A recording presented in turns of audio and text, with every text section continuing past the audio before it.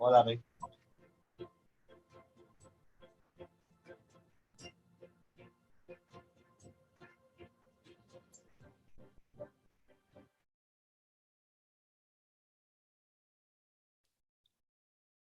Ladies and gentlemen, a very good morning. My name is Aditya Malik, and it's my pleasure and an honor to welcome you all to the 5th edition of BW Business World's Emerging Business Summit and Awards.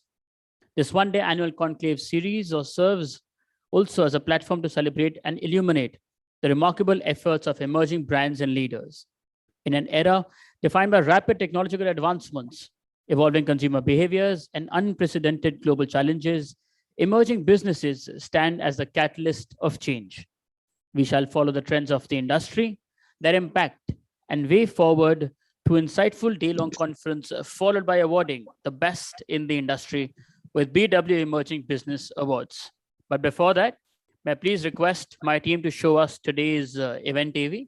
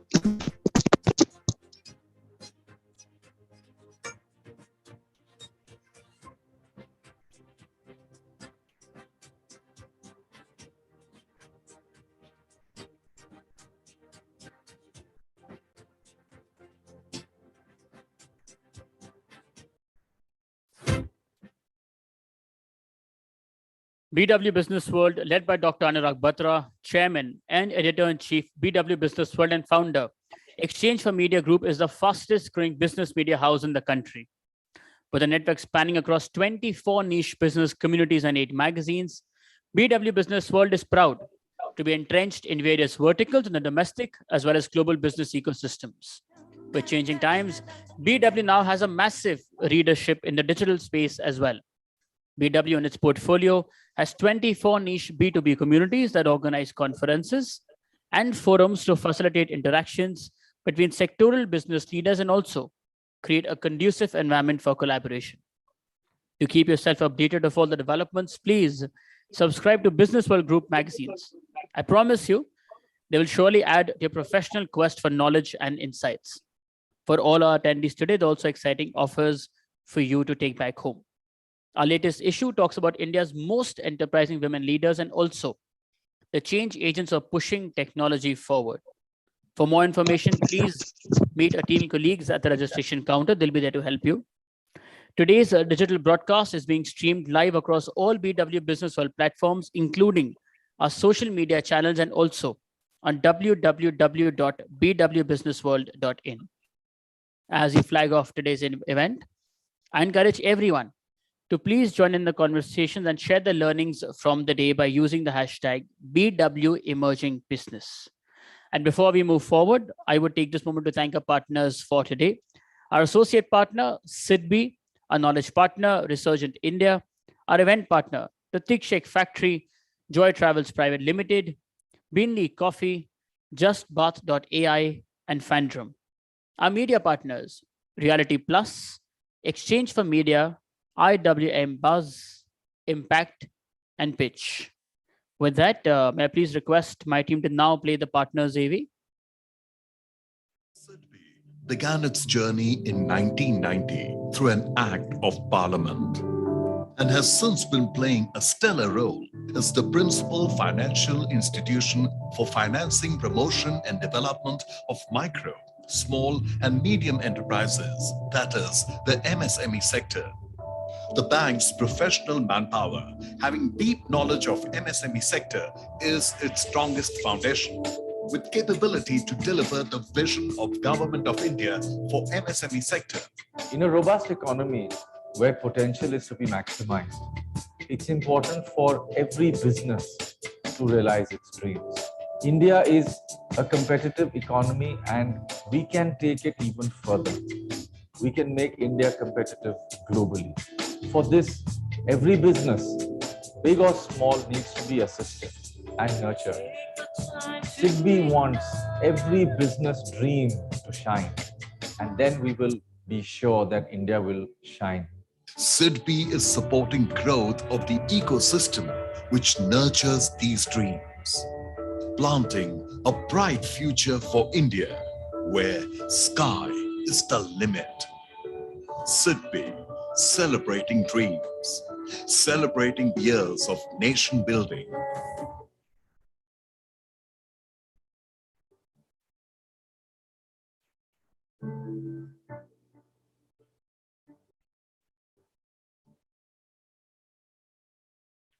With this, ladies and gentlemen, let us begin with the day full of insights and learning.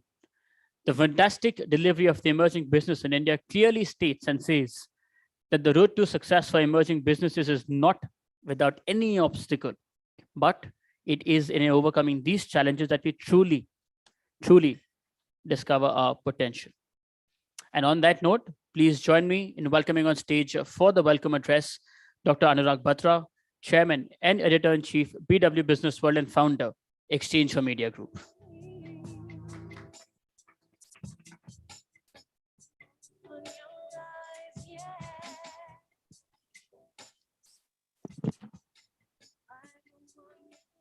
Morning, it's my honor and privilege to be at the BW Business World Emerging Business Forum. Today we have a day-long conference followed by our Emerging Business Awards in the evening at 4:30 p.m. I want to use this opportunity to welcome our dignitaries in the room, all the speakers, all the awardees, all the attendees. We have a keynote address from Shri Sethuratnam Raviji, who's the promoter and partner of Ravi Rajan and Company. He's the former chairman of the Bombay Stock Exchange, and he's an independent director of many boards and chairman of TFCI. I'm sure he'll be here in any moment. Also like to welcome Mr. Dilip Shenoy, who's the chairman of Bharat Web3 Association. He's a former Secretary General of the FICCI and has had many contributions to various industries through his leadership of industry bodies.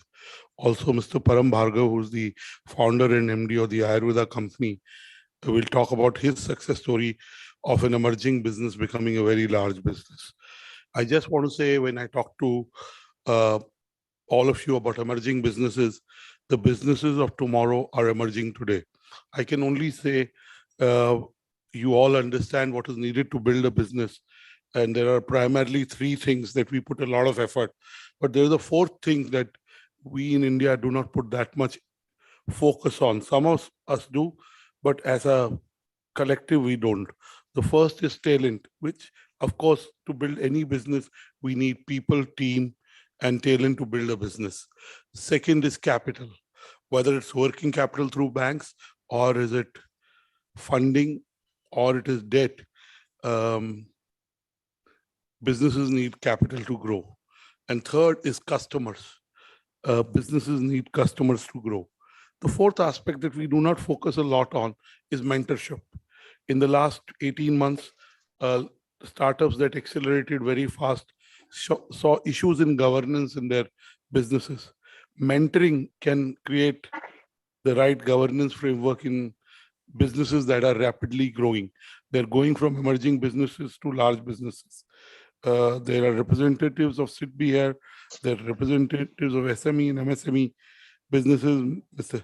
Ravi Nandan Sinha is here, who's the Director Development of the MSME Business Forum. Today's SMEs and MSMEs are the large businesses of tomorrow. What is needed in today's environment is good mentorship from experts in each domain. Sometimes founders of businesses put a lot of value on capital, put a lot of value on team, rightly put a lot of value on people who can, or initiatives that can give them customers. They do not put enough value on mentorship. I think if there is one thing I want to say to the audience here is that good mentors can also help you grow businesses and are equally important as people, capital, and customers. Also, India has changed. Just before the awards, I'll be using a different presentation where India has become a digital first country. Look at what has happened with UPI. Look at what is happening with ONDC. Look at what happened with CoWIN. India has built a large digital public infrastructure. That is an opportunity for a lot of MSMEs and SMEs. Also, the transaction cost or the cost of participating in these ecosystems is much lower. So the government is also becoming a market maker by doing what it is doing in terms of building digital public infrastructure. India is growing at a pace that is being recognized the world over in every single way, whether it's building the digital public infrastructure, or it is supporting Make in India. 15 years back, we would talk about how India has missed the bus on manufacturing. I think in the last 9-10 years, there's been enough efforts that have been made to make sure that manufacturing in India is encouraged and is supported in more ways than one.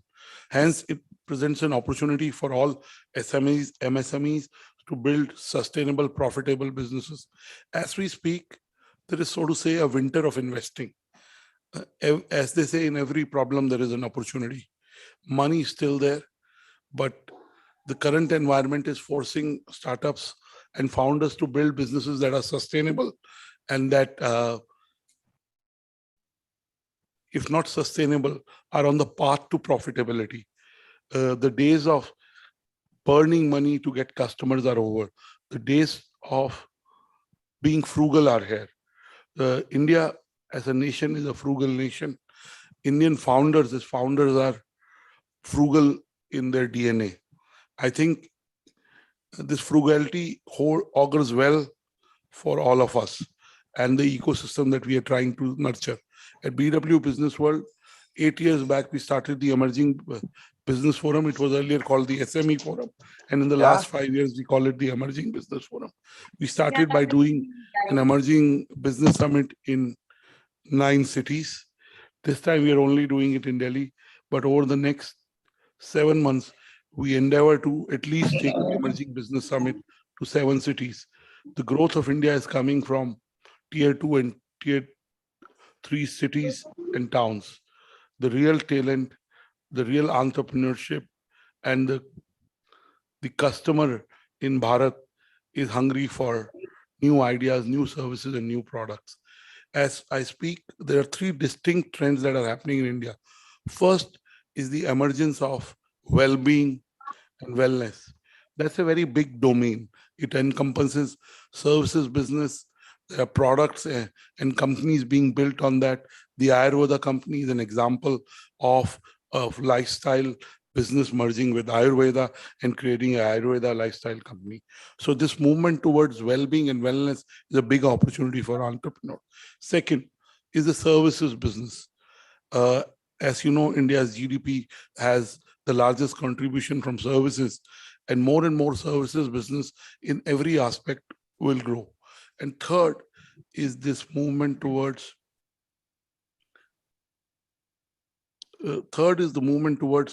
every business using technology, not just to be an enabler, but making technology and the application of technology central to the business. Every business has to be a tech business. Every business has to be a agri-tech business. An advertising business has to be an ad tech business. An education business has to be an educational tech business. And I can go on. If you're not leveraging tech in a deep way and your enterprise is not leveraging technology, whether Mr. Shenoy is here, whether it's the blockchain revolution that is still in infancy, but over the next 2-3 years, you'll see how blockchain and Web3 will revolutionize the way businesses are being built, or the simple integration on various public digital infrastructure platforms is creating new opportunities for Indian entrepreneurs. Indian entrepreneurs, as I said, have been frugal. They work with less resources. They typically build self-sustainable businesses. And because of the environment of last 18 months, are now building businesses that are path to profitability. In the second half, Mr. Veer Sagar will talk about failure is not an option. I keep saying there is nothing called failure. As my favorite author, Randy Pausch, said, experience is what you get when you don't get what you want. For all the entrepreneurs who are building emerging businesses, learn from your experiences, go on to build businesses and enterprises that make an impact. Profits and market shares will follow. I want to end by saying that India will do well because of people like you who are in the room who are building businesses that will become the building blocks of India's GDP and India's economy. I wish you well in your endeavor to build businesses that are sustainable and that add value to the Indian ecosystem. Thank you. I look forward to seeing you at the awards in the evening. And I want to utilize this opportunity to say that on Tuesday in the same room, we have our BW Education's top education brands. And on 1st and 2nd at the Imperial, we are launching our security community. It's called BW Security World. We have a 2-day conference of how the outsourced services industry, of which security services is an important part, is growing, and we have the most important leaders of that domain attending that forum. So it may be relevant to some of you. Wish you a day of learnings, connections, and inspiration. God bless you. Back to you, Mr. Malik.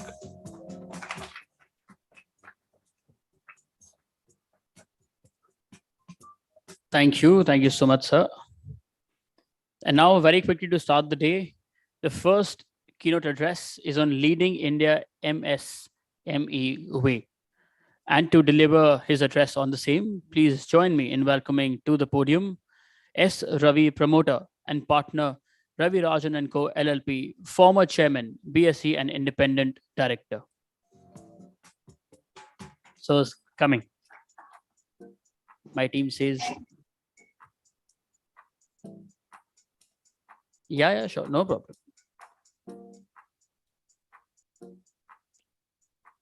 Yeah, of course.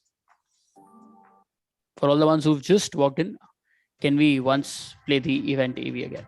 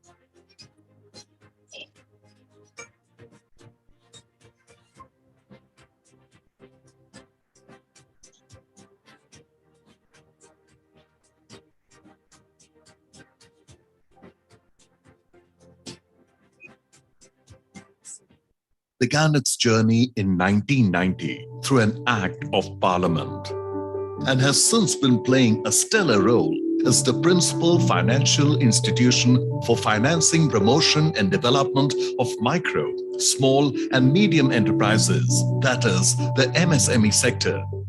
The bank's professional manpower, having deep knowledge of MSME sector, is its strongest foundation, with capability to deliver the vision of Government of India for MSME sector. In a robust economy where potential is to be maximized, it's important for every business to realize its dreams. India is a competitive economy and we can take it even further. We can make India competitive globally. For this, every business, big or small, needs to be assisted and nurtured. SIDBI wants every business dream to shine, and then we will be sure that India will shine. SIDBI is supporting growth of the ecosystem which nurtures these dreams, planting a bright future for India where sky is the limit. SIDBI, celebrating dreams, celebrating years of nation building.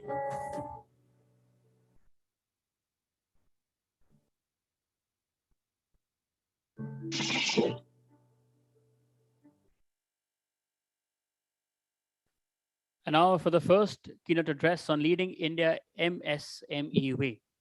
Please join me in welcoming to the podium S. Ravi, promoter and partner, Ravi Rajan & Co. LLP, former chairman, BSc and independent director. Let's please welcome sir, everybody.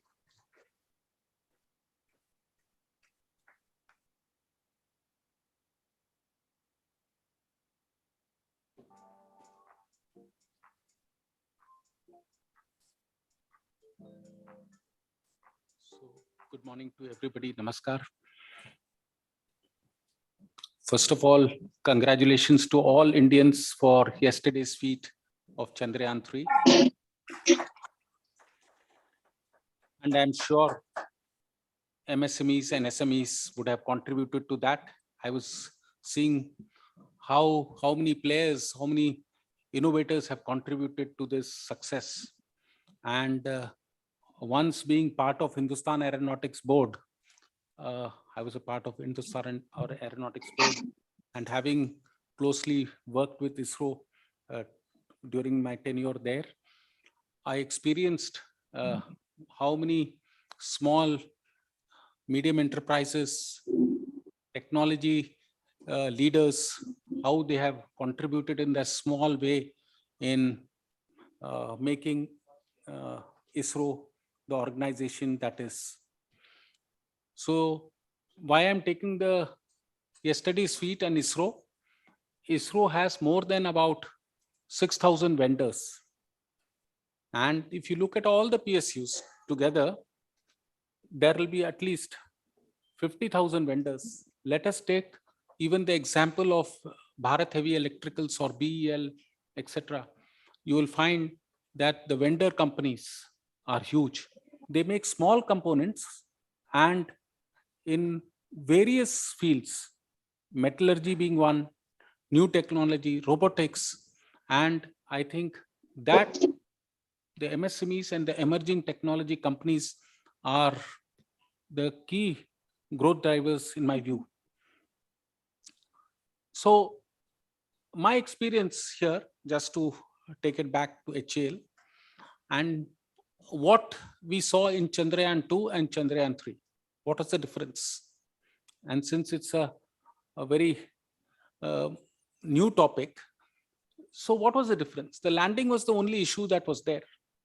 The takeoff was the same, but the landing was the gravity, which is 1/10 of Earth, and to how to control the speed and how to land was the key issue.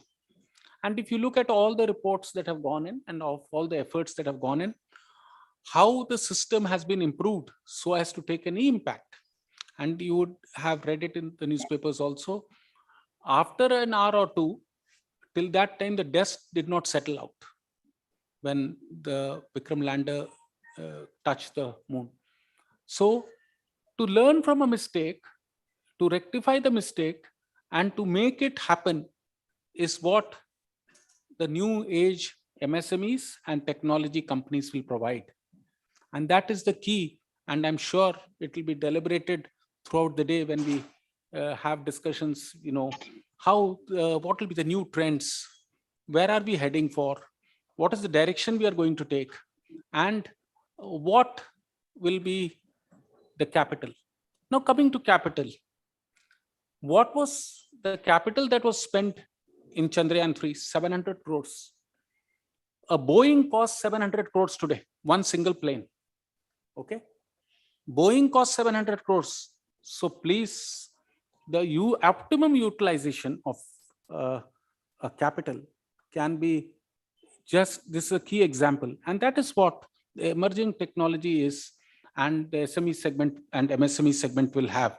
That how do we optimally use the capital? Because capital is a resource which is not easily available. Capital constraints are there. And if you look at COVID, how many companies in this space have fallen off because they did not have the courage to take or the ability to take the shocks. So capital is one of the key constraints, but the efficiency of using the capital is going to be the key as we move forward. So anybody who is into this new business, new technology, and MSME, SME, how will they optimally get the capital and how will they use the capital? Because there is no room for error. There is no scope for, because if you see even the segment of MSMEs, you don't have too many PE players coming into, if you look at the new age technologies, people will look for valuations, etc. But if you look at historical MSME companies, nobody comes in and contributes. They're totally dependent on the banks. And that is why approximately 5 lakh crores, the banks have given more than about 5 lakh crores to the total funding of MSMEs itself. So what I'm trying to say is the capital preservation, the capital, the money that they get for growth, all are very restricted. And to optimally use it is going to be the key as far as any promoter of any MSME or any technology innovation that happens. We cannot, the cash burns are heavy, and startups, the cash burns are very heavy. So it is very important to preserve capital and to see that we optimize our capital. Second is the fear of failure. We start an entrepreneurship, we are into that, but there is a room for failure.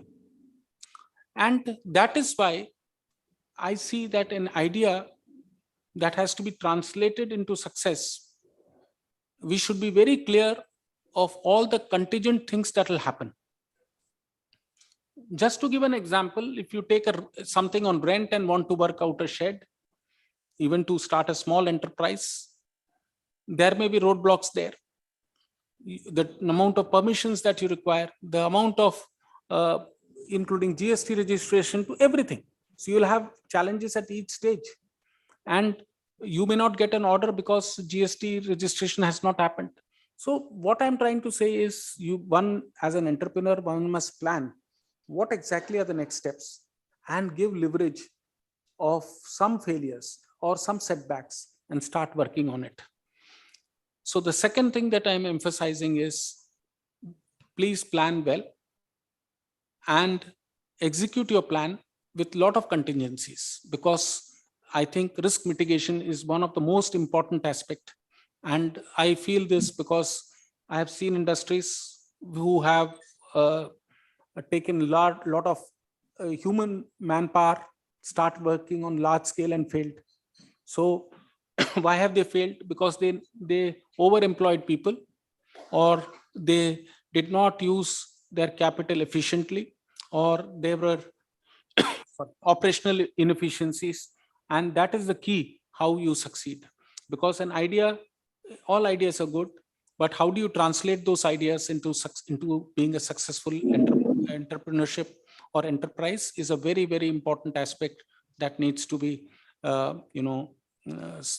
taken into account when we go and start an enterprise. Now coming to what is the future? Since I'm just a keynote speaker and I have a very limited, the whole day you'll be hearing a lot of experts. What is the future?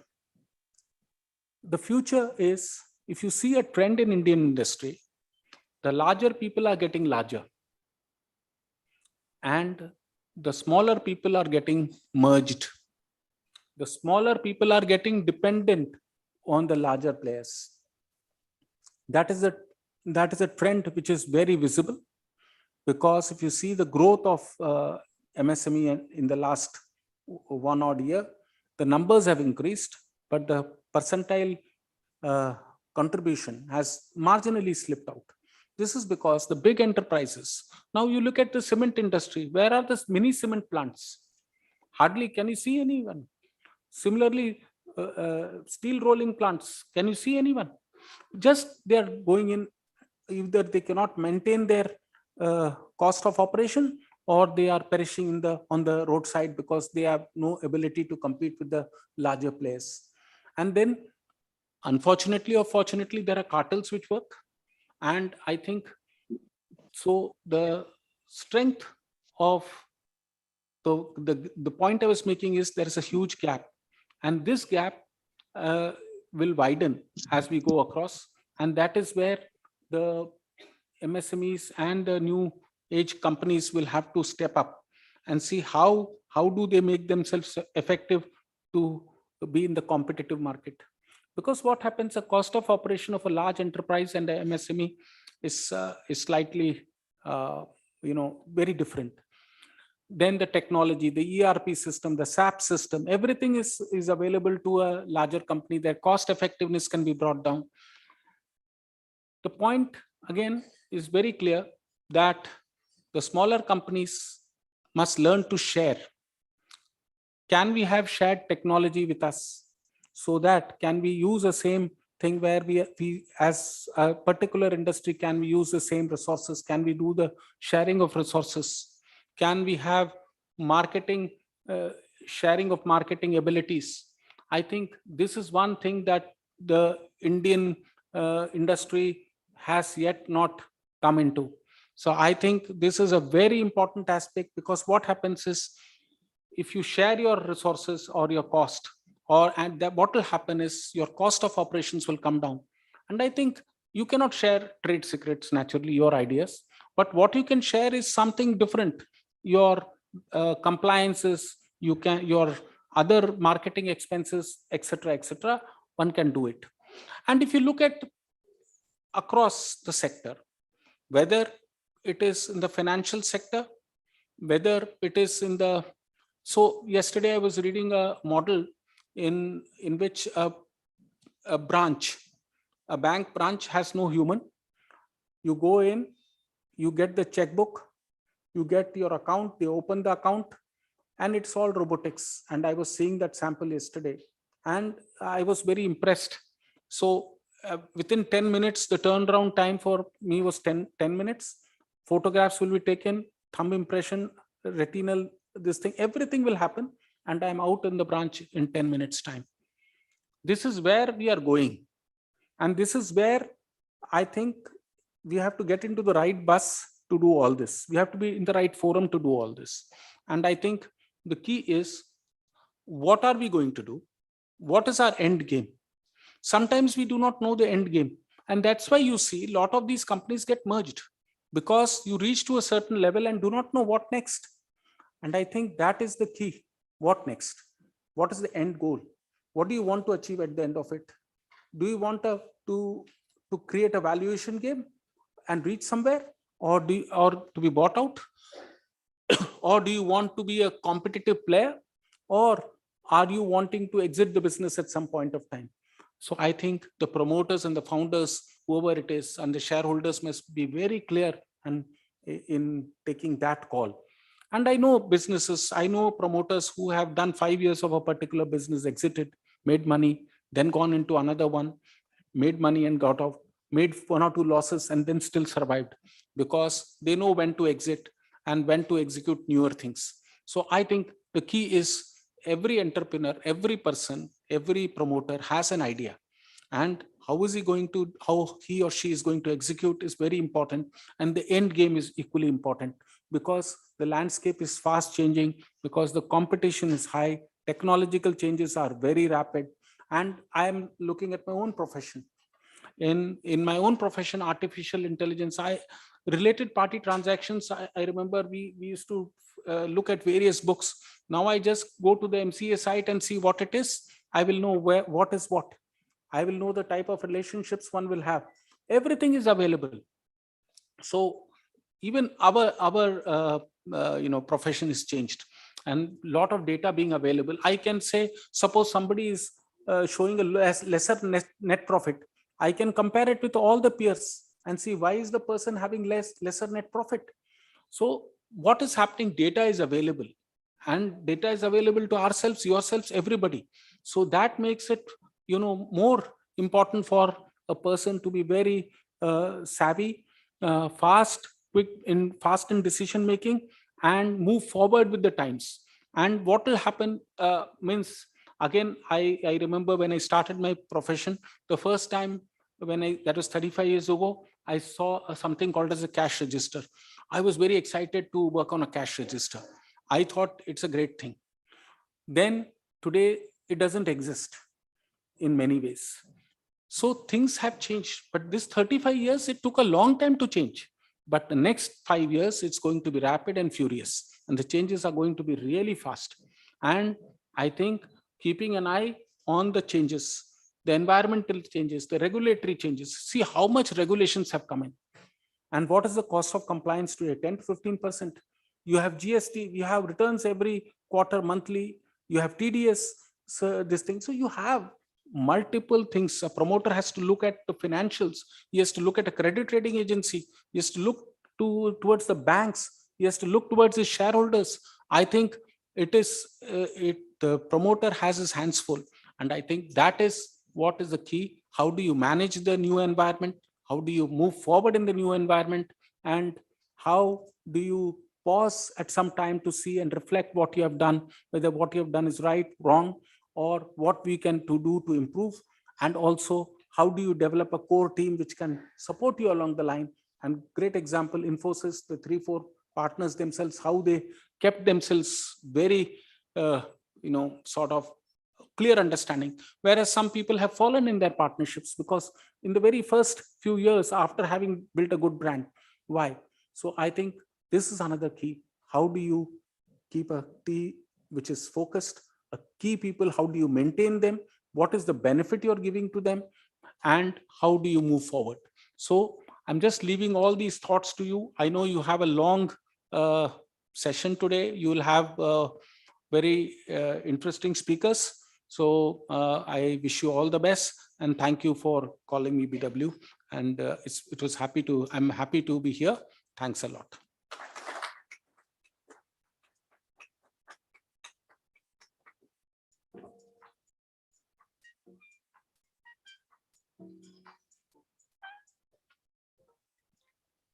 Thank you. Thank you so much, sir, for setting the context and for setting things in place. Thank you. With that, we move on towards our next keynote address on next wave of digital transformation, paving the way for emerging businesses. And to deliver his address on the same, please join me in welcoming to the podium Dilip Chenoy, Chairman, Bharat Web3 Association, former Secretary General, FICCI. Let's please welcome, sir, everybody.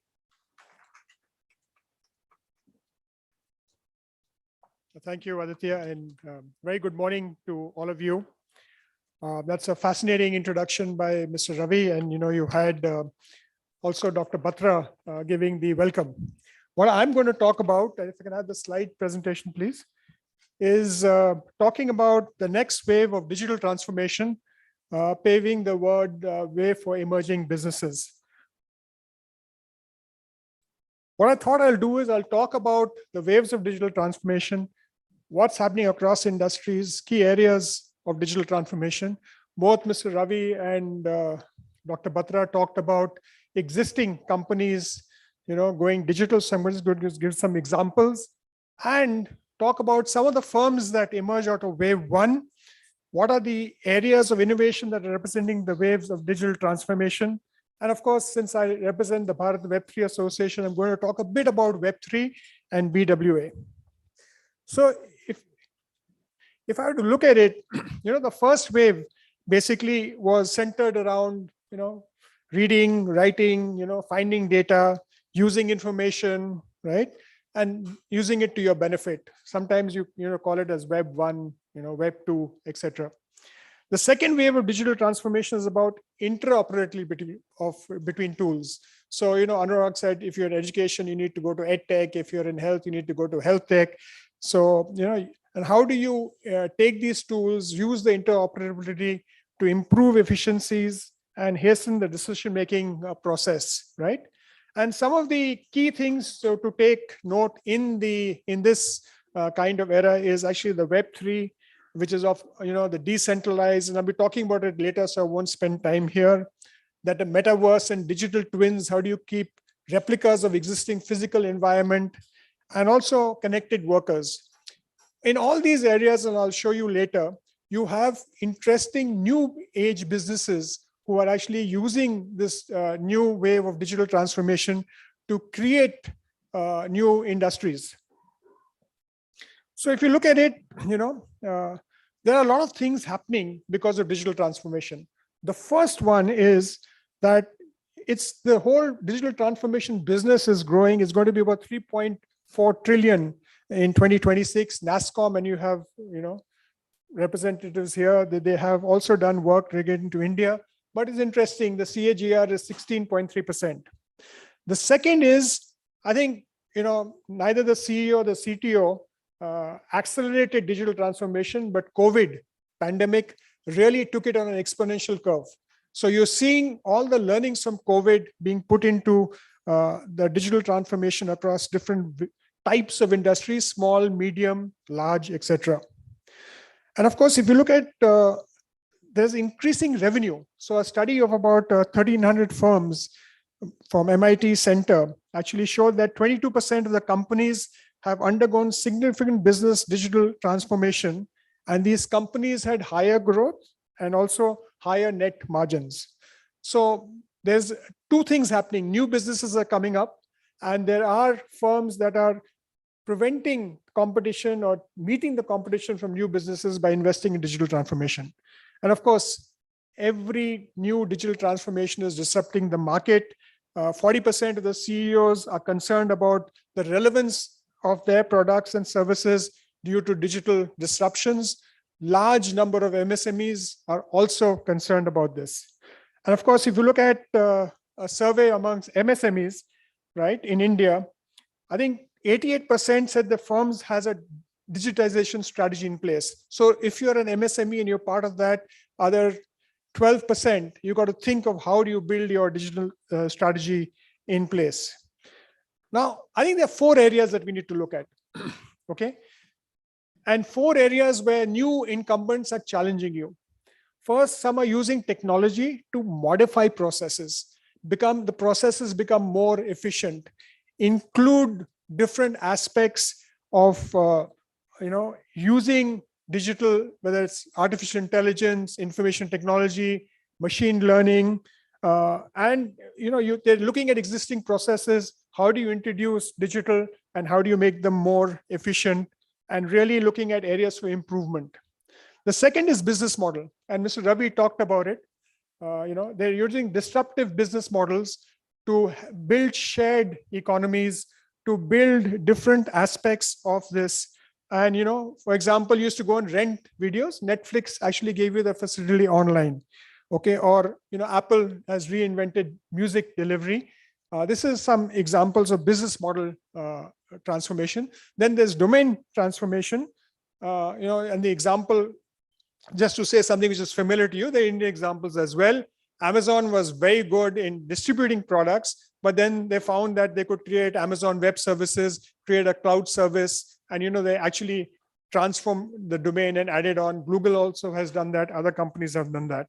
I think finally you need to look at culture, which is very important. How do people, how do you actually enable that?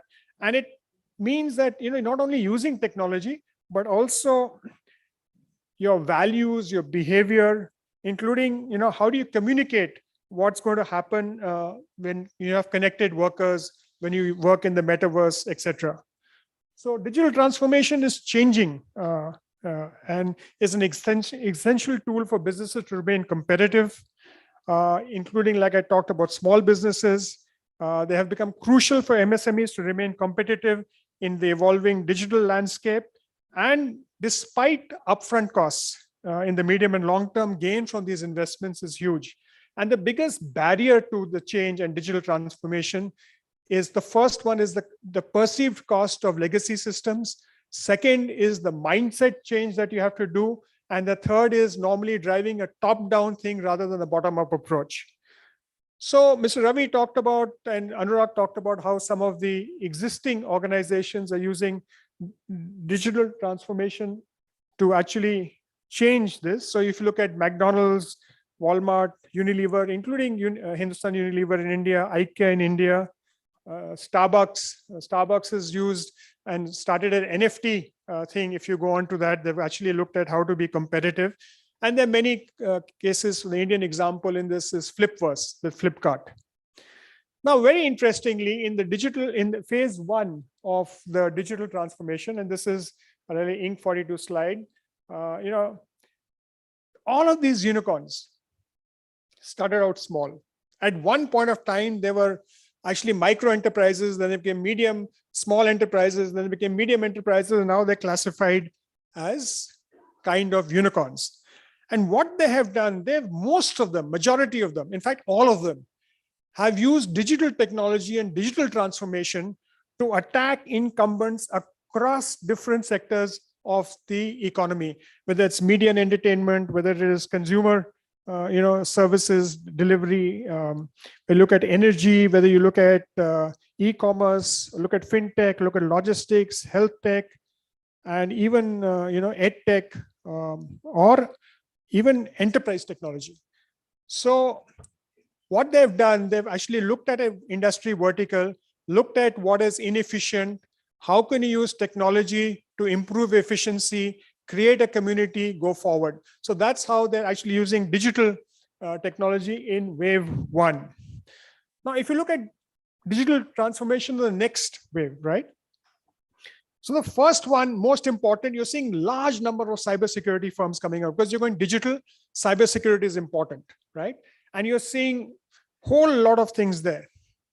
Talking about 5G technology. I don't know if you watched the launch of 5G in the India Mobile Congress last year, but Prime Minister Modi was sitting in Pragati Maidan and driving a car on German roads. So, just look at it in that way, the way in disruption it could have. It's actually increased the speed of transaction, reduced latency, allows you to do a lot of stuff there. And is your small industry, are you using that technology?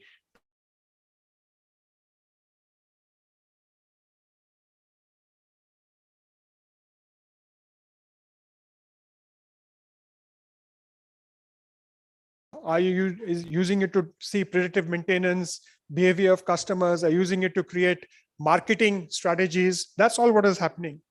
Robotics and 3D printing and IoT, these are mechanical things. And you'll ask me, why am I talking about mechanical?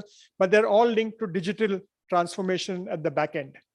And companies are coming and introducing these to improve efficiency, improve productivity, and challenge this going forward. AR, VR, mixed reality things. It's an important aspect. The people are creating digital twins. People are using it to train workforce. People are looking at to maintain machines, predict machines, etc. Now, all these are abstract terms. So I thought I'll just spend a few minutes talking about Indian startups in this spaces. So if I look at AI, and I'm sorry, I know there are 2 logos on the backdrop which I've not talked about, but apologies to them, and I just randomly picked up thing. So if you look at an AI startup, and you have more data on the NASSCOM website, the NASSCOM reports there. It talks about static, talks about image recognition, audio video analytics, and text processing, right? I don't know how many of you in your meetings use Firefly. It actually gets you a lot of meeting records and how many action points and dates were talked about. Similarly, QAI is a Mumbai-based, health tech company. Again, if you remember the verticals I talked about, this is health tech company. It says like, how do you look at imaging, X-rays, ultrasounds, and CTs, disrupting the whole healthcare space. And Veerloop, of course, talks about 24/7 customer support. An IoT startup example is Stellapps, TerraBlue, XT, which are using simulation models to manufacture, manufacturing professional grade simulators or doing other aspects here. Similarly, if I look at the other spaces, just to give you robotic startups here are, let's say, Systematics. It provides core technologies for robotic arm used in surgery, used in manufacturing, used in hazarded areas, including nuclear, including in space. You look at Ati Motors, which is looking at ML, integrating AI and ML with power electronics and control systems. You have Roboro systems. It's actually checking for packaging and other things. So it's a variety. I'm giving you just a snapshot of these things. And of course, virtual reality is very interesting. You have Ajna Lens, which is talking about the metaverse, about training VR, creating a library of products. You have INVACT, which is immersive education program. And of course, FOIA, which is looking at virtualizing real estate spaces. You can use it to get an interior designer to use your home. All these companies are small and medium, and soon you might find them in the unicorn list if the unicorn list is done next year. So if you look at the metaverse and Web3, I said I'll take a bit of time here in about 2-3 minutes. And if you look at what the whole thing is, if you look at sense of immersion in the internet and look at the decentralized internet, you actually come into Web3. And how are Web3 companies disrupting Web2 companies? So I'd like to give you an example. You see Uber here at the bottom, right? Here, this is Uber, that's WhatsApp and Uber. And you see Drive. Drive is doing the same thing, but connecting customers to drivers directly, removing the intermediary layer. And it's a Bangalore-based Indian company. So that's how people are, and there are other examples here, but in the interest of time, I'll only talk about one. And again, I'm going to refer to a NASSCOM report, which talks in the metaverse. There are now actually the 900 plus startups. This report was April 22. So we've added close to 500 startups in the last year. Again, tier 2, tier 3 cities. 80% of them while they were in tier 1 cities, but many of them in year 2. And of course, we have 70 plus investors here, and already 5 unicorns. Some of them were in the unicorn slide, some of them were not there. And what they are looking at, whether it's decentralized finance, entertainment, infrastructure, decentralized communities, AI, artificial intelligence, machine learning, AR, VR, and big data analytics and IoT. So, when Anurag Batra was speaking, he said, I'll talk about blockchain, but a lot of these are blockchain based. Decentralization is blockchain based. And 100 plus startups are in that space. Now, how does it make sense? So if you look at this chart, and these are different aspects of the Web3 industry, each one of these boxes is an opportunity for a new startup or a new entrant to come. And there are close to 70 boxes in this slide. And this is only a fraction of the array of sectors which you're looking at, whether it's the creator economy. You have another sponsor, which is Fanstar, which is here. They're doing some fantastic work in the creator economy. There are 450 creators with them, and they have interesting amounts of revenue. So these are all opportunities for you in the digital disruption space. Imagine if you create a bank. SIDBI is a bank, but if you create a bank that can take deposits from all of us and then lend it to small vegetable vendors or other people at 0.5% interest per day or 0.5% interest per day, how it would actually work. But that's all possible here. And digital transformation. So either your company is in the mood of digital transformation or your company is moving towards extinction. You see, Peter Diamandis talked about this. There'll be two types of companies, one who use AI and one that will be dead, but the same thing can go for digital transformation. Lastly, and this is my last slide, Bharat Web3 Association that represents is trying to unlock India's Web3 potential. And we have about 16 members really looking at educating, partnering, and promoting the sector in India. So thank you very much for your attention. Thank you.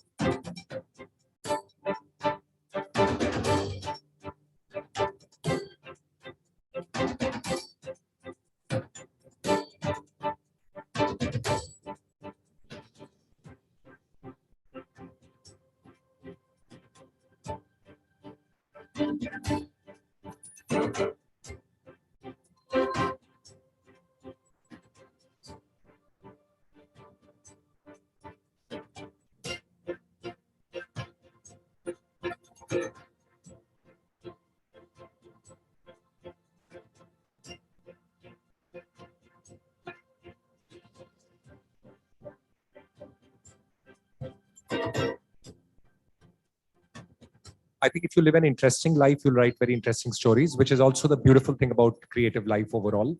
Learning can never stop. There is always something new, and I learn from my patients. And each one of us will use that choice based on the use that you have to put the technology to. The first film that made me sort of see how a human story and the layers of politics beneath. Panipat का युद्ध पढ़कर आने वाले दरोगा लोग investigation कर रहे हैं, तो उसमें थोड़ा विज्ञान मिश्रित होना चाहिए, ऐसा मेरी अपनी सोच है. A person may have a very enviable lifestyle, externally appear very successful and happy, but no one really knows what's happening within. It is not going to kill the supply chain, it is to empower the supply chain. And I'm happy to announce that we are still very much in the pilot stage and beta testing is going on. We are gradually building up our presence little by little as people get more and more confident. Because of the state of our cities, we have no option but to build smart and resilient cities. Digital India is more for the poor, underprivileged, and the deprived.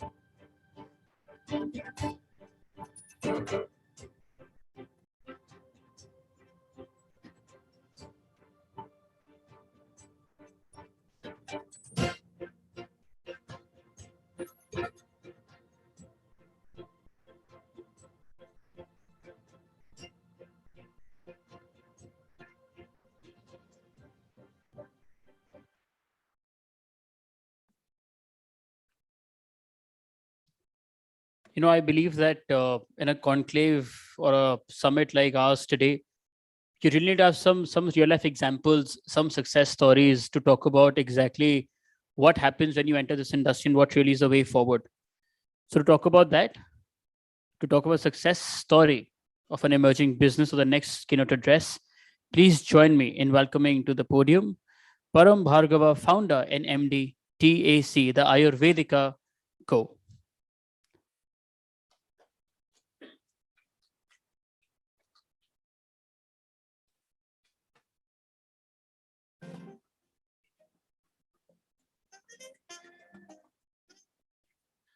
Hi, good morning, everyone.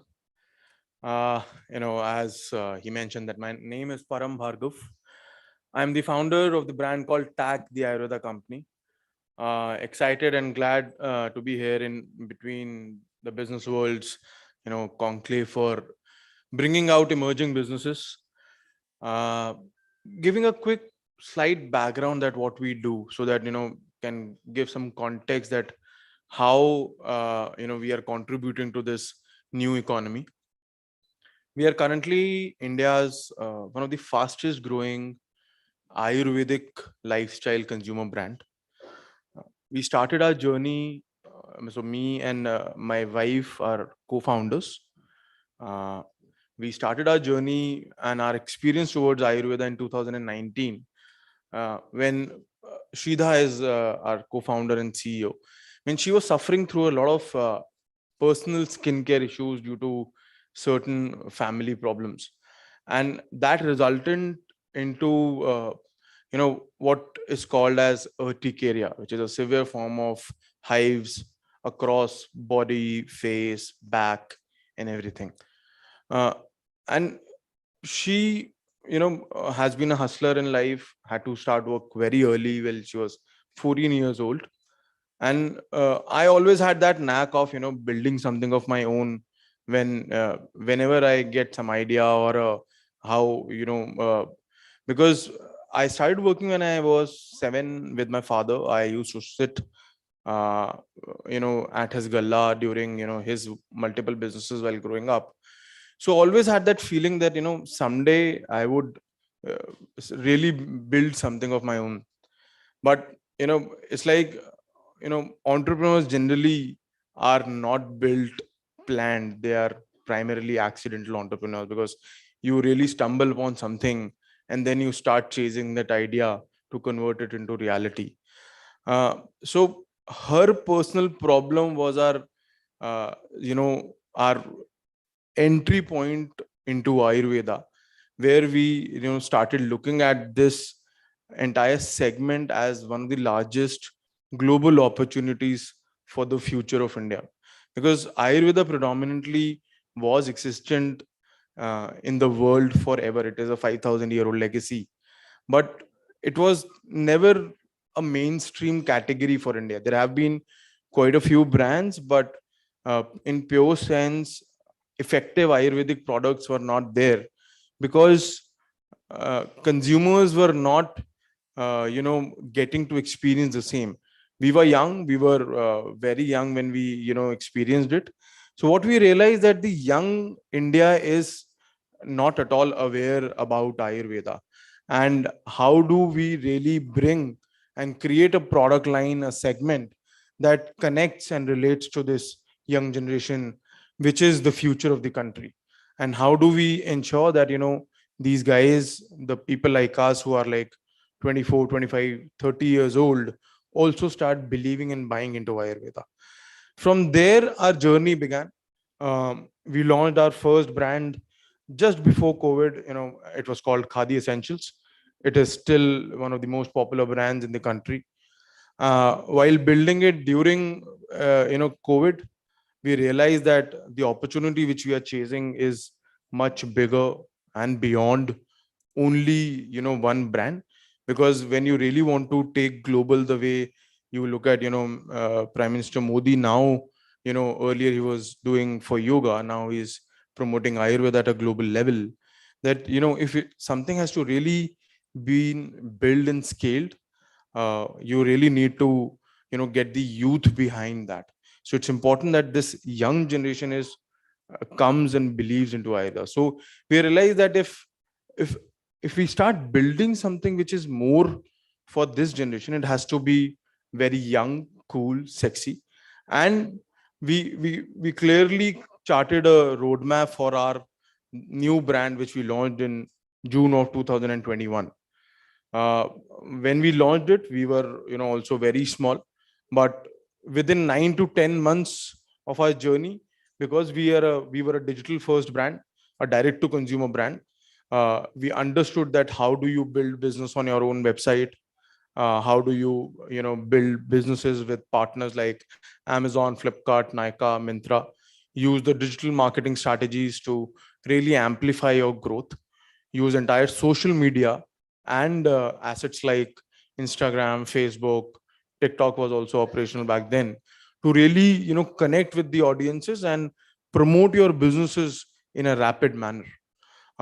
Within 9 months of our journey, we skyrocketed our revenues, and we raised our first external seed round of a capital from one of the pioneers in the business. So Azim Premji's Wipro Consumer Care Ventures came as a seed round investors for our brand TAC, the Ayurveda company.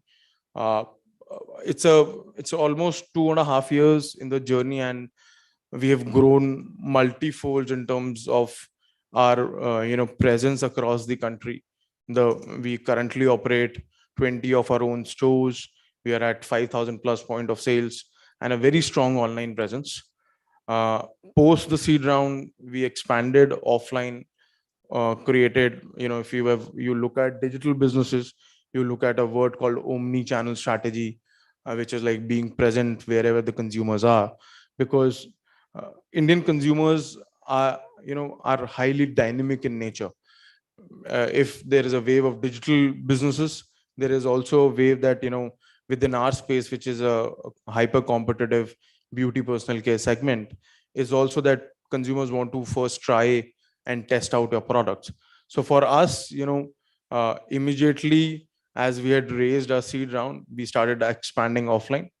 And post that, we also then, very recently, 4-5 months back, we raised another, round. We featured on Shark Tank in India. We were a part of the Finale brand.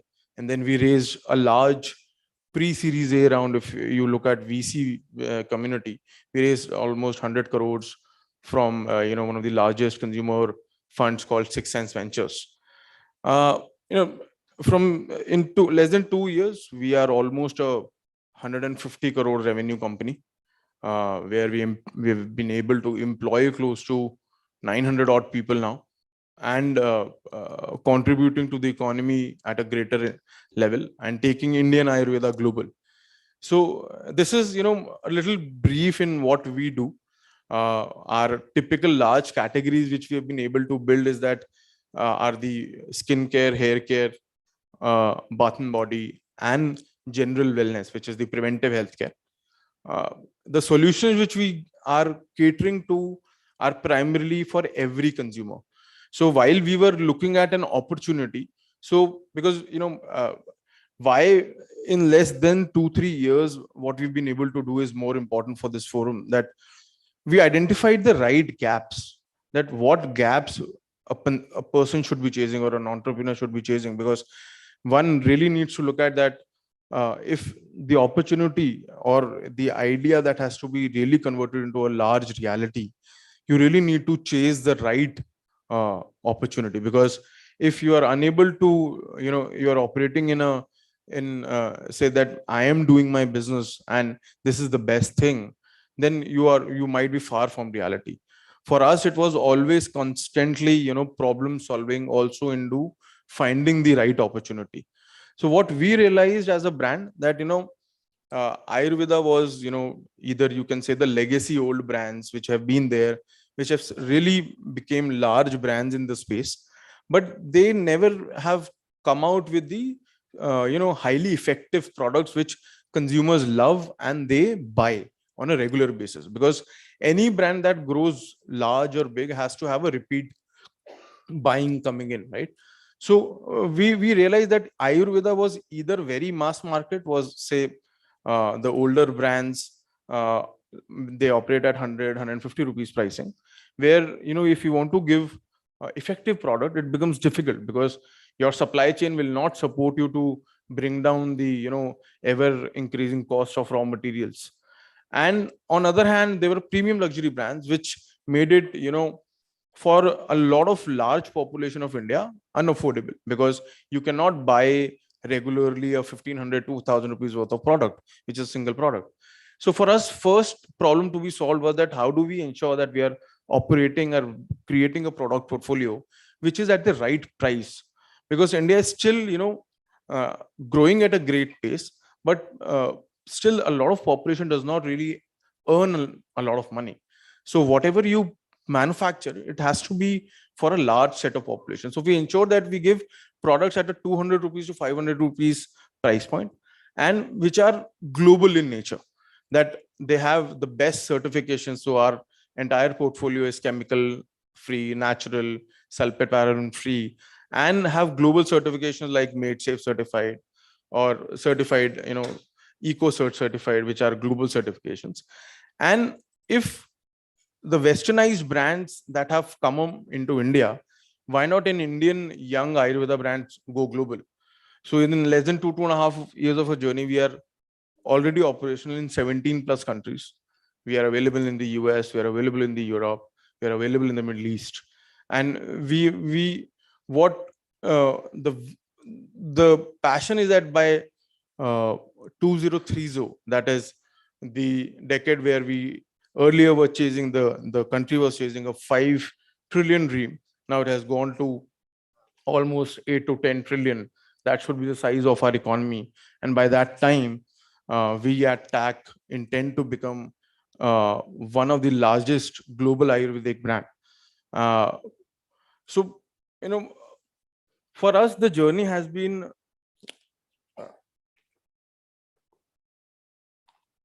that, at such a young age of our business, we've been also very focused on bringing the right team members.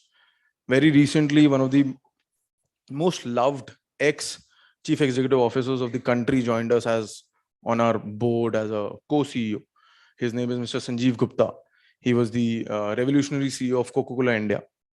They changed the entire fortunes when he joined Coke, and Coke was smaller than Pepsi in the country. So in less than 2.5 years, so one very clear learning for us that yes, raising capital only gives you wings to hire such people, but to create that trust, not amongst only consumers, but also in the working community, in the investment community, that such people should join your journey. Because if you're doing something good and honestly, there's a very large market that you can really build for yourself. So in last 2.5 years, we have brought the best talent from the entire global companies as well as Indian large conglomerates to join and build something which can be everlasting. So and we have also spent a lot of money in setting up large R&D facilities for Ayurveda. We operate primarily like pharma companies, which are very strong in processes, systems, and research and development, because largely, Ayurveda was there, but it was very unorganized. It was not that in terms of people putting a lot of capital behind getting these certifications, not easy to achieve. So you really need to invest into strengthening your supply chains backend, and then going forward, that how do you ensure that your systems or processes are there to back you up. So we as a company have invested close to roughly $3 million only in improving our entire supply chain and strengthening our back-end manufacturing. And so that we compete with the likes of global brands like L'Oreal, which is one of the largest global beauty brand. How does TAG becomes a large Ayurvedic beauty brand and competes with them at a global level? Also, obviously, if you look at the new age economy, the new brands that have come on. So Aman Gupta Boat is also one of our investors, and he invested on Shark Tank. And so there are quite a few learnings from entire this new age businesses that are coming in, the emerging businesses. The opportunities from consumer side, when we are in our own, the founder community, when we are talking to each other, we look at the way consumption is going up in India. India is becoming extremely aspirational, but it's also becoming, very upfront. The consumers are not the older consumers. They कि यार ठीक है, product में कुछ भी problem हो चल जाता है. But आज का consumer takes you down, right, left, right, center, right? So when we sit amongst ourselves on the entire entrepreneurial founder community, so one thing we have very clearly understood that this now, if something has to be built large, you need to be very transparent and quality first, because consumers are because of the technology, because of say WhatsApp feedback mechanisms or the entire social media, Thread, X, Instagram, Facebook, consumers can really downpull you. So so it's important that when we are building something large, it always the centricity lies your consumer feedback mechanism, and how do you keep on integrating and involve a lot of technology products to gauge that. So in last 2.5 years, we've also worked upon how do we really integrate technology across our business. So from understanding that what products have to be manufactured and what kind of innovation is required in product manufacturing and supply chains, from using technology in terms of reaching out to the consumers. Say, how do we ramp up our own app? We have our own app, and that communicates with the consumers. How do we give them an advanced level of technology? We're about to launch an AI Ayurvedic dosha consultancy tool that would be available on our app and our in store, so that Vedyas were always, very distant as compared to doctors, because doctors are easily available. Vedyas still are a far distant dream, because there is no platform that brings in a lot of Vedyas and give them a platform for them also to earn, and for a lot of Indian or global consumers to understand about Ayurveda. So we are digitalizing the entire Vedya consultation space. We also look at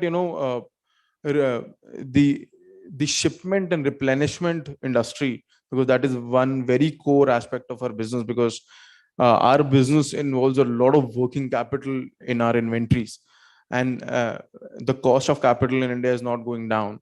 And the way India is so complex, so for our business it is important to look at that what kind of our products are selling at what scale in different markets.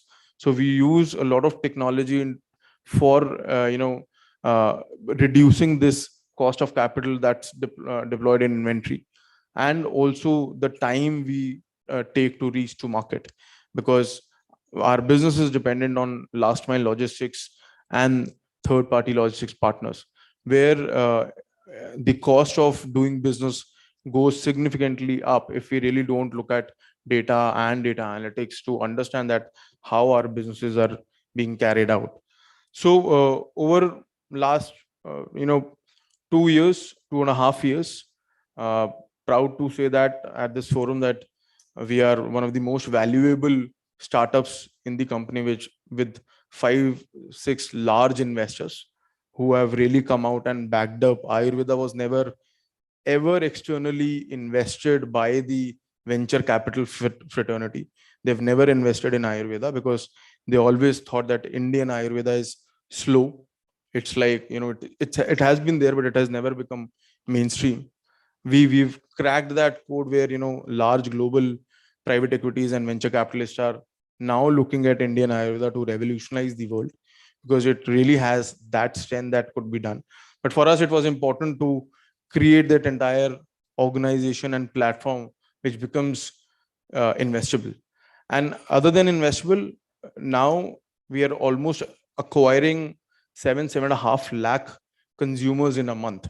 In less than 2 years to reach to this scale itself has become, a great thing to look at, because what we've witnessed that we thought it would be difficult, but when we are taking it to the consumers are taking it, with open arms. So a lot of you guys would be traveling on air. So we are using very smart marketing tactics also. So we are, for the next 3 years, whenever you travel on Vistara, you'll find our samples getting to you across your 90 minutes plus flying in Vistara. So we've used a lot of smart marketing hacks, or you can say tactics, to really skyrocket our brand awareness in the country. And platform like this, I would like to congratulate Devika and Anurag that they are really promoting the new age businesses and bringing them to life, because whatever we have been able to do, it's like learning. And if we can, contribute while speaking to people or sharing our experience and knowledge, it would only help more and more businesses to grow like us and grow faster. Because I strongly believe that this is India's decade, where Indians were first considered as the dumping ground, where we used to consume a lot of brands coming from outside the country. Now Indians are creating large consumer brands, and that's visible across. You look at electronics, you look at fashion, you look at beauty, you look at now Ayurveda. We are creating global brands which will drive the distant, or not the distant, now a very achievable dream of 5 trillion, but a more aggressive dream of becoming a $10 trillion economy, because exports is where we would be able to really grow faster. So with that, thank you for having me. I will be around for some time. If anyone would like to catch up for a coffee, we'll be there. Thanks a lot.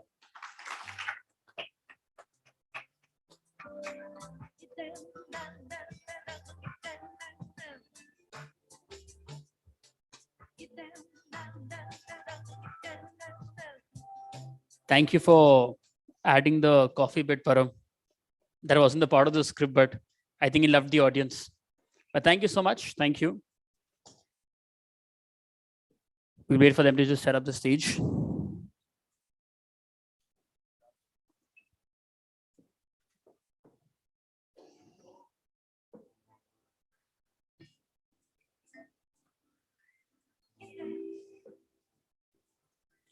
Okay, with this, we move ahead with the first panel discussion for the day, which is on decoding rural India's growth led by QR codes. Please join me in welcoming a panelist for the same. Dr. Shubhranshu Shekhar Acharya, Chief General Manager, SIDBI, New Delhi. Lloyd Matthias, Business Strategist and Angel Investor. Ravi Nandan Sinha, Director, Development, MSME Business Forum India. Dr. Harish Yadav, Assistant Director, Ministry of Finance. Harjinder Kaur Talwar, India Chair, Startup 20 Inclusion Task Force, G20 India, and Managing Director and Chief Executive Officer, Comvision India.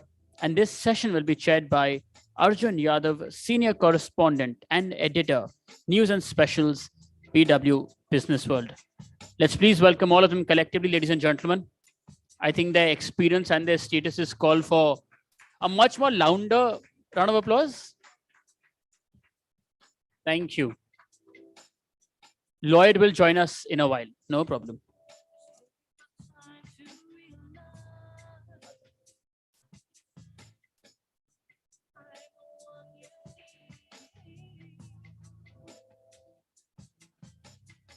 Good morning. Check. Good morning, good afternoon, everybody.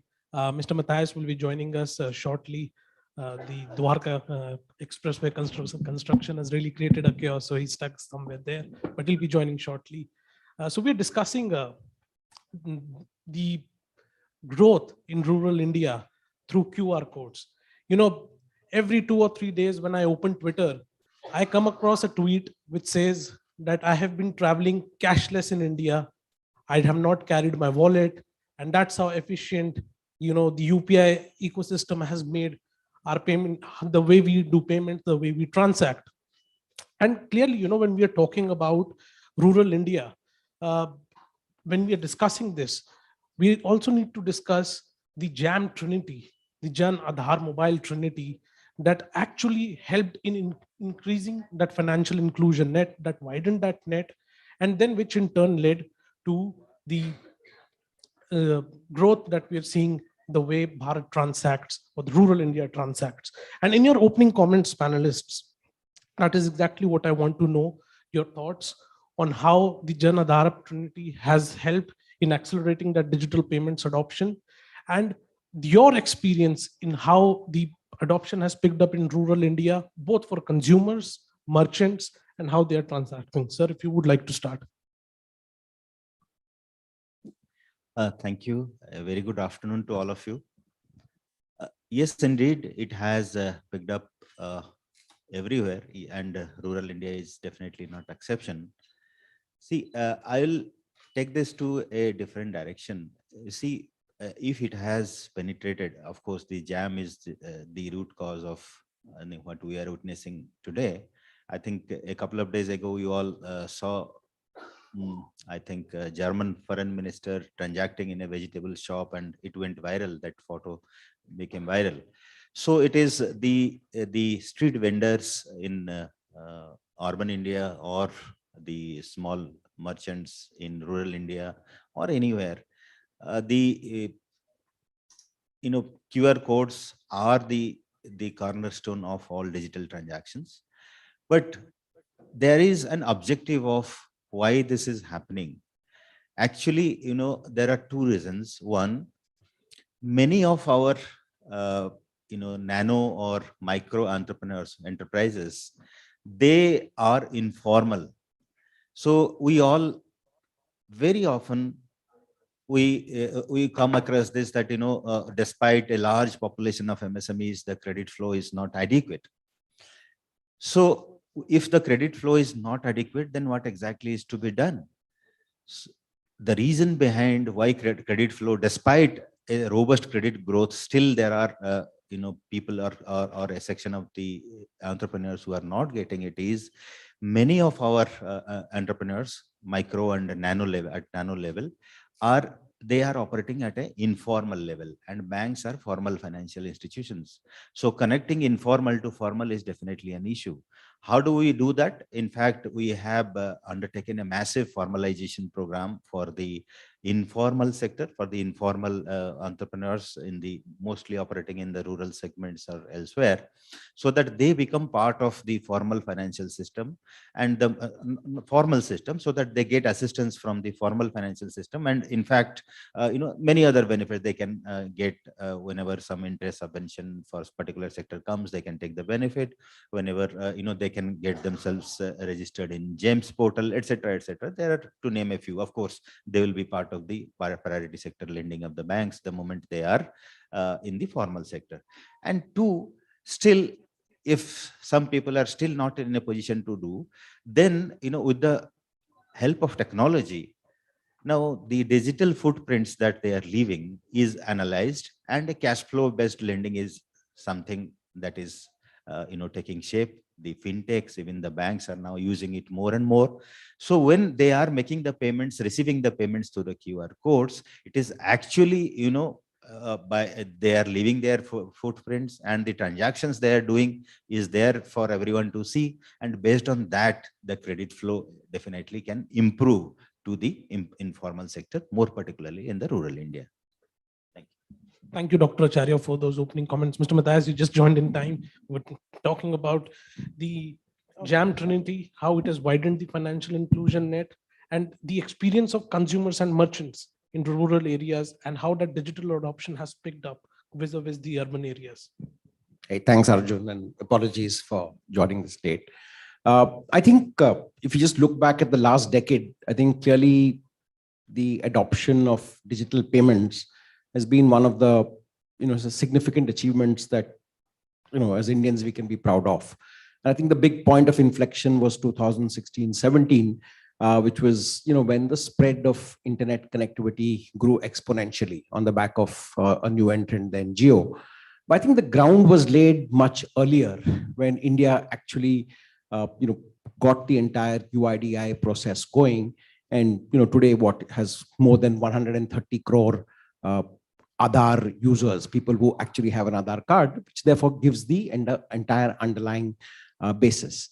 But the second big significant jump really came with the establishment of the NPCI and the entire UPI, right, which made the whole connection between the number of Aadhaar users, the vast number of new account holders that really happened through the Jan Dhan Yojana that really spread, and the fact that there was a layer of security. I think together the evolution of the India stack actually made digital payments a reality and made India clearly the leader by far, right? The one part is what it can do for us, but I think very briefly we also have to acknowledge that this is a step that India can show the way to a lot of developing countries who hitherto had always had to be dependent on large payment infrastructures held by large global corporations, the big credit card companies, the big payment interfaces.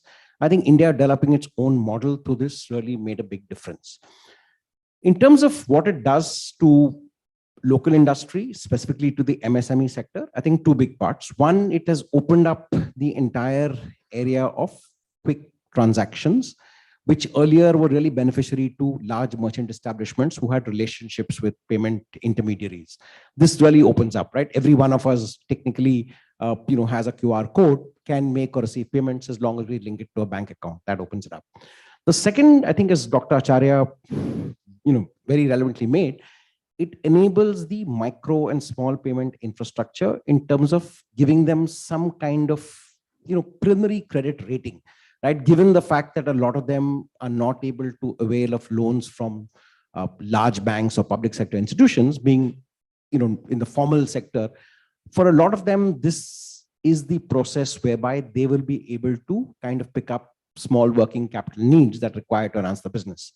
But the biggest single gain is that this spreads the use of merchants to a large amount of people. Today, when you talk of an MSME, it no longer is a properly well-established large organization. It's virtually an individual, a housewife making pickles in some corner of India, who through the ability of this payment ecosystem and working with, shall we say, some e-commerce providers or marketplaces, is able to reach an audience that's not just national, but very often international. I think that is the one significant gain, that we are just in the beginning stages of really seeing the evolution, but can truly be path-breaking and game-changing, and something that India can justifiably export to the rest of the world. Thank you, Mr. Matthias. Mr. Sinha, your quick thoughts on it? Thank you, Arjun. Namaste to all of you here. JAM, Arjun, I'll take it up I'll break it into two halves. And just for the information of the lovely audiences here, let's take it in two ways. Number one, the MSMEs, and the number two, the rural India. Ladies and gentlemen, let me give you some statistics, because when we talk statistics, it actually opens up. India has 6.64 lakh villages. India has 776 districts. You see JAM, which is Jan Dhan, when it started, what was the reason why the Indian government wanted that was Honorable Arun Jaitley ji who launched it. You understand 6.64 lakhs villages. On the other hand, you have 7 crore MSMEs. Arjun, out of 7 crores, audiences, 98% are micro. 98%. So please understand, in India, 2% are only SME, and there is no definition called SME, it's only MSME. So when we are talking micro, which is 98% of 7 crores, and we are talking of 6.64 lakh villages in India. Come to think of it, when the digitalization started, if you see the statistics which is coming up, it says out of the 122 million smartphones which is sold in India today, and this is Government of India records, because I deal very closely with Niti Aayog. I'm in the Capacity Planning Commission of India. It says 35% are used by rural India, are bought. Smartphones are bought by them. Now the transaction levels is also growing in the rural sector and in the somewhat backward districts by 61%. Ladies and gentlemen, I'm quoting numbers as the numbers presented by the Government of India. For them, the accessibility was much faster when we adopted digitalization. Today, as my fellow panelists talked about, the German minister, his name is I've noted it down, his name is Mr. Volker Wissing. Now, when he was visiting and when he was scanning through, he could not believe that this is new India, this is new digital India. What it meant was less of cash transactions and more of a digital transaction. I have spent maximum time in Gujarat, so I can give you some example of some of the backward districts, Arjun, in Gujarat, something like Junagadh, which you must have seen in your TV channels of late, which was badly affected by floods. The rural areas are adopting digitalization faster. The benefits of Jan Dhan, the benefits of UPI, the benefits of Aadhaar and a mobile linked payments are actually visible in Gujarat. And to a larger extent, I'll say it is also now being visible in Rajasthan. So when we say a JAM, right, we are talking of an advancement. In 2000, it was only China which used to talk about digitalization. In 2023, we are India which is talking about digitalization. Now, it is because of this that we have advanced. Please think of the volume which is covering. It cannot be covered only if we are talking of a cash-based economy. We have to replace it. And that is how a JAM came into picture. That's I think my opening introduction or statistics, because I believe in putting forward more of statistics. Thank you, Mr. Sinha, for quantifying and putting things into perspective. Mr. Lwar, your quick thoughts on the numbers that Mr. Sinha has put up. Yeah. That was really some good statistics, Mr. Sinha. Thank you for sharing this.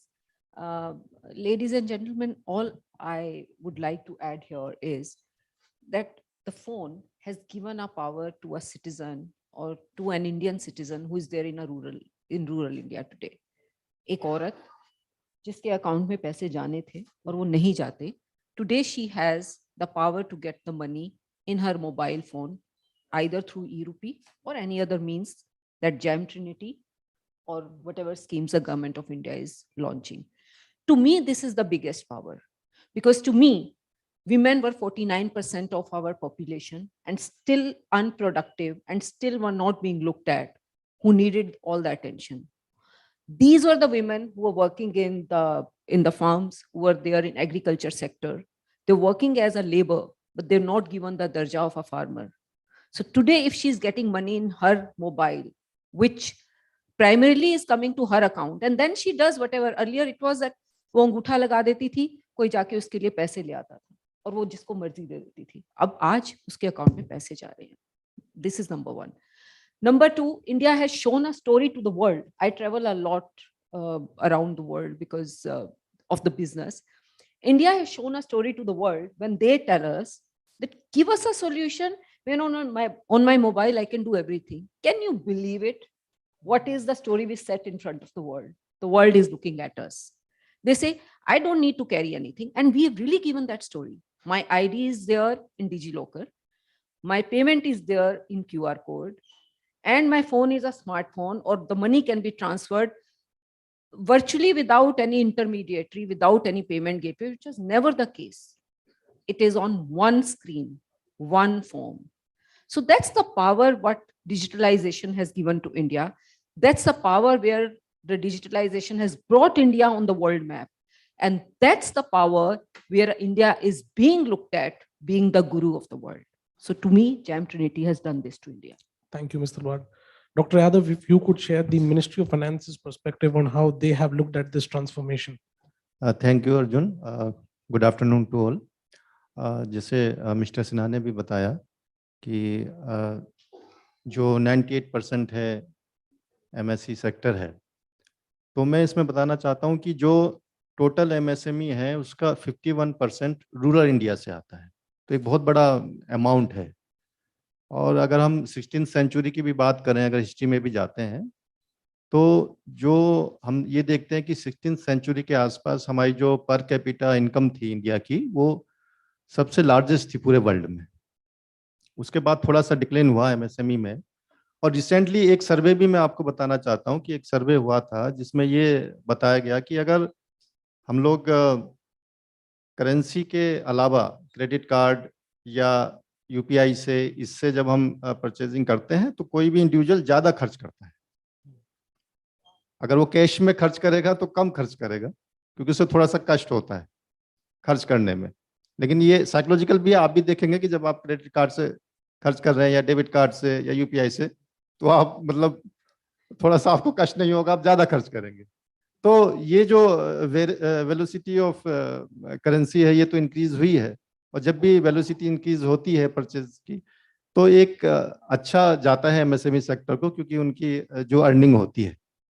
तो इस लिहाज से, क्योंकि हम देखते हैं कि अब गांव-गांव में भी हर ठेले वाले पे, हर जगह पे UPI, भारत QR कोड जो है लोगों पे है.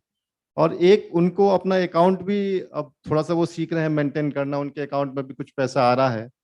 तो इससे वो थोड़े से ऑर्गेनाइज्ड वे में जा रहे हैं, जो मतलब हम लोग चाहते हैं. और RBI भी कई सेंटर स्टेबलाइज कर रहा है जिसमें फाइनेंशियल एजुकेशन के लिए उनको बताया जा रहा है लोगों को, MSME सेक्टर्स को.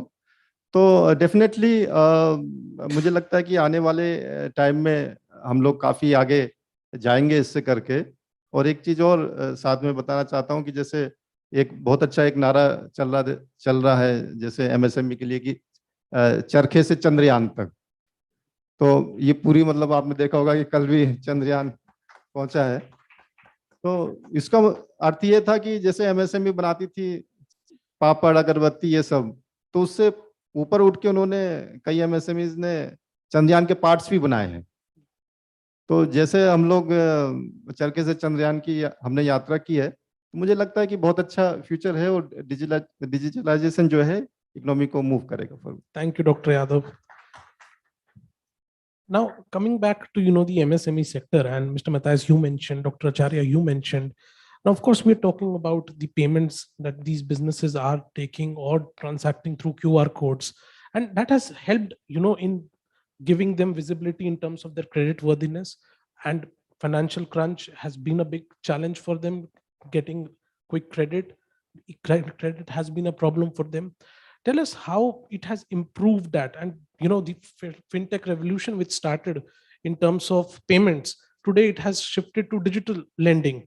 So how has that opened a big opportunity in terms of digital lending for the small and medium businesses segment? Dr. Acharya, if you could. Yeah, thank you.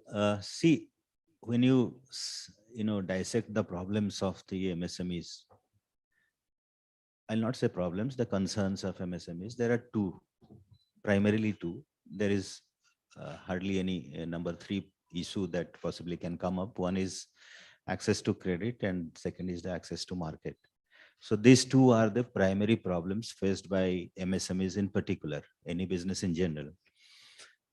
So addressing the access to credit issue, as we discussed already, this is something that, because 98% of, as Dr. Sinha was telling, 98% are in the micro segment. In fact, out of that 98%, more than possibly 90% will be in the nano segment. There is no classification called nano, but so what I'm trying to say is our businesses in rural areas or in urban areas also are, to whom we call micro, are really micro and very small.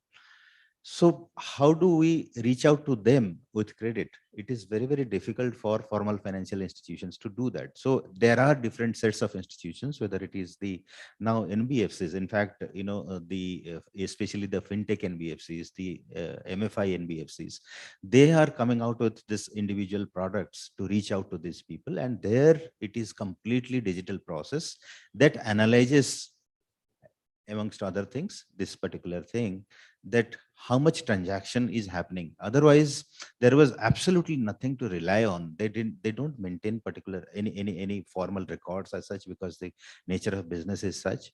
So the only thing that, amongst other things, they can rely on is the payment and receipt transactions that is captured digitally. They can analyze and project certain things into the future, and based on that they can establish and derive their cash flows, and again based on that they can extend some credit to them. So to a large extent this is helping in solving one of the issues, concerns. And then come to the access to market. Access to market is something, see, the likes of the Flipkarts and Amazons of the world, obviously they will not touch this segment. And even if they are touching, the commissions that are charged, I think many of you will vouch, is very, very high. So how do our people take advantage of this digital e-commerce space? In fact, all of you might be aware that recently, to democratize digital commerce in the country, Government of India has launched this ONDC platform, Open Network for Digital Commerce, and we are very, very aggressively trying and onboarding the artisans, weavers, the small businesses, micropreneurs, etc. on the ONDC platform.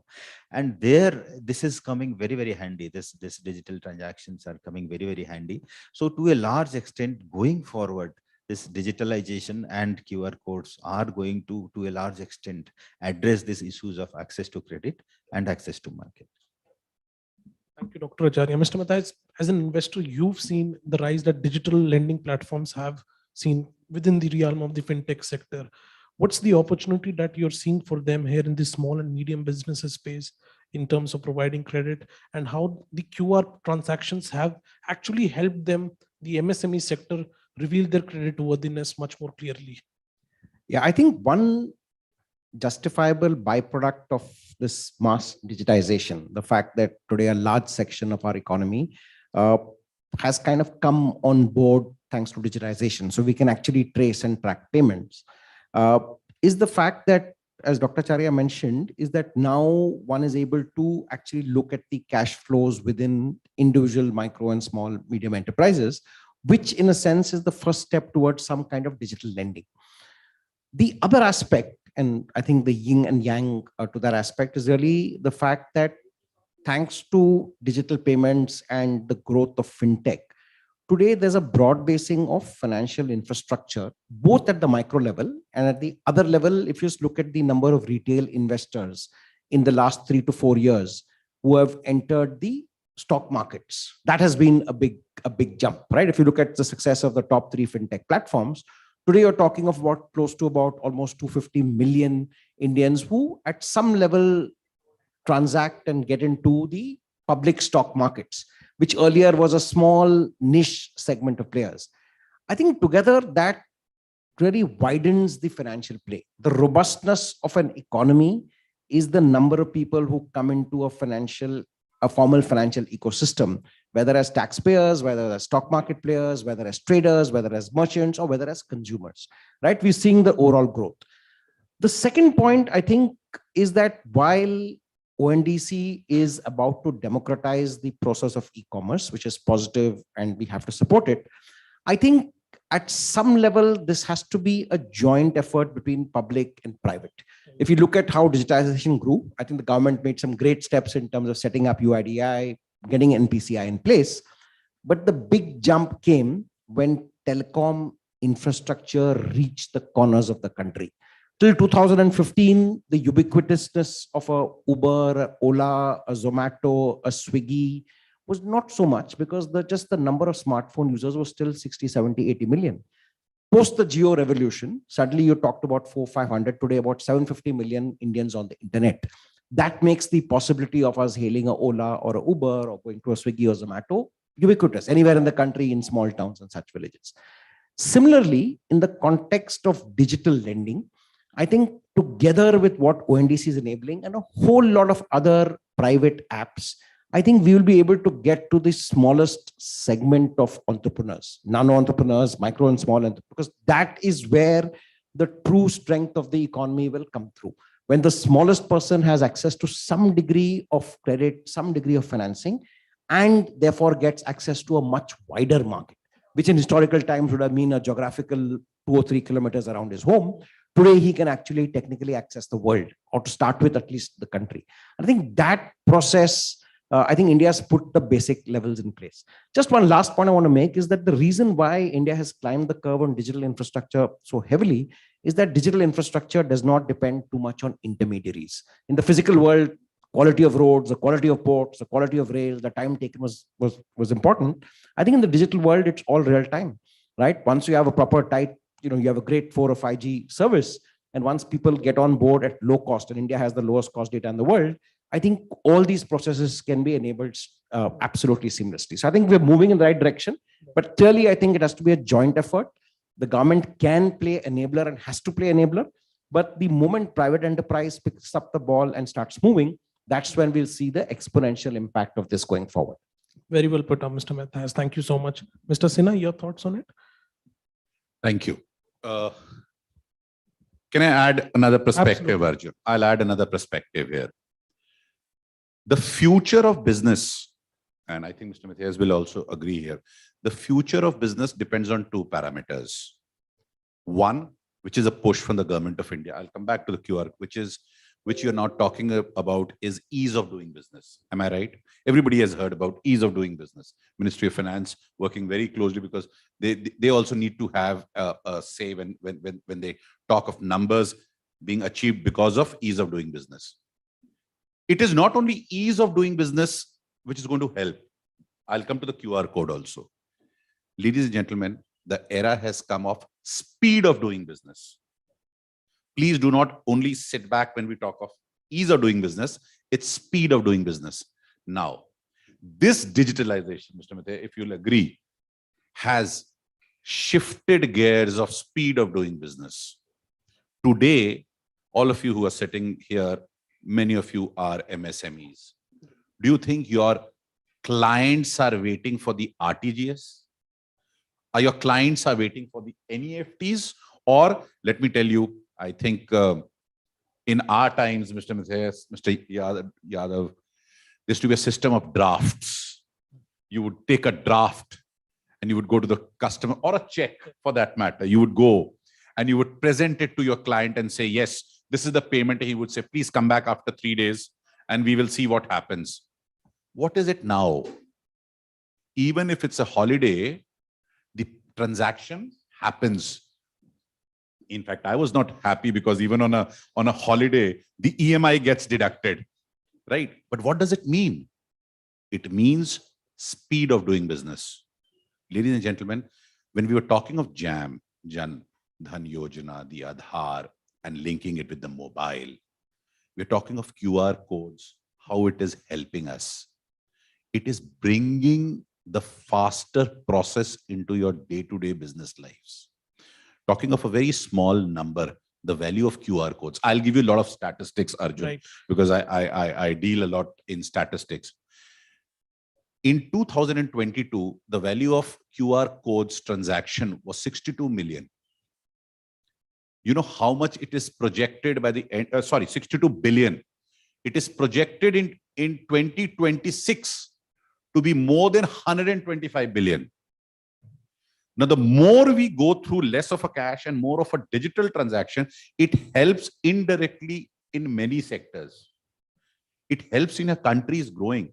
If you have happened to visit China in good times, you would see many transactions there happens digitally. We have to adopt that, and QR code is in rural areas now. Can I take one more minute, absolutely. Arjun? Ladies and gentlemen, in India, 17% of the GDP contribution comes from agriculture sector. 17%. It's huge. That 17% also needs faster way of transactions. The only mode of banking there is the postal bankings. Right. There are about 19,000 post offices all over India. Ask me any statistics, I'll tell you. For the faster transactions to happen, we need rural India. Right. We need faster ease of doing business for rural India merchants, for rural India farmers. And that's how it's going to help. Right. Arjun, so I think it is somewhere related to ease of doing business. Mr. Sinha, I would also like to ask, you mentioned ease of doing business, speed of doing business, but now we are also talking about the cost of doing business. What are your thoughts on that? Has that improved? To be very honest, this is not the right juncture where we can take a base cost. I think Mr. Matthias is an investor. He'll be able to tell us more. On what index are you mentioning, or are you taking a parameter of measuring as the cost of business reduced? Now, if I tell you, now that's a very good question that I would like to announce here also. I'm also part of a fund house company, which is Banquity. We are funding solar funds unsecured. We are funding leasing. We are the Indian answers to Siemens for equipments. We know which is the base cost and how to improve on that. Right. Until and unless we know what is the base, how can we derive that the cost of business has not reduced? The cost of business has reduced, because come to think of the cost of running a business, how costly it was in 1980s, 90s, and 2000. Mr. Matthias, your views? Because you're an investor. Absolutely. I think, like I said, two parts. One is the formalization of the process. The fact that these are trackable payment streams makes it a much positive, makes it very positive. But the second, I think any aspect of automation and digitization by definition implies a reduction in cost. As Ravi rightly mentioned, I think over time we've seen the speed has improved, and with speed comes also efficiency, because now there are no intermediaries, right? A very oft-quoted example is the MNREGA scheme. The fact that historically MNREGA was always in place, but there were a lot of leaks between the end beneficiary who was to get the money and what he was actually receiving. There were leaks because there was a lot of physical transactions. Now, when there's an automatic transfer on a particular day of the month direct to the end beneficiary, I think that process has reduced a lot of leakages, which is why a lot of money has actually gone down to the end recipient. So I think by definition, digitization, digital public infrastructure brings in more efficiency, and therefore at any which level reduces the cost of business. However, to Dr. Acharya's point, if I could just add a brief mention, I think besides the mega platforms, the Amazons and Flipkarts, I think a lot of these smaller local level e-commerce platforms will have to play the multiplier. Very small example in the city of Bangalore, some of you may have heard of something called the Nama Yatri. Right? The Nama Yatri is a privately run platform, but it works seamlessly with all the auto rickshaw and all the public transport providers in Bangalore, making the process through the ONDC platform absolutely seamless. So now even when you hire an auto rickshaw, you're not going through Uber or Ola, you're going directly through Nama Yatri, you're going directly to the auto person, and he gets the payment through one of the UPI transactions. So the whole extent of commission is now virtually down to zero. It's not absolutely zero, but it's certainly, there's no surge pricing, there is no, all the other things that private players do. So I think that is when the real multiplier effect comes. Thank you, Mr. Mehta. Arjun, can I give a real life example? Ladies and gentlemen, all the e-commerce platforms are making losses. All. Let me put it in record. But there is one which has now come into profits, which is Meesho, which has recorded profits, which has declared profit. Please go to MCA site, which has recorded profit. Now, everything is digital there in Meesho. So the cost of business initially, if you see, because they have been running in losses for some time, but now onwards, they'll be into profits. The profits, one of the good things into the profitability part will be that continuously they are improving their cash flows via the receipts. Right. Via the receipts. We have not seen what cashes they have burnt. So I personally feel we don't have a benchmark as of now to take it as an index. The government of India doesn't have. But yes, the cost will come down if Indians start understanding what is leasing model. How do you outsource much of the things rather than making it a capex model, buying everything, keeping it with you? Right. Thank you, Mr. Sinha. Mr. Kaur, if you would like to share some case study where from the perspective of conversion. Here is my example to you, ladies and gentlemen, where I'm giving you a case in India where the ease of doing business, the speed of doing business, and cost of doing business, three are impacted. This is a FASTag story. My company, Comvision, I'm the only businesswoman in India who is into intelligent traffic and transport. I'm very proud of this fact that I'm into digitalization business and I've transformed the story of India. When FASTag was introduced, and I think COVID played a major role in this, we used to have toll collection somewhere around 400 some odd crores way back in 13-14. And today in 2023, the toll collection is $5 billion in March 23 that we recorded. What has it done to the citizen? Citizen is moving fast with the FASTag. There's no hanky-panky. By the way, the Indian system of payment is one of the most secure systems that I have seen. Why I'm saying this is because when we travel, as I told you that I travel a lot for business, we're asked, can you tell us what is the security system? You won't believe, we crib here every day in and day out, that there are cyber crimes, there are problems with the space, and whenever any cyber crime happens, it happens because the consumer has revealed the information. It is not because the system or encryption and decryption has not been set in the system. It's only when consumer does a stupid thing of revealing his information, then the cyber crime takes place. Right. It otherwise never takes place in India.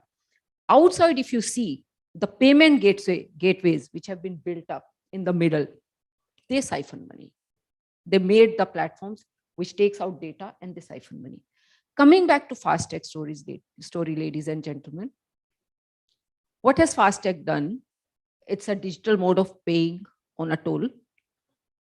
आपको मालूम है toll में कैसे काम चलता है और कहाँ रेवेन्यू लीकेज होता है. अगर कोई ट्रक टोल से जा रहा है और उसे अगर ऑपरेटर कार क्लासिफाई कर देता है, तो कार का टोल कलेक्शन है 35 रुपया और ट्रक का है 400 रुपया. सो ये चेक करने के लिए एक सिस्टम चाहिए और ये रेवेन्यू लीकेज रोकने के लिए एक सिस्टम चाहिए. FASTag automates this. So it's not that we are only doing it from FASTag. The system of toll is very, very complex, where we have sensors under the road which tell us what vehicle has gone in. Okay. एक truck driver पहले जो fleet owner होता था वो उसको पैसे देके भेजता था कि ये पैसे ले लीजिए 10,000, आपको पूरे इंडिया में चक्कर काटना है और वापस आना है तो आपको टोल देना पड़ेगा. अब कोई जरूरत नहीं है. अब उसे फास्टैग देके, I mean, there is a FASTag on his truck windscreen, which is making him pay at each toll collection. 2-3 things have happened for fleet owner. उसे मालूम है कब मेरा ट्रक वाला कौन से टोल से निकला, वो रास्ते में रुक तो नहीं गया, उसने कोई रूट बदल तो नहीं लिया, उसका एवरेज स्पीड क्या था, उसे इस वक्त पहुंच जाना चाहिए था, पहुंचा या नहीं, उसकी मैनेजेबिलिटी, उसकी प्रॉफिटेबिलिटी और ट्रक वाले की ease of doing transaction. How it has changed the landscape of India, with India being the biggest infrastructure network in the world. It salutes to the government the way they have implemented this solution. Right. Thank you, Ms. Kaur. Dr. Yadav, your thoughts or success story, have any case study that you would like to share that the Ministry of Finance has some perspective on? Yes, जैसा बताया आपने कि digitisation ने एक तो speed increase की है business की, नो डाउट, इसमें किसी को डाउट नहीं है. और कोविड पीरियड में भी गवर्नमेंट ने काफ़ी इनिशिएटिव लिए, क्योंकि जब फिजिकल ट्रांजैक्शंस में प्रॉब्लम्स थी या उनके जो एमएसएमई के प्रोडक्ट्स नहीं बिक पा रहे थे, तो ई एग्जीबिशन को लॉन्च किया गया, वर्चुअल एग्जीबिशन को लॉन्च किया गया. उसमें ऑनलाइन प्रोडक्ट्स को बेचा गया, सेलर्स ने, बायर्स ने खरीदा. और जो गवर्नमेंट खुद असिस्टेंस देती है एमएसएमई को बार कोड के लिए, कि ज़्यादा से ज़्यादा वो बार कोड को एमएसएमई यूनिट्स ले, उसको 70-80% रियम्बर्स करती है गवर्नमेंट, कि ज़्यादा से ज़्यादा उसको ले. और इनफैक्ट एक इनोवेशन की बहुत ज़रूरत है, फिनटेक कंपनीज को भी इनोवेशन की बहुत ज़रूरत है कि ज़्यादा से ज़्यादा ऑनलाइन ट्रांजेक्शन हो. जैसा कि आपने देखा होगा, कई कंपनीज बोलती हैं कि अब बाय टुडे पे लेटर, ये भी एक फॉर्म है बिजनेस का. अभी खरीदो, पैसे बाद में देते रहना. या भी एक गाड़ी का भी एडवर्टीजमेंट आता है, अभी खरीद लो, दिवाली पे पैसे देना. तो ये सेल को बढ़ाने वाला एक मेथड है कि कैसे हमारी सेल बढ़े. और जो क्यूआर कोड है, इसमें फायदा तो हुआ है डेफिनेटली एमएसएमईज को. छोटे छोटे जो आर्टिसंस हैं, एग्जीबिशंस पे आते हैं, वो भी अपना लगाते हैं. और गवर्नमेंट खुद इसको यूज कर रही है. उसको यूज ऐसे कर रही है कि जो एडवर्टीजमेंट आता है या गवर्नमेंट की स्कीम्स हैं, वो भी क्यूआर में वो कन्वर्ट कर दे रहे हैं. आप क्यूआर स्कैन करो, वो सारी जो स्कीम्स हैं आपके पास आ जाएंगी. मिनिस्ट्री ऑफ एमएसएमई ने भी माई एमएसएमई ऐप लॉन्च किया है, और कई सारे ऐसे सॉफ्टवेयर और एप्स हैं जो वो लॉन्च करने जा रही है, ताकि ज़्यादा से ज़्यादा डिजिटाइजेशन हो. तो इनफैक्ट मुझे लगता है कि इनोवेशन बहुत जरूरी है इसमें अभी, ताकि हम उसको आगे बढ़ें. Thank you, Dr. Yadav. Let me now shift to the challenges. You know, every now and then when the RBI periodically comes out with the figures for the cash in circulation, I always come across this comment on Twitter: cash remains the king in India, cash remains the king in India. So when we're talking about challenges, whether it be in terms of financial literacy, Mr. Matthias, you mentioned how the mobile internet penetration actually helped this. What are some of the challenges that we are looking at to promote it at an even larger scale? Dr. Acharya, if you would like to start. I'll tell you by way of an example. Mr. Yadav, Dr. Yadav just talked about the pandemic times. In pandemic times, one of the very good initiative that was launched by government was for street vendors. You know, when the lockdown was announced, the first set of people who lost their livelihood was the street vendors. And when after 2 months the lockdown was gradually lifted, then the government of India came out with this Prime Minister's street vendors Atmanirbhar Nidhi, PM Swanidhi scheme, where just 10,000 rupees was proposed to be given to the street vendors by UFL loan. Again, that was a master stroke. We all know that is for was given for free. Everything was by UFL loan, even the infusion of fact, and that 10,000 rupees acted as the Sanjeevani that was needed. And a massive mobilization of the urban local bodies, and then the ministry, SIDBI at the back end managing the entire show, and the banks, they all chipped in. And as we discussed today, almost 50 lakh street vendors have been benefited. And one of the important points in this was promoting digital transaction. In fact, there was additional interest subvention of 1% if the transactions, a certain number of transactions happened digitally. There were some incentives. On the 15th of August, Honorable Prime Minister has announced another scheme that is being launched on 17th of this month of September. That is PM Vishwakarma. Many of you must have heard.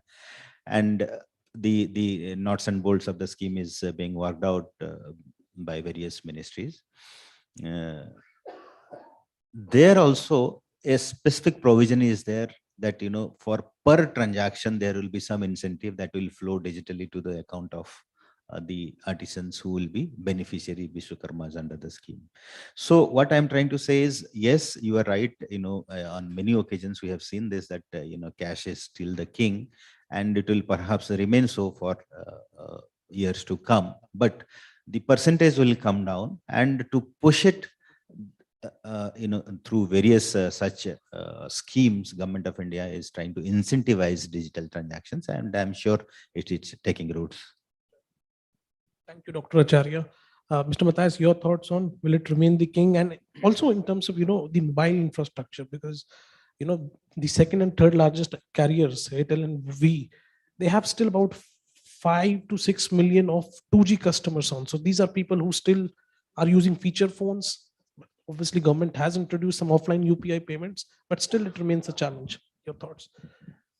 So I differ with Dr. Acharya very slightly, but I do recognize that cash will still play a big part of our economy. And I think largely to the point Mr. Sinha made about the fact that, you know, while agriculture is 17% of our GDP, almost half the population still derives their income from agriculture. And as we recognize, for various reasons, agriculture in a sense is out of the tax bracket. So I think that will be one component. Having said which, I think if I look at challenges, I think there are three. I think one is the concern of a slowdown because of emerging duopolies. If you look at sectors like, let's say, telecom, right? The real growth came when there was mass disruption. When one player came and said, I want to clean out the market. I want to reduce 6 or 7 players and consolidate it. And therefore did, you know, voice-free data, lowest cost in the world. That really grew India's digital infrastructure. I think that has slowed down a little bit, right? If you track over the last 3 quarters, the growth in the number of smartphones or the growth in terms of internet users in India has roughly plateaued. A little worry, because to my mind, real digitization works when virtually every Indian, you know, almost like a birthright, has access to some form of digital infrastructure, which means some connectivity, which is two-way. So I think that is one. So the emergence of duopolies. The second, which is the elephant in the room, is the concern that in the world of digitization, fraud is much easier, right? So there is, you know, we have Jamtara and now we hear of other such places emerging, but even a reasonably smart person, and I think Ms. Kaur mentioned that briefly, even the smartest of us sometimes gets fooled, right? Very often it's our mistake giving data, but people do it in the most sophisticated ways, right? I've seen extremely smart, bright, intelligent people, somebody who was a secretary of the Government of India, who I know personally, who, you know, has got scammed. I think that is a big worry. And specifically for small entrepreneurs who are working on negligible and very minimal capital requirements. When they get wiped out, that is a big concern. So I think that is a second watch out. The third, like I always believe, is a little bit of the, you know, education, so to speak. How does the knowledge pass on, right? 30, 40 years back, filmmaking was a specialized art. You went to FTI, you learned from top courses. Today, every kid working in a very, very economically channeled environment knows how to make a TikTok-like video and upload it and have a fan following, right? It's just the democratization. The fact that, you know, there are, I mean, a 12-year-old knows how to use a phone smarter than a lot of us sitting in the hall, right? Just the fact that they know how to use filters, they know how to add value, do various things. A lot of them are not even literacy dependent. It's just the fact that technology makes things easier. I think, therefore, somewhere in this whole process, how does digitization also educate people who are not so privileged and help them recognize the value of doing, you know, above board transactions for their own safety and also for the larger national good? That's the map. Thank you so much for summing that up. Mr. Sinha. Thank you, Arjun. I'd like to add one more statistic. So all the panelists will have to bear with me. But before I add, just wanted to ask the audience if I can engage with them. Do you know the full form of QR? Thank you, sir. Thank you. So QR primarily means a quick response code. Now, why did I ask this question? Because I said earlier in my discussion, ease of doing business and speed of doing business. It's related with that. Now, let me add one statistics before I tell you what are the challenges. On an average, an Indian is using his smartphone 5 hours in a day. 5 hours in a day. That's an official record. You can please Google it, or you can please go to any study of Big Four, and you will understand that this is the data which is coming up and which has been summarized. 5 hours a day, you're using your internet data, and the data consumption is somewhere close to 20 GB per person. I totally agree with my senior colleague, with my senior panelist here, Mr. Matthias. While we have learned the benefits out of it, we have not learned that it comes with some pinch of salt, which is the cyber attacks, the cyber security, the how to protect. Now, government of India, Yadav साहब आप इसके लिए जरूर agree करेंगे, इन्होंने एक इतना बढ़िया सिस्टम शुरू किया है sir. We must upload, we must study what government of India is doing. Sir आज की डेट में आप पिन से अपना ऑथेंटिकेशन करते हैं bank transactions. Am I right और wrong sir? Sir government of India से एक स्टेप आगे चल गया thanks to ministry of finance. If you go to a Indian postal banking system, sir वहां क्यूआर कोड्स है, आप उससे ऑथेंटिकेशन कर सकते हैं. And the entire focus of the banking system, I think we have a very senior banker sitting here. In fact, during the lunch also, you can interact with her. Bhavita ji is there. Please talk to her. She will tell you how every bank is pushing digitalization in every aspect. They say, please don't come to the bank. Please don't come to the bank, sir. We are going to do everything, anything you want at your stage. Sir, but what is happening is while we are buying a smartphone, while we are using a internet, we have to understand that there are a lot of attacks also happening. The phishing is also happening there. We are not being aware. We are not being educated about the attacks which is already there prevailing with us. And that is causing a fear. Mr. Matthias, I'll tell you, why is today somebody like, for example, my colleague, she's an ex-banker, Soumya is sitting here.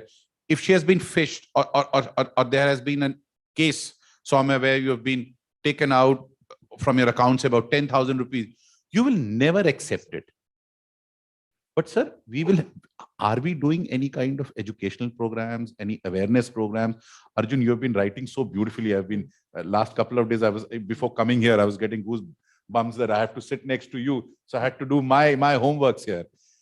Tell me one thing, is there any awareness programs which has gone through, which talks about what all other attacks that you're open to, you're prone to?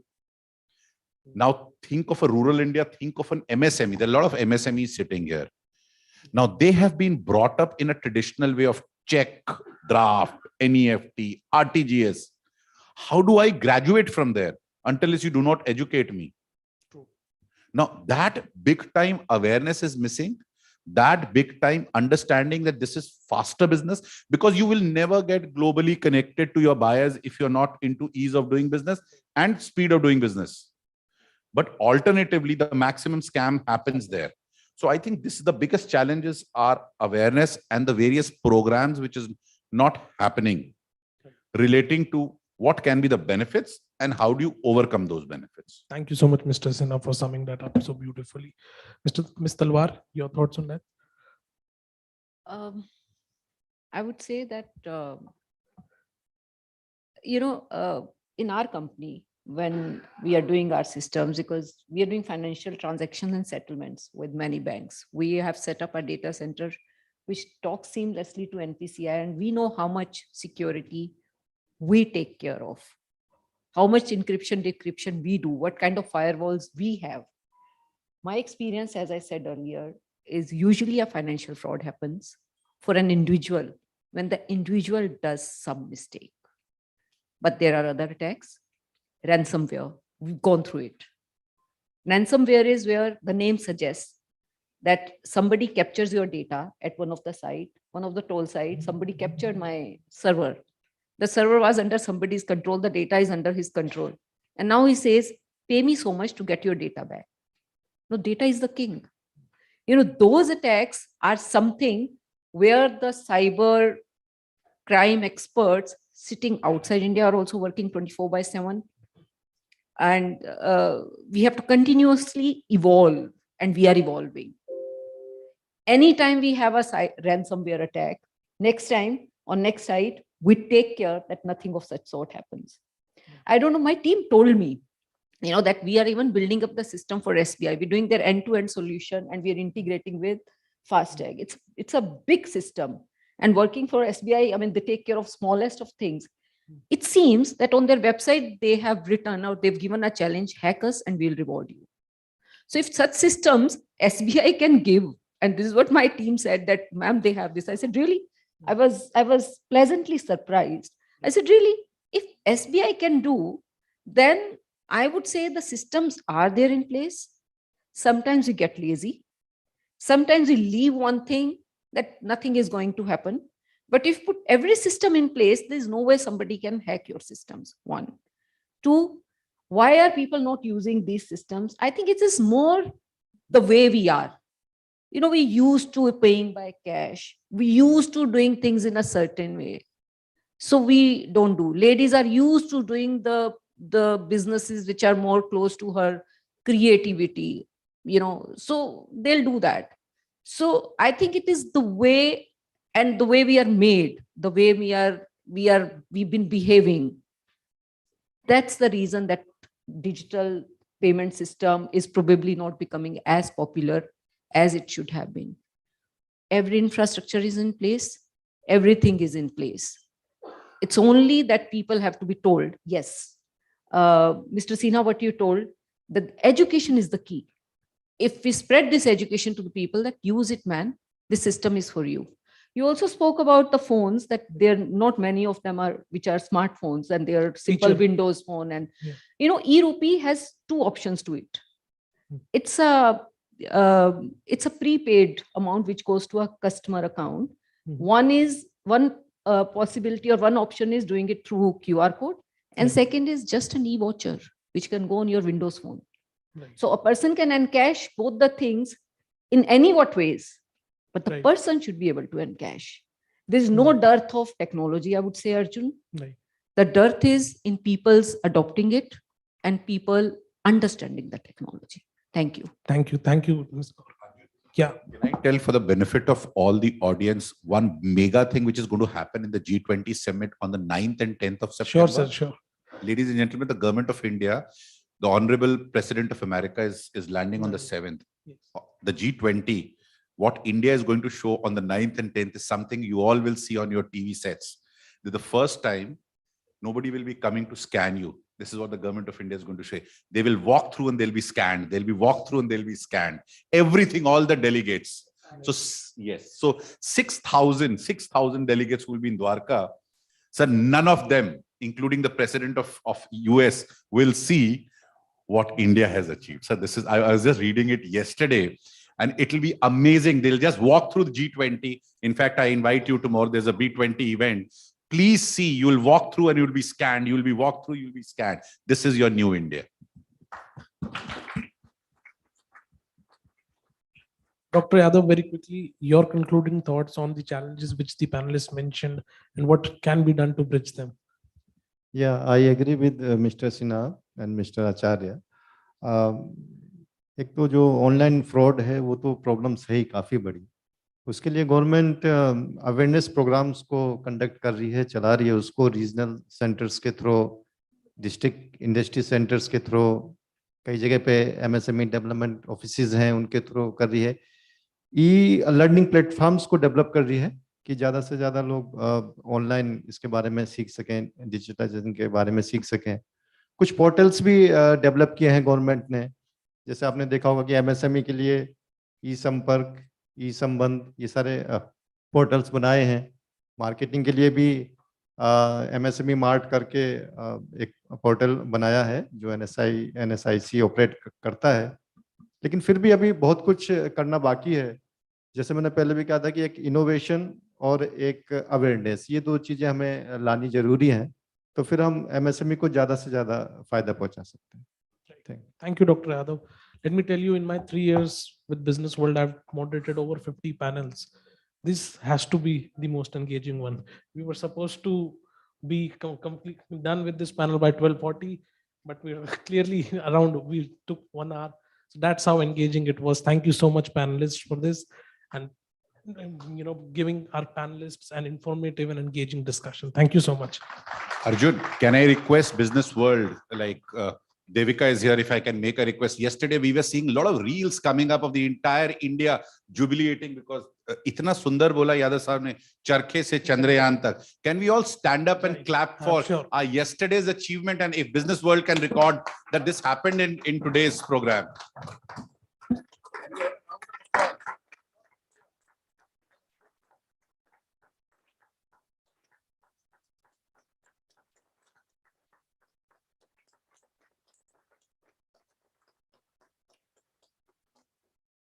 Thank you so much, Ravi sir, for that.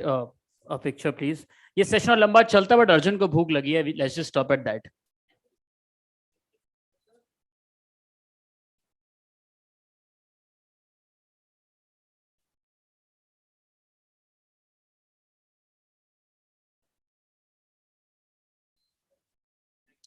Thank you so much, ma'am, and all the gentlemen.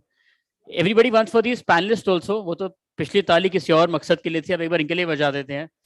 For that, thank you so much.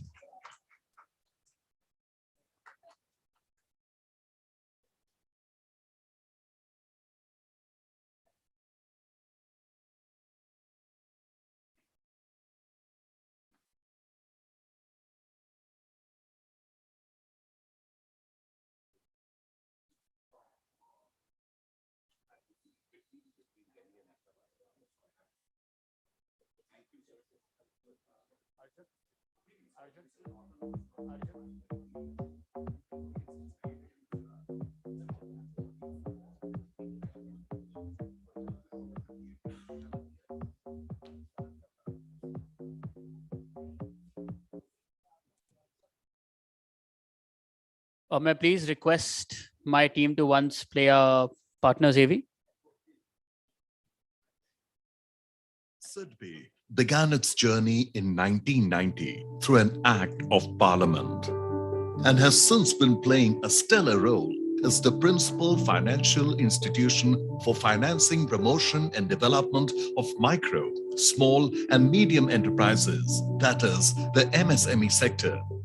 The bank's professional manpower, having deep knowledge of MSME sector, is its strongest foundation, with capability to deliver the vision of Government of India for MSME sector. In a robust economy where potential is to be maximized, it's important for every business to realize its dreams. India is a competitive economy and we can take it even further. We can make India competitive globally. For this, every business, big or small, needs to be assisted and nurtured. SIDBI wants every business dream to shine, and then we will be sure that India will shine. SIDBI is supporting growth of the ecosystem which nurtures these dreams, planting a bright future for India where sky is the limit. SIDBI, celebrating dreams, celebrating years of nation building.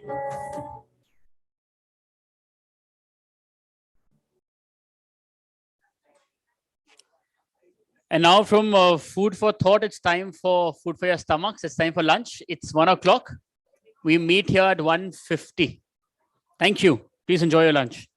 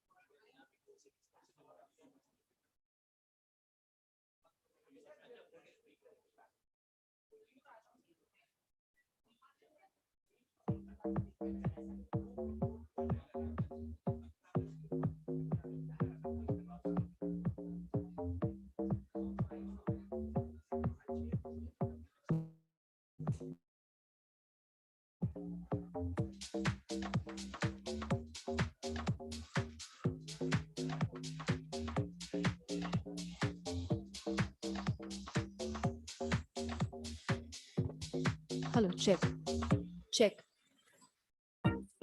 Ladies and gentlemen, one quick request. We have some interesting panels and sessions coming up right after the lunch. I would request all of you to be with us. Post that, we have the awards ceremony recognizing the emerging business and leaders for this edition. Since all of you have been here since morning, I would request to be with us throughout the day and make this entire conference more engaging and more insightful. I hope I'm audible to all of you at the back as well. Right after the lunch, we have some interesting panels and sessions coming up. I request the presence of all of you to be with us throughout. Thank you.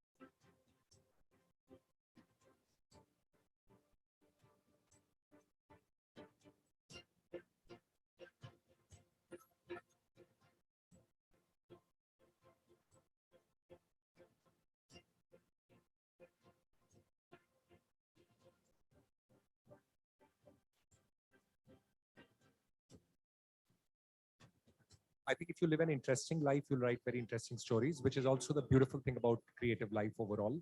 Learning can never stop.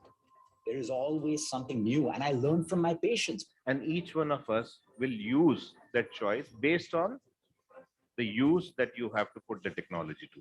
The first film that made me sort of see how a human story and the layers of politics beneath.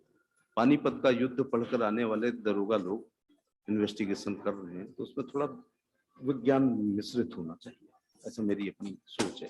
A person may have a very enviable lifestyle, externally appear very successful and happy, but no one really knows what's happening within. It is not going to kill the supply chain, it is to empower the supply chain.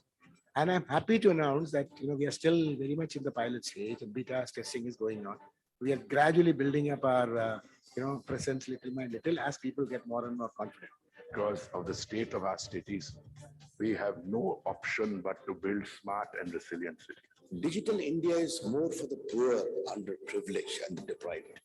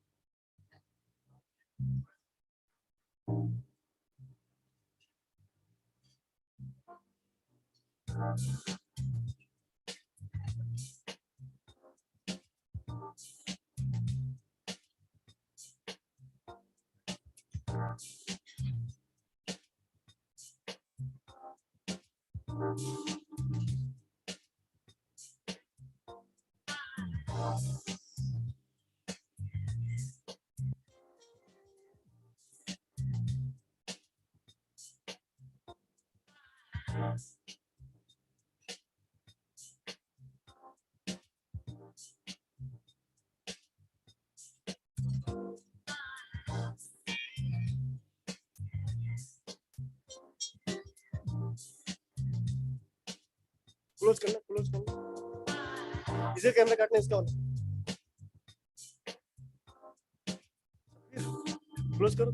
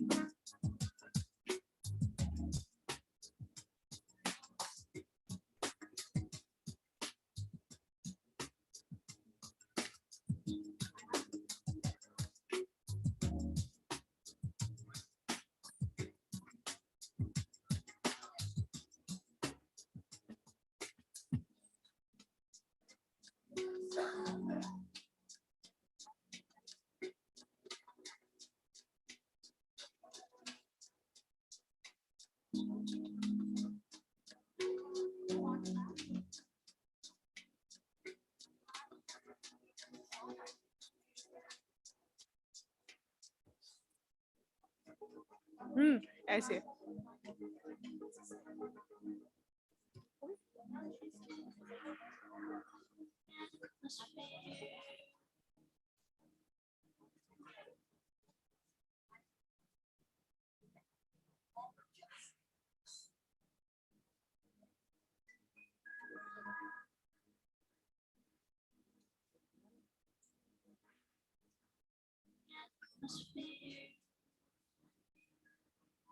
कोई बात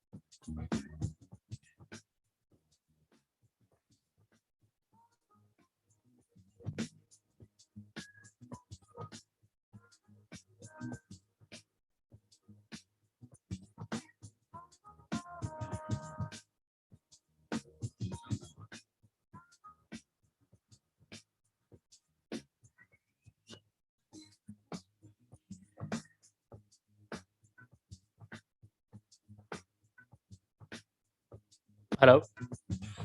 Welcome back, everybody. May I please ask one of our team members to close the doors?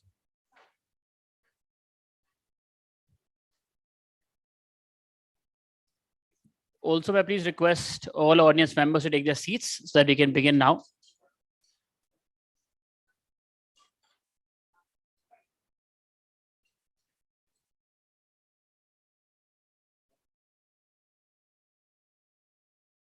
For our friends at the back, may I please request you to take your seats wherever you were sitting or you wish to take a new one.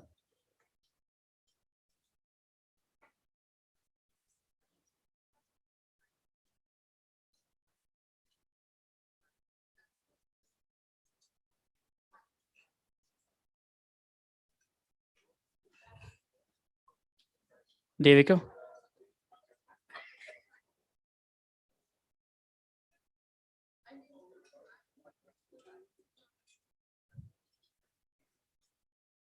Himanshu.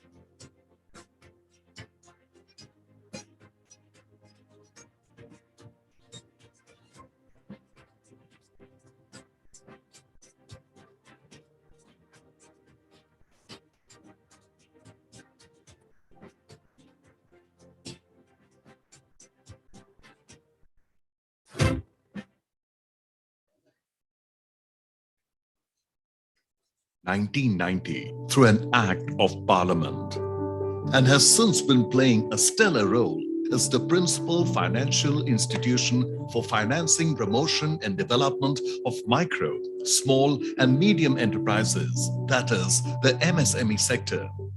The bank's professional manpower, having deep knowledge of MSME sector, is its strongest foundation, with capability to deliver the vision of Government of India for MSME sector. In a robust economy where potential is to be maximized, it's important for every business to realize its dreams.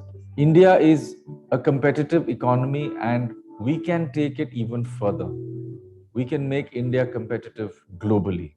For this, every business, big or small, needs to be assisted and nurtured.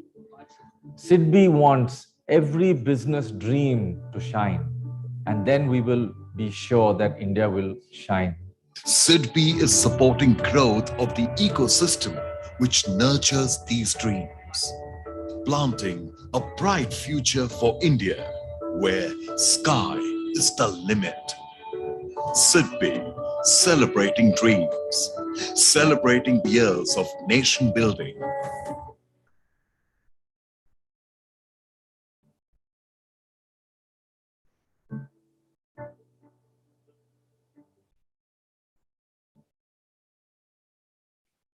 Okay, welcome back, everybody.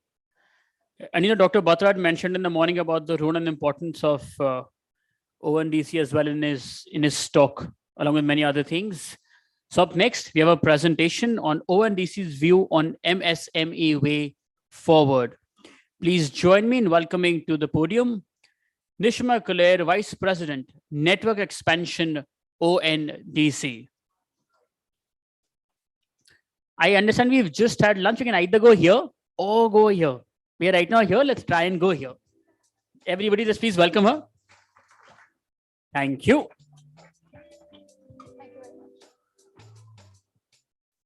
I'm just testing this. Working? Everybody can hear me? Okay, great. Thank you, everybody. I'm very cognizant of the fact that this is the first session after lunch, so I will try my best to make this interesting as well as informative. To begin with, how many of you have heard of ONDC? If you can raise your hands. Oh, so everybody seems to have heard of ONDC. How many of you think ONDC is an app that you can download and do some transactions? Log in, do some transactions. Oh, nobody. Okay. I'm not sure if that's good news or it's bad news, but at least you know about ONDC. I'm going to take a bit of your time today to explain what ONDC is and how MSMEs can use ONDC to their benefit and, connect with us for, expanding e-commerce spy in India.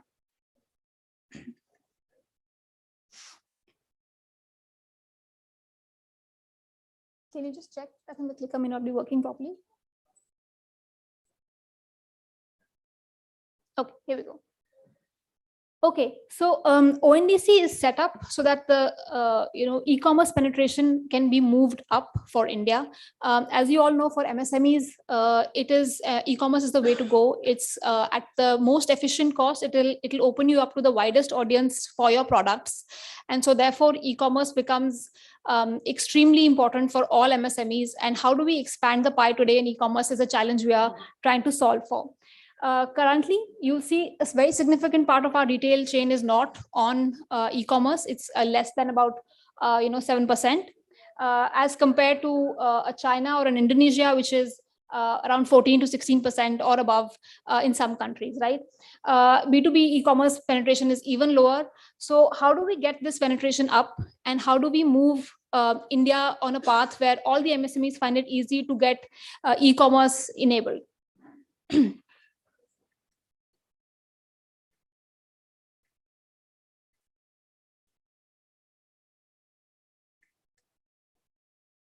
Can you move to the next slide? Maybe this thing doesn't work as well. Okay, all right. So ONDC has been designed to basically work around 4 or 5 big challenges that are faced by the market today. First, if you want to sell your products on e-commerce today, there is a very limited choice that the sellers have in terms of platforms, right? So if you're selling food, there will be 2 or 3 big platforms where you can go. If you're selling fashion, then again, there will be 1 or 2 platforms that are big that you have to go to. So there aren't many big platforms, very limited choice for the sellers to basically go and sell their products, limited to 2 or 3 players in each sector. The second is that as sellers, you will have to work on those platforms and work as per their conditions, right? So for example, somebody says, I charge X commission, you will have to work with them on X commission. If they say the return window is 30 days, even though you want to may want to keep it at 10 days, you will still have to work around their conditions of 30 days and so on and so forth, right? So there are many folks who will have their own terms and conditions, and you have to abide by that in order to be able to sell on those platforms. Again, if you say that, okay, you don't want to sell on those platforms and you decide to then build your own platform, then discoverability will be an issue. You will have to work towards acquiring buyers. You will have to work towards acquiring sellers. You will have to set up logistics. You will have to set up payments. You will have to work on cataloging. So all of that becomes very, very tough for any small entrepreneur or a small business to kind of take their products to e-commerce. And therefore, like I said, the barriers to stitching the entire value chain is fairly high. So ONDC basically solves for all of these problems, and this is something that we will go point by point to understand how.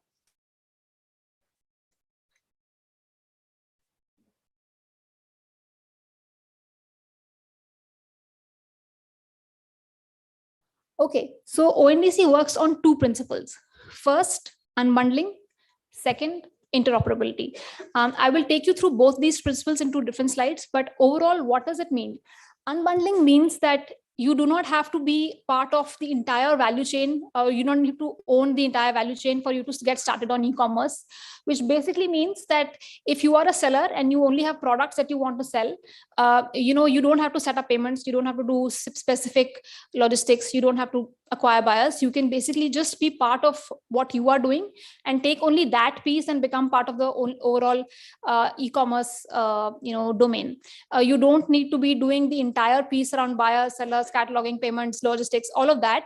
You can just pick up specific whatever you are competent at, pick that up, and then become part of the whole value chain. The second principle is interoperability. So when you unbundle things, when you unbundle logistics, where you have people only doing logistics, where you have entities doing only buying, and you have entities only doing selling, you need interoperability. You need one entity to be able to talk to the other entity, hence making the entire ecosystem interoperable. So these are the two basic pillars on which ONDC is structured. And I will take you through them one by one, which will help you understand and stitch the entire piece together. Okay. So as far as interoperability is concerned, today we have many examples of interoperability in our daily lives, which we use, which is the same for ONDC. I'll give you an example, which is the SMTP protocol for emails, right? So if I have a Hotmail and you have a Gmail, we will still be able to interoperate our emails and we'll be able to talk about, exchange emails without any problems, right? You don't have to have a separate Gmail account for me to talk to. You don't need to have a separate Hotmail account for me to talk to. It is an interoperable system that can work, right? Similarly, within e-commerce, ONDC enables different seller apps, buyer apps, logistics apps, all of the different, entities to talk to each other.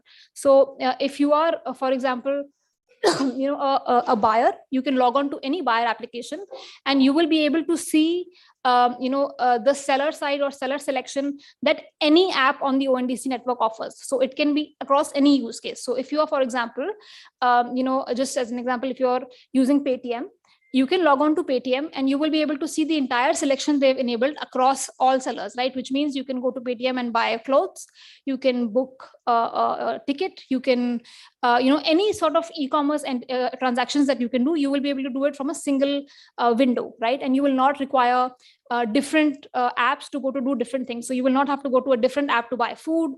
You will not have to go to a different app to buy clothes, pharmacy, so on and so forth. So from a single app and a single interface, you will be able to order everything. So that makes it interoperable.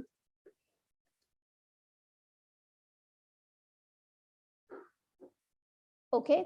And this is going to talk about unbundling. So today, if you have a closed platform, right? Any regular closed platform has 4 or 5 things that that are a part of the entire transaction, which means you search for a product, you build your cart, there's catalog management, there's order fulfillment, and then there's order delivery, and post order delivery, if there's returns, and there's returns, right? This today is owned end to end by one entity. Based on the platform that you go to. So if you're going to, let's say an Amazon or a Flipkart or a Myntra or any of the other apps, the end-to-end, ownership of the entire transaction lies with one party, and therefore you will have to work with their terms and conditions and their, entire, terms to kind of do the transactions, right? But with ONDC, you will basically have only, if you're a seller, you only need to bring your products on board. Right? If you are a logistics provider, you only need to sell logistics on board. You don't have to get into, building an entire platform. If you are, like I said, a payments, provider, then you can only sell the payment component via using the ONDC protocol, and you will be able to kind of do the entire transaction. So it unbundles all the entities and makes them interoperable, hence building a really big, rich network that allows all entities to participate, lowering down the barriers to entry to e-commerce, which is a big problem today, right? So it is going to be more efficient because you will not, if you are a seller, you will not have to spend money acquiring customers. It is going to be a single registration, so which means that you will only have to register once as a seller or as a buyer to buy, a gamut of things, or as a seller to be available to all the buyer side across different platforms. And so this is how ONDC enables that.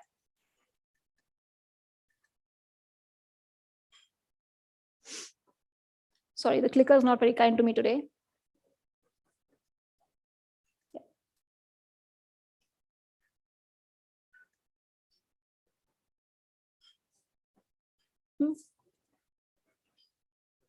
The other way.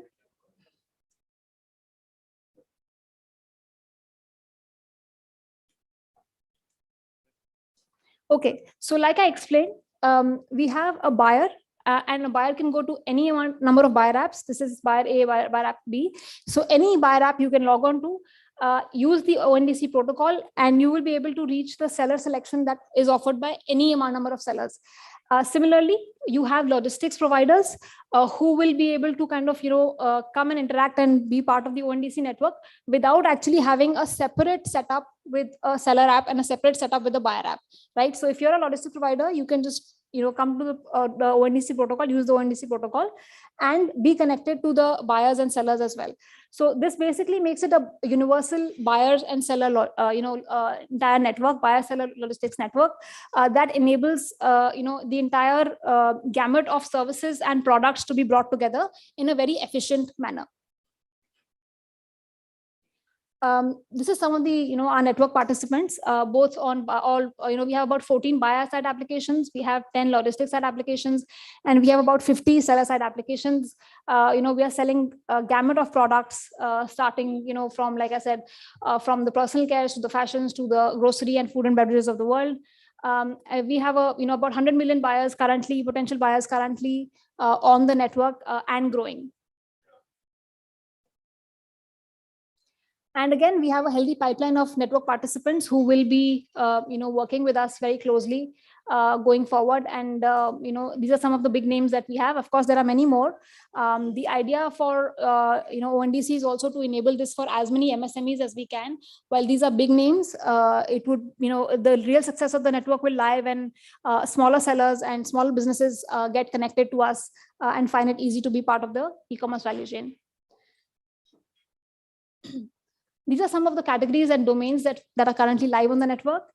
We've recently launched B2B, and in B2B, we are currently working on grocery and fashion. Outside of B2B, we have B2C domains, which is, our largest domain is food and beverage, and then followed by grocery. Of course, then we have home and kitchen, electronics, fashion, health and wellness, all of that that got mentioned earlier. Of course, in services, we have mobility as a big service. That is our biggest and largest use case. And we have other players in logistics as well.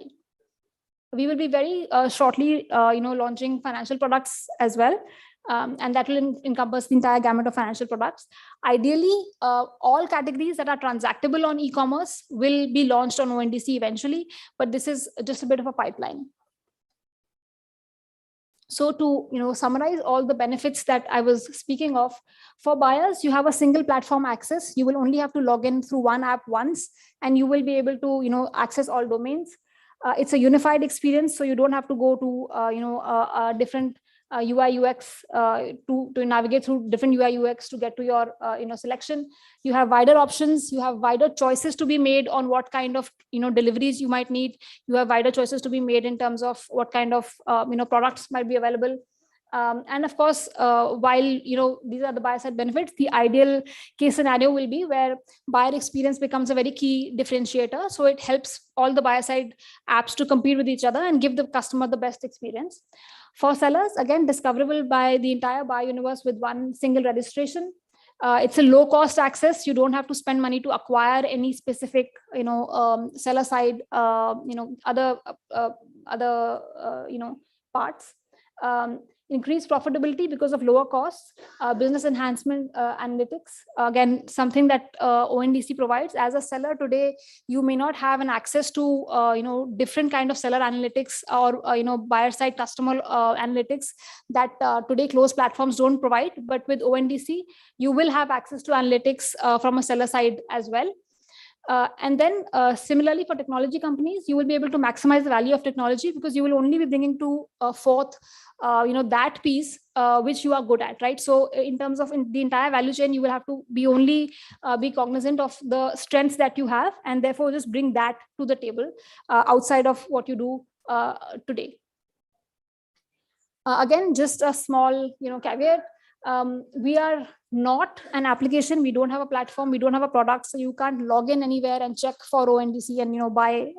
We have different buyer apps which are ONDC enabled or protocol enabled, and you will be able to transact there. It's not a single model. There are different models that you can build. Like I said, logistics will only do logistics, or if they want to do seller side, then they can. But in essence, we don't have the entire value chain that needs to be present in one single place. We are not a regulatory, and we are not a central intermediary. We are also subject to all the customer protection acts that the government of India has put out. We are an open network of capability of infrastructure, and we have infinite models that can be worked on, and the innovations can be brought on in different fields. Again, we have about, like I said, 50,000 sellers plus, available in over 273 cities. We are servicing even more, and with about more than 66 lakh products. That's it from my side. In case any of you are interested in having a conversation with us, we are right here. Please do write to us on the email here in case you would like to get in touch and be part of the ONDC business revolution. Thank you so much.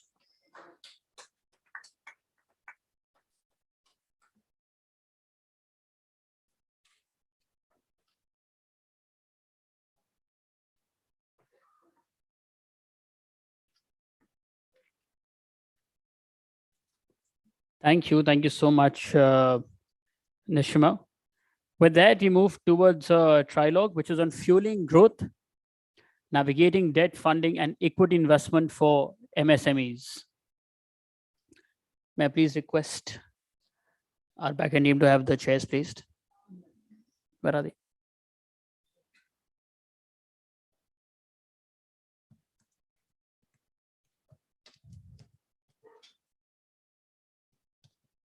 We'll just get the stage set for our next panel.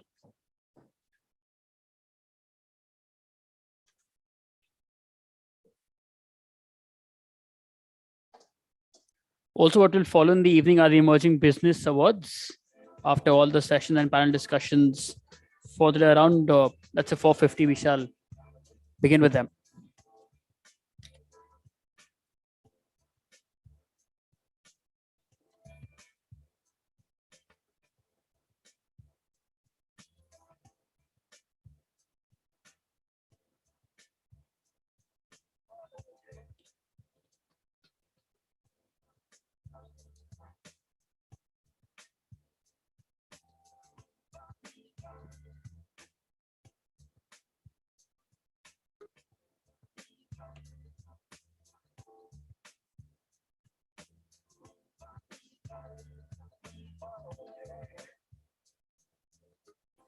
Okay, for the next panel on fueling growth and navigating debt funding and equity investment for MSMEs, please join me in welcoming our panelists: Kulbhushan Parashar, Director, Corporate Capital Ventures; Dr. Vinay Singh, Head, Self-Regulation and Compliance, MFIN; Anirudh Saraswat, Founder and CBO, Oriana Power Limited. And this session will be chaired by Dr. Alaknanda Menon, Chairperson, Business Strategy, NMIMS, School of Business Management, Mumbai. Yes, please welcome them.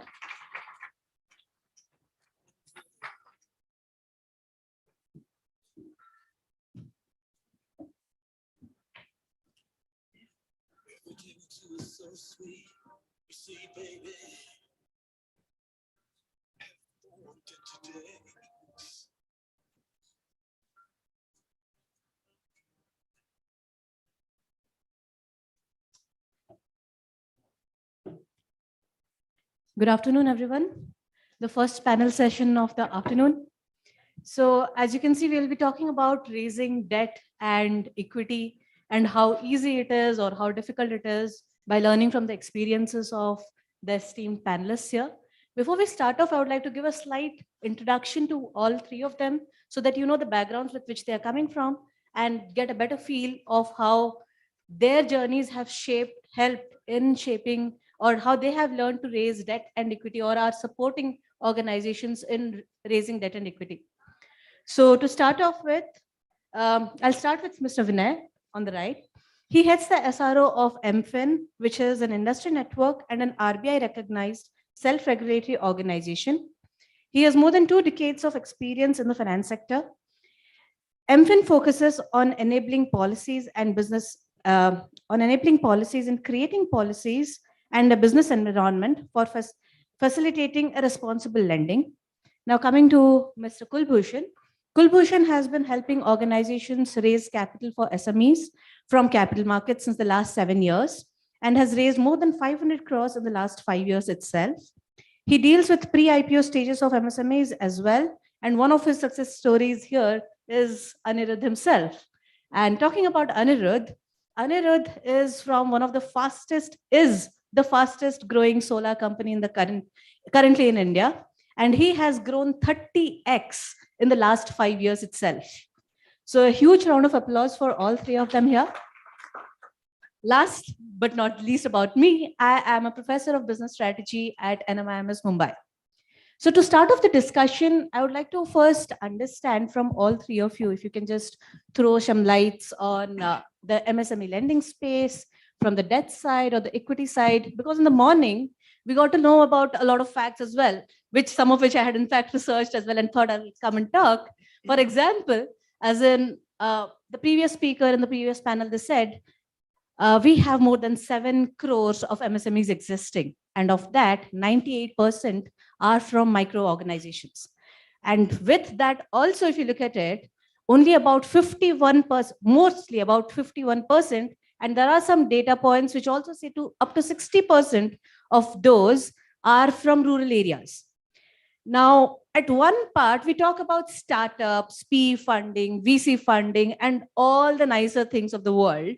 And at one point, we talk about MSMEs, which are not really getting the money or the capital, the access to capital is kind of limited. So to understand this dichotomy, I would like to open up the dialogue with Dr. Vinay by asking him to brief or just talk about what are the difficulties in the debt space as of now. Afternoon, everyone. I represent MFIN. MFIN is an industry organization of banks, SFBs, NBFCs involved in giving loans to people, right? All these MSMEs. Now, just a quick, a few data points before I get a bit more into detail. As she rightly pointed out, approximately 27 lakhs worth of loans have been given out to the MSME sector as of end of March, out of which 1/4 goes to the segment which we call micro, which is effectively up to 100 lakhs of loans. Now, the interesting thing to note here is that when you want to expand the amount of loans that you're giving out to this sector, you can either give more loans to existing clients or get more clients in. The interesting bit here is that nearly 60% of new clients who are coming in come in this micro segment. So the point I'm trying to make is that the clients who come in with very small loans, and then they move up the ladder, and then they of course demand higher amounts of loans. So this is the space from our perspective, which needs a lot of focus. And MFIN as well as SIDBI and NABARD, a tremendous amount of work which is happening. Briefly, 2 broad things. One, of course, what our members do is nothing but take money from somebody else and give it to the people who need the money, right? So we need a regular supply of money, which for NBFCs is a big problem because NBFCs don't take deposits. So there's been a lot of effort in terms of refinancing, in terms of starting various schemes, credit guarantee, etc., to make more money available to lenders. And on the borrower side, we have to ensure that more and more borrowers get formalized, right? Once they get formalized, only are lenders comfortable in giving out monies. So there's a humongous amount of work which is happening in terms of issuing Udyam numbers to them, which effectively would be an identity backed by an Aadhaar card, a unique identifier for all the MSMEs, which SIDBI is involved in. MFIN is also playing a very important role in that. In addition to that, there's a whole lot of other work happening with credit bureaus, because the data which needs to come to us from credit bureaus has to be of a certain quality. There are gaps in that. So we're working closely with RBI, etc. We can talk about these points as we go along, but these are the main 2 areas. Just to summarize, One, in ensuring more and more funds are available to lenders to give onwards to borrowers, number one. And number two is in terms of formalizing the borrower so that they can get loans faster as and when they want. Thank you. According to you, what do you think are the major challenges in the equity space? So talking from that space, we found these two. According to you, in the equity space, what are the major challenges that MSME face? So before coming to the challenges, let me just give a brief about what is the platform and what we do. Like, so we focuses on SMEs, not micro, but SMEs, and we try to raise fund for SME companies, manufacturing primarily, from capital market. So there is a very beautiful platform of BSE and SE both separately. It was built in 2013. So almost in last 10 years, approximately 800 companies has approached these SME listing platform, and they have raised approximately 11,000 crore rupees. So this number looks good, but when we compare it to the number of companies which operates in India, like 7 crores, if we take even 10% of which, if it is not micro, then 70 lakh companies are there, and out of which only 800 got listed in last 10 years. So this is the biggest challenge. The challenge is of awareness. There is an ample amount of equity which is available for the companies. There is an ample amount of investment which is readily available for the companies, but they do not approach it. That is the biggest challenge for any SME. Now, every regulator, every stock exchange, we as a merchant banker, so I represent Corporate Capital Ventures, which happens to be the SEBI registered merchant banker, and we primarily focus on SMEs. We do a lot of awareness activity. We do a lot of dialogue with the industry organizations. We do a lot of awareness programs. But even though the companies are not coming up, so 800 companies in 10 years is a very, very depressing number. Though the companies which have approached have done very, very, very well on the listing platforms. Most of the companies have changed their orbit. They have taken the growth capital. They have been growing, but as I said, the challenges of awareness. Now, why they do not take this platform or take benefit of this platform is, I think I have categorized these challenges into 4 parts. So one, they think that listing is something which is for the larger companies, and we are not eligible. Though the regulations, the eligibility criteria is very simple. So I can also say that there is no criteria. Even a company with, say, 1 crore of turnover can get listed, but they think that no, it is a platform for larger companies. So the challenge is one, that they do not think that we are eligible. The second thing, they think that I'm selling my company. So it's a biasedness about the ownership, about the assets, that I have such factory land. If I am selling my stake, is it means I'm selling the 25% in my factory? So these kind of biasness and non-educational part, it becomes a major challenge.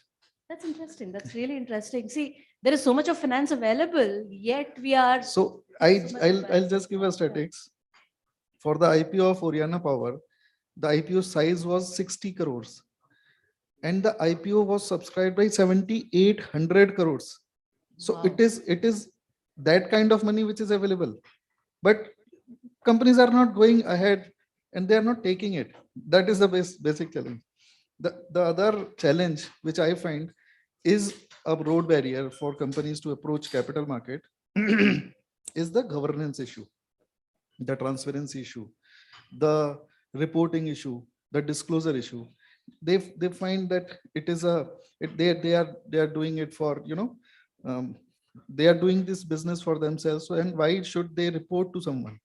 And that is a mental block, I can just say, that it is a mental block which is coming in the way of their growth.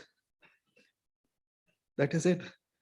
Thank What do you you. find? Thank you. And it's nice to show that, typical understanding is raising equity is difficult.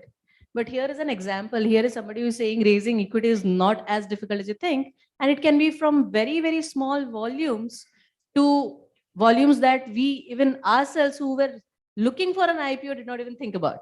So let's hear out from Anirudh about how he as an entrepreneur feels, what are the challenges when you wanted to raise equity or debt or any other kind of finance. What do you think were the challenges that you initially faced?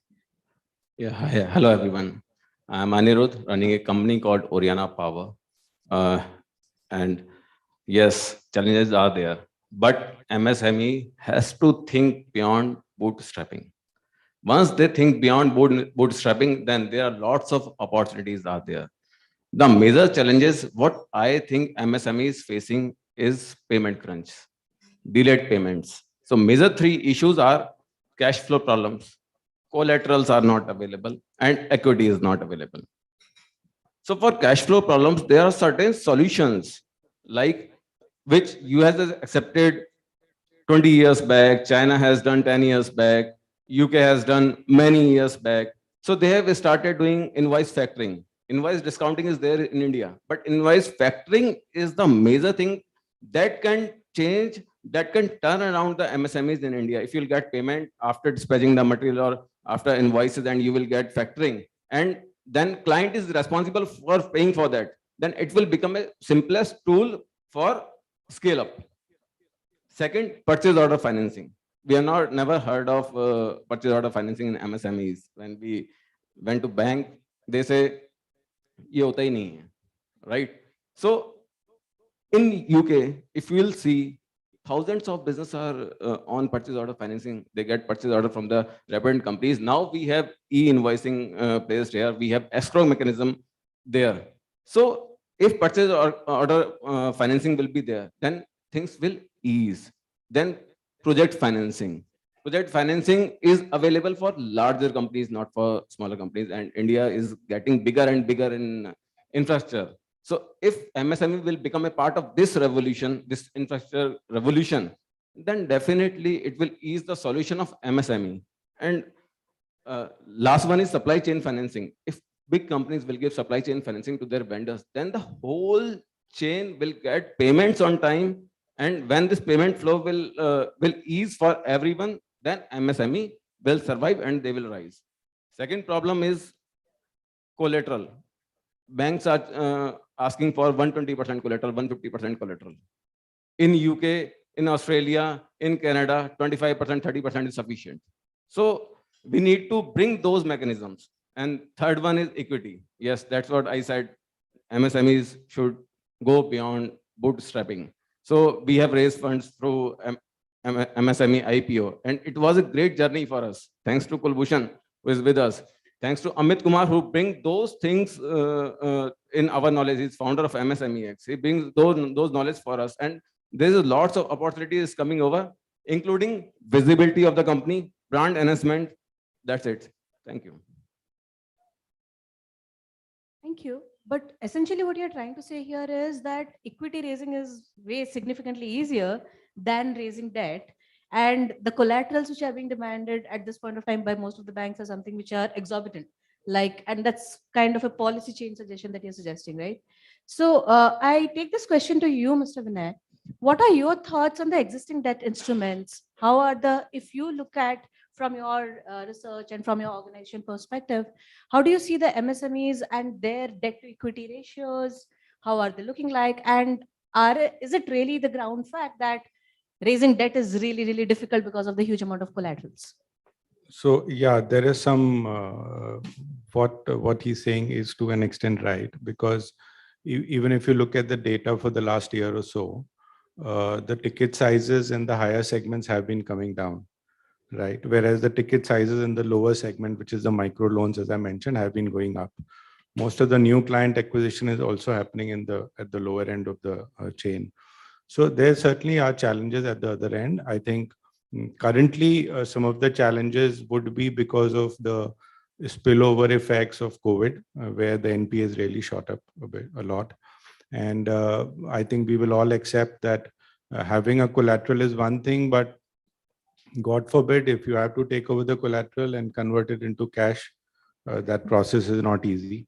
Forget about medium-sized companies, even large companies, we all know what NCLT and all that stuff is happening. So those are the things are there, but improvements we are regularly seeing. Those are policies which are evolving, right? And there's a lot of work happening. But while collateral is one side, on the product development side, as he rightly mentioned, there is a substantial amount of work happening, which is also being supported by the formalization which is happening. So all the account aggregator framework, the GSTN data that is coming in, Udyam number I mentioned, all that is going to facilitate cash-based lending, which is what he was mentioning in terms of invoice-based, purchase order-based, etc. Which, yeah, we are late in that, but it's developing, and the substantial amount of startups, fintechs, and a lot of big banks and big lenders are getting into it. Then again, it will take some time before they really move down the ladder, because as of now, of course, they're focused on the large companies, your Marutis and ITCs. Slowly, of course, it'll come. We are in that phase where things are developing, all the building blocks are being put into place. But at this point in time, certainly there are challenges which we're working towards. On that note only, so these are challenges which all of us understand. But at the same point of time, as you rightly said, there are so many schemes, there are so many facilitation which are there, and which the government and other ancillary bodies are doing or starting off at this point to enable these transactions, as enable SMEs to raise debt. Would you be able to throw some light on some of those, please? Yeah, so substantial work is happening. Open 4.0 has just come out, which is a platform very similar to the ONDC platform, where it is just a platform which facilitates lenders on one side, like HDFC Bank and ICICI banks, and on the other side, there are borrowers. And from what I hear, within half an hour, loans are being dispersed within half an hour. A loan in a platform which Government of India has been running for many years now, which is loan in PSB loans in 60 seconds, I think. And there's another one which RBI is coming up, which is very similar to OCEN. So within the government space, within semi-government space, within private space, a lot of work is happening on this. But then again, as I said, you can create a platform, you can create channels through which information will flow, but information has to be available, right? Information has to be correct. Just to give you one example, as I mentioned, we work with lenders who work in the micro segment. A very simple thing which many of us would not realize, we don't have a unique identifier. When I say I don't have a unique identifier, Aadhaar is one broadly unique identifier, but Aadhaar cannot be used in credit bureau. You cannot store Aadhaar, you can't search based on Aadhaar. Most of them don't have a PAN number. I'm talking of the micro segment. Voter ID, you can create as many as you want, etc., etc.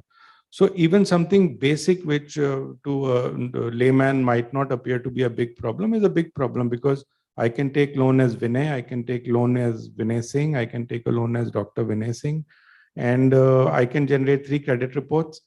So I have a platform where I can give loans in 10 minutes. But the data I have to keep rechecking and rechecking. So those are the things. Now, how do we overcome that? Udyam is a wonderful solution, right? SIDBI is greatly involved in that. MFIN is involved. Udyam is a number which is backed by Aadhaar. So your Aadhaar data is safe. Nobody gets to know. But you have a unique Udyam, just like you have a unique PAN now, which is mapped to Aadhaar. So we have a Udyam number. And of course, for about your 6.3 crores of MSMEs, the process is on. Easier said than done. You can't, create Udyam numbers in 1 month for everybody. That process is on. So yeah, a few years down the line, you will see a lot of these initiatives which are there in the pipeline really bearing fruit, and a lot of problems which entrepreneurs are facing today taken care of. So we have started late, but at least going on it. Lot of things going on in this space. Would you like to add on something about your debt raising experience? Yeah. So we are into clean energy, and clean energy is a need of the hour, and green financing is the solution to it. And definitely governments around the globe, and in fact, government of India is pushing it a lot. So in green financing, for both MSMEs who are working in clean energy sector and their other MSMEs. So for companies working in clean energy, so debt is easily available with for different projects. If you have good IRR of the project, then you have financing easily available from State Bank of India, Bank of Baroda, Punjab National Bank, and other centralized banks. And there are NBFCs as well, like Tata Capital and other NBFCs are giving financing. And most important part is that it's just opposite what I have said earlier. Collateral is minimum or no collateral. So government supporting sustainability like that. So sustainability is a new thing. So they are supporting with minimum collateral or no collateral, because asset is the project, right? Then there are other financing available, like lots of impact investor funds are looking in India, and they are giving financing very easily. And there are ESG funds which are there in US and UK, Canada. Now they are coming to India, because India we have we are power guzzlers, we have lots of requirement, and that's how these all other funds which are earlier working overseas, they are now coming to India. So seeking finance with low interest rate and minimum collateral is easy in MSME. Now for the MSMEs who are not working in clean energy, they can adopt sustainability solutions. They can get loans for installing solar power plants so that they can reduce their electricity bills. Then they can generate electricity from waste. So there are lots of options available, and loans are available from SIDBI and other lending institutions as well. Thank you. I would like to actually add an example to what you just said.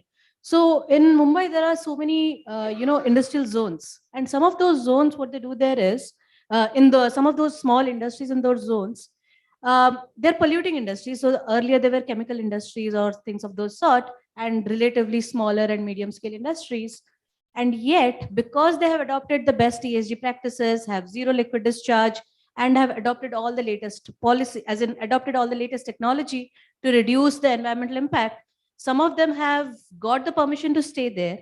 Some of them have got permission and subsidized loans and subsidized entire installation cost of entire solar panels, which take care of 2 shifts out of the 3 shifts that they have, essentially reducing the operational cost by as in almost about 33%, 33 to 34% of a chemical plant, all operating costs reduced because of usage of ESG techniques and getting loans from those sectors.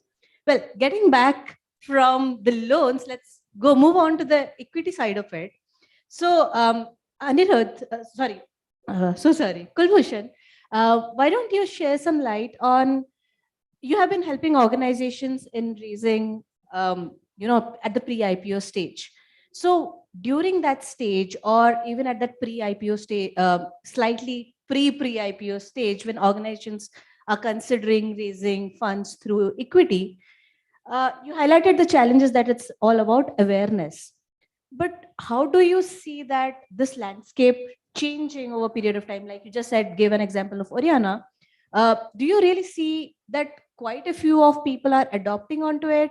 And what is the adoption rate which is also happening here? And what is the conversion rate that you envisage in the next 4 to 5 years? Yeah, that's a very interesting question. So when we started raising equity for SME companies 10 years back, the number was minuscule. So these 800, the run rate is like every year it is getting doubled, yeah. So recently in 2017, approximately 50 odd companies got listed in one whole year. And now the rate is like 50 companies in a quarter. So really the awareness is getting higher and higher. And it is because of the whole ecosystem. So earlier there were hardly any investor in SME companies. SME companies are known, they are assumed to be a bigger risk in investing. and they have a higher mortality rate. So people were not very keen to invest initially, but now because the platform is proven, the track record is proven, the companies who have raised fund, they have proven themselves, and they have came out with greater numbers after the growth capital is there. So now the whole ecosystem is getting aware, and just to add how like this awareness is happening for now, the investors are so keen, and there is such a buzz in the whole world. Now I'm saying world, not only in India. So this 7,800 crore, out of this, approximately 2,000 crore was coming from out of India. Institutions like Morgan Stanley, Society General, JP Morgan, they are investing in SME companies through this IPO route. So in Oriana, Morgan Stanley has taken a very larger, piece of, they have done a larger piece of investment. Bank of America has invested post listing. So this, as this is getting the awareness, that this is getting, acknowledged, the whole ecosystem is getting mature, and people are coming, they are investing, and that is how the companies are also now interested, because they were earlier, they were of this question that whether I am a very small town company, whether I'll be able to get subscription even. So with these numbers, I'm sure that companies are also getting that kind of confidence that yes, we will get the investors, and this is changing. Like in coming years, I am saying that this, if we have got 800 companies so far in 10 years, I believe after 2 years, this will be a yearly number. That kind of companies, that kind of number I can really see. Yeah. Nice, interesting.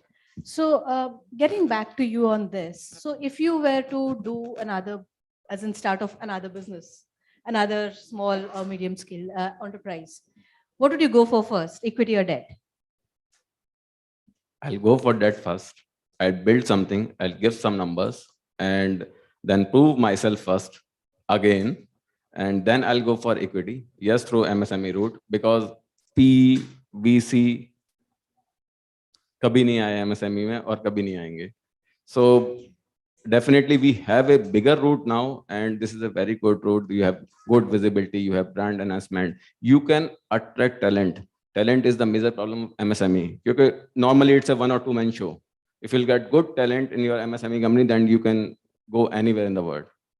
So you're saying that debt first and then equity. And any ballpark figures or numbers that you would suggest for the, because quite a few of them are from MSMEs. So do you think, could you go ahead and segregate, or in your knowledge, any segregation of how much debt, how much equity? Is there any golden ratio which works in certain kind of industries? Any thoughts on that? So in that, yes, promoters, everything, but in equity, investors looks, they want skin of promoter in the game. So if you have equity above 50, 55%, 60%, then you can go in equity. But then definitely there is a gap between debt funding and equity funding. Equity funding comes at a very later stage. You have to prove yourself first. You will have lots of organizations working in debt, and when you will get some good number, some good turnover based on your industry, and if you will understand the PE thing in your industry, then yes, you will definitely have that ratio. And just industry mein work karta hai, 30-70 ratio, 70-30 ratio is the golden number. Vinay ji, what are your viewpoints on debt versus equity? No, I think I would tend to agree with them, because if the idea is good and if the entrepreneur is comfortable of building, why sell equity first? Build it up and then get a good valuation. So I think that makes very good sense. So you are going contra. Okay, please go ahead. Go ahead. I would also like to add. So this is a very thin line between a startup and a SME. So startup, what they have a thought, they have an idea, and they are looking out for equity. But in case of SMEs, this is the very thin line which makes them SME. They wanted to do business first, they want to be sustainable first, and then raising equity. And obviously equity is a it's a costlier instrument. So they need to raise debt first, build a company, and then raise a costly instrument. Just to have a very initial phase of growth, they should raise debt. Yes. So essentially, you're saying that do not go the startup way, do the way you happen to digitally doing, right? So I think on a lighter note, I would like to add, if you have a very good story, right, then go the startup way, because most of the time it's the story which sells. But if you have a ability to dirty your hands, get down to it, create things, sell them in the market, get money, get the whole cash flow, manage the whole cash flow thing, then of course go the SME way, because that's how businesses are created. But if you just want to throw money and have a very good story, startup is the way to go. okay. Well, thank you. Thank you, everybody. Thanks. Any closing notes from your side, please? So, yes, startup and MSME. MSME are also not small. They can even go larger, even larger than unicorn. So we have to support MSME, buy debt, buy equity, buy SME IPO. It's very important for the country because we are heading towards $5 trillion economy, and it will not happen. MSME ke bina nahi hoga. Interesting. Thank you. So your closing remarks, please. Sorry, I'll ask all of them for their closing remarks and then we'll conclude probably. I see it a way like if I go back 30 years ago, companies like Reliance, companies like Infosys, they were also MSME, like SME companies. The IPO, initial public offer of Reliance was of 5 crore only. The initial IPO of Infosys was 5 crore, barely subscribed. Undersubscribed. So Vallabh Bansali had them to get their IPO subscribed. If you see the journey of Infosys since that day till today, you have to you have to cherish that journey. And I see that SMEs, if they are advised properly, if they are sufficiently funded, sufficiently means not above, not below. If they are sufficiently funded and if the intent is good, the companies can be bigger than unicorns. Obviously, I am on my journey to build few more Infosys out of SMEs. So that is what I am doing. Yeah, it deserves a huge clap for that. Yeah, Vinayji. So from my end, if I could kind of give a piece of advice, that would be to embrace formalization fully. Be always on the lookout of how you can formalize your business more. Would be short-term issues, of course, in terms of adopting technology, in terms of investing some money in adopting technology, in terms of possibly higher outflow, in terms of taxes, etc. But in the future, people who don't formalize will get squeezed out of the whole thing, and things will become very expensive for them. So any 1 rupee put today, in terms of higher valuations that your business will get, the higher efficiencies that you will see, and the higher kind of cash flows that you will get to see. I think there is no doubt in my mind that formalization has to be embraced fully. And there are multiple schemes by government, SIDBI, NABARD, as I mentioned, and I think we must take full benefit of them. Thank you. Thank you, everybody. Thank you, everybody, the panel, for this wonderful session. Thank you. Thank you, Ms. Menon.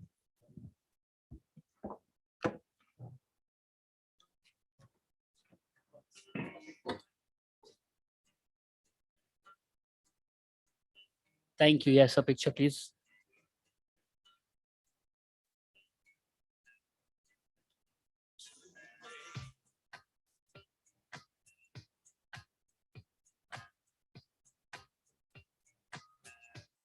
Thank you. Thank you so much. So that was a panel on fueling growth, navigating debt funding and equity investment for MSMEs. The next panel discussion is on financial planning and financial engineering, initiatives supporting SMEs. Please join me in welcoming a panelist for the same. Mr. Jyoti Prakash Gadia, Managing Director, Resurgent India. Ms. Nirupama Soundaranjan, Partner, Policy Consensus Center. Mr. Raman Agarwal, Director, FIDC. Ms. Nabomita Mazumdar, President of India Awardee, Founder, Nabomita.com and National Chairperson, CIM SME. Ms. Koel Ghosh, Head, Strategic Initiatives, ETF Junction. And this session will be chaired by Mr. Arijit Ray, Chief Executive Officer and Founder, The Unlock Company.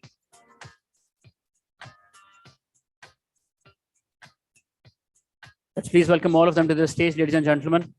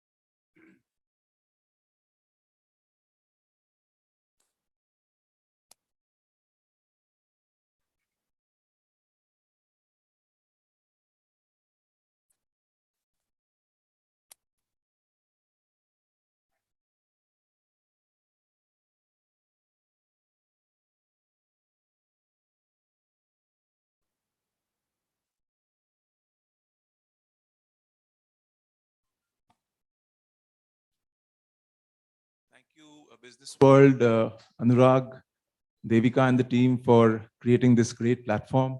Was a part of the jury, and we enjoyed every bit of the process. We had some great entries. Interacted with some talented business leaders. And now, thanks for getting us into the panel. I'm really, really humbled to be amongst a very, very accomplished and distinguished panel here, all of you. And we've been interacting over the last couple of days with this great panel. So I was wondering, why am I here with such a great panel? So before we start the the core discussion of the MSE segment, just wanted to give a quick perspective on the kind of transformational changes that are happening in the space that we're living in today. In fact, there's a conversation that I will kind of, in a conversation recently, Mr. Nandan Nilekani actually said that India is actually making irreversible non-linear changes. So Nandan Nilekani talks about a beautiful thing called the combinatorial invention, combinatorial innovation. So he's talking about the various digital public goods that were created. When they're interacting with each other, they're actually creating many more market segments. And so this thing that people realize that we're actually, India as economy, we are moving from a cash, low productivity kind of economy to a cashless, digital, high productivity kind of economy. And the genesis of this actually started, all of us discussed, a lot of discussions happened today with the JAM Trinity, which was the Jan Dhan, Aadhaar, and mobility. So today we have almost 50 crores Jan Dhan accounts. We have almost 1.3 crores Aadhaar, and Aadhaar authentications every day today is about 80 million, which is whopping amount. And what also happened was the next big moment, I think all of you would agree, was the UPI moment. When UPI actually came, it actually transformed the way we're doing business. It's transformed the way we're living our lives, because we can travel in the country today without carrying anything in the wallet with just one mobile phone. And another very interesting piece of statistics Mr. Nandan Nilekani's conversation has, he says that in 60 years, we actually reached 5 lakh POS. And in 3 years, we actually reached 60 million QR codes, which is a humongous, testimony to the fact, the kind of move the digital economy is made. And obviously, the next step was the Aadhaar movement. Aadhaar actually formalized the Indian economy and in a big way. And today, actually, we are now sitting on a great cusp. We are sitting on a cusp before the next big UPI movement. Can anybody talk about the next big UPI movement? What do you think is the next big UPI movement? What is the next big evolution that's going to happen? The country. One big thing, in fact, one hint is what just the presentation that we had just before this. ONDC. So ONDC and the account aggregator network is being built as the next UPI. I think it's going to change our lives once again in many, many different ways. However, having said that, there are challenges. Today, I think there's a $17.4 trillion credit gap. That's a huge gap. About 11 lakh people don't have access to credit, and the NPA is about 12%. So there are a lot of journey to cover. So having said that, now we'll open up our discussions to the great distinguished panel. Panel members, we'll start the discussion today by talking about the challenges and the opportunities that faces the MSME industry. In your experience, if you can take one challenge, one big challenge, and one big opportunity. Mr. Gadia, start with you first. Thank you, Arijit. Thank you, Business World, for giving me this opportunity of coming and presenting my thoughts in front of you. Just to make the word clear that MSME, after this change in definition, they constitute around 99% of the Indian corporate. So please try and understand this. MSME is basically the entire corporate sector which we are talking about.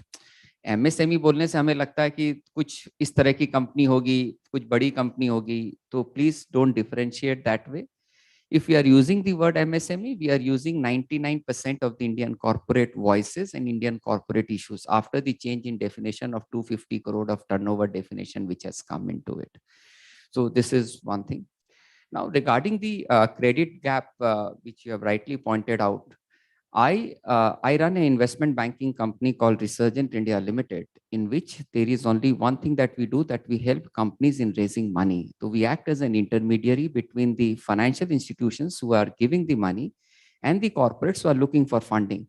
So during the course of my business, I am actually looking at both sides of the table. Ki what is this side interest, what is this side problem area, and what is the language barrier between these two? Why both the things are not marrying together and or it is creating a music together. What I understand is that there is a lot of trust deficit between the two sides of the table, and how we can just try and see that how this trust deficit can go down. This is, I think, so this is where the challenge lies. Whether technology can solve this issue, as Arijit pointed out, whether it is an account aggregator, whether it is an ONDC platform. Basically, what we are trying to solve the problem area is basically the trust deficit problem area between the two parties. Because maybe how that maybe for the purpose and the ease of documentation, purpose and ease of thing that can come out with. Now, in terms of technology in the MSME, the next big move, the problem area that I will try to come out, up to 5 crore of loan, I think so maximum thing has been automated right now. From the client coming on boarding till the disbursement, everything is automated. And we run a fintech platform called scoreme.in, where approximately around 1,000 applications are being processed on a daily basis, where the MSME comes online and the loan is being processed, and this platform is being used by another 150 banks and NBFC, which are using this platform as a backend to process the loan for the NBFCs. For all the banks and NBFCs for giving loan to MSME. What I could understand, this 100 or 1,200 application forms which are successfully generated out of the 2,000 or 3,000 application forms which the MSMEs are applying, out of which only 50 or 60% are getting digitally processed. Problem that we then wanted to analyze, if there are 3,000 people applying for a loan, why only 1,200 or some 40-60% of the people are getting loan? So you will be surprised. Approximately, if I analyze the problem in 3 bigger areas, problem areas while giving a digital loan is this key. Digitally, I have to match all the records. I have to match your passport, your Aadhaar, your Rasan, your address verification, everything I need to match. In India, it is highly difficult कि sir आपकी जो date of birth है sir वो हर document में एक लिखी हो. Sir it is highly impossible कि सर आपने जो एड्रेस लिख रखा वो सारे डॉक्यूमेंट के अंदर में एक ही तरीके से लिख के आ रहा हो sir. So now these 4 or 5 documents that need to be matched, authentically matching, which has to be done by a software and where every parameters need to be matched that way. This is where, sir, same thing with your wife names, it can be maiden names, it can be that name. So these are some of the technical issues which we already face in terms of address. Sir, you might have given your address in your school days. Your father might have changed the address that might be used as your passport. Now you are living, you are doing some own businesses. You have shifted place 10 years after. You might be shifted to a rented place. So you might have, आपने कुछ local address verification के लिए, you have made some local documents here. This is where one of the problem areas in terms of consistency of the address documentation, this is one of the problem areas that we face. Secondly, in all the MSME loan requirement, it is based on whenever you talk to a loan for an MSME, they will all talk about ki, I will do this, I will make money that time, and then I will be able to make profit, and then I will be able to repay the loan. It means he is talking all futuristic. But banks and NBFCs, they are evaluating him on to his past performance. कि अभी तक आपने last 3 साल में कितना कमाया है. If you talk to an MSME, what he will say कि sir, I will earn this much amount of money. I will, if I'm given this much amount of a loan. So whatever the future projections that you are taking to all the financial institutions, they are evaluating you on to your past performance, and MSME is talking the language of a future performance. So this past and future performance gap also need to be plugged in, how we can be able to communicate this communication gap in terms of this. Thirdly, this MSME and the banker, they need to understand one language, that how, if you require 100 rupees of loan, for 100 rupees of loan, how much should be the risk capital and how much is risk-free capital. Banks are only going to fund you the risk-free capital, not the risky capital. So how much is that risky capital and how much is the risk-free capital?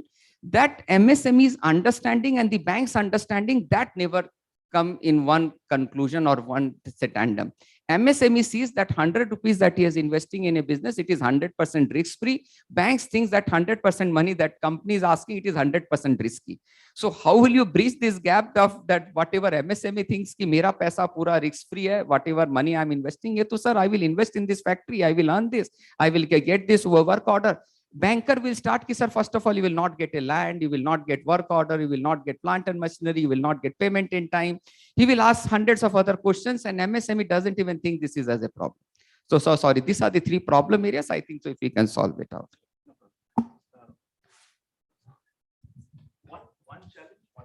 Sure.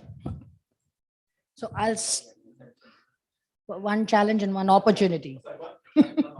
Sure. I'll start with the opportunity. I think one of the biggest opportunities that the MSME sector has seen, taken advantage of, and can probably do more has been e-commerce in the country. I think e-commerce has fueled growth for MSME in multiple ways. One is by obviously providing them with a certain amount of market access that they didn't have before, which I think is huge. Second is its market access in terms of not just domestically, but you do have a lot of them now who are able to cater to consumers outside of the country. So there's a lot of cross-border that's taking place. This is helping MSMEs grow because it's also helping them in terms of digital adoption and the kind of handholding that goes with that. But what is also happening as an opportunity is, if you look at numbers, the total number of MSMEs who are actually enrolled on e-commerce platforms or who sell is still a very small percentage, maybe about 2 to 5%, if I remember last of the entire MSME corpus that exists in the country. And as Sir was mentioning, with 99%, we know how big these are. So therefore, that's where the opportunity is. The gains for most MSME businesses are very clear because of e-commerce. I think that's been documented, spoken about. And I think this is the opportunity that most other MSMEs need to take advantage of and step in. So that's your opportunity. The challenge I think that they will have, and I'm looking a little into the future, is now the new buzzword, which is your ESG, which is environment, social, and governance principles, as they were. It's not a requirement for MSMEs today. It's barely a requirement for most listed companies, which are your typically blue chip and incredibly large ones. However, given how companies progress, given how they grow, this will eventually trickle down and will become effective, and there will be implications for every kind of business that exists in the country. Capacity building is when we start looking at what would be the next challenge and start today instead of waiting for it to be enforced and then kind of not be able to cope with the changes and cope with the pressure. So I think the ESG challenge will be big, because it's not just, and this kind of covers everything in terms of capacity building for themselves, whether they need to build businesses which are environmentally more conscious, or at least doing what they need to compensate for any kind of environmental disservice that they may be doing because of the virtue of sector that they work in, whether it's in terms of social agenda that they have, whether it's in terms of labor benefits that they offer, or whether it's in terms of women, whether it's in terms of their CSR activities, all of that. And last, governance, which has a very, very huge ramification in terms of everything else, including funding. The previous sessions were talking a lot about MSME listings and why they don't happen. We, in my erstwhile position with another think tank, we did a couple of seminars around why MSME listing, though successful, hasn't really burgeoned as it was expected.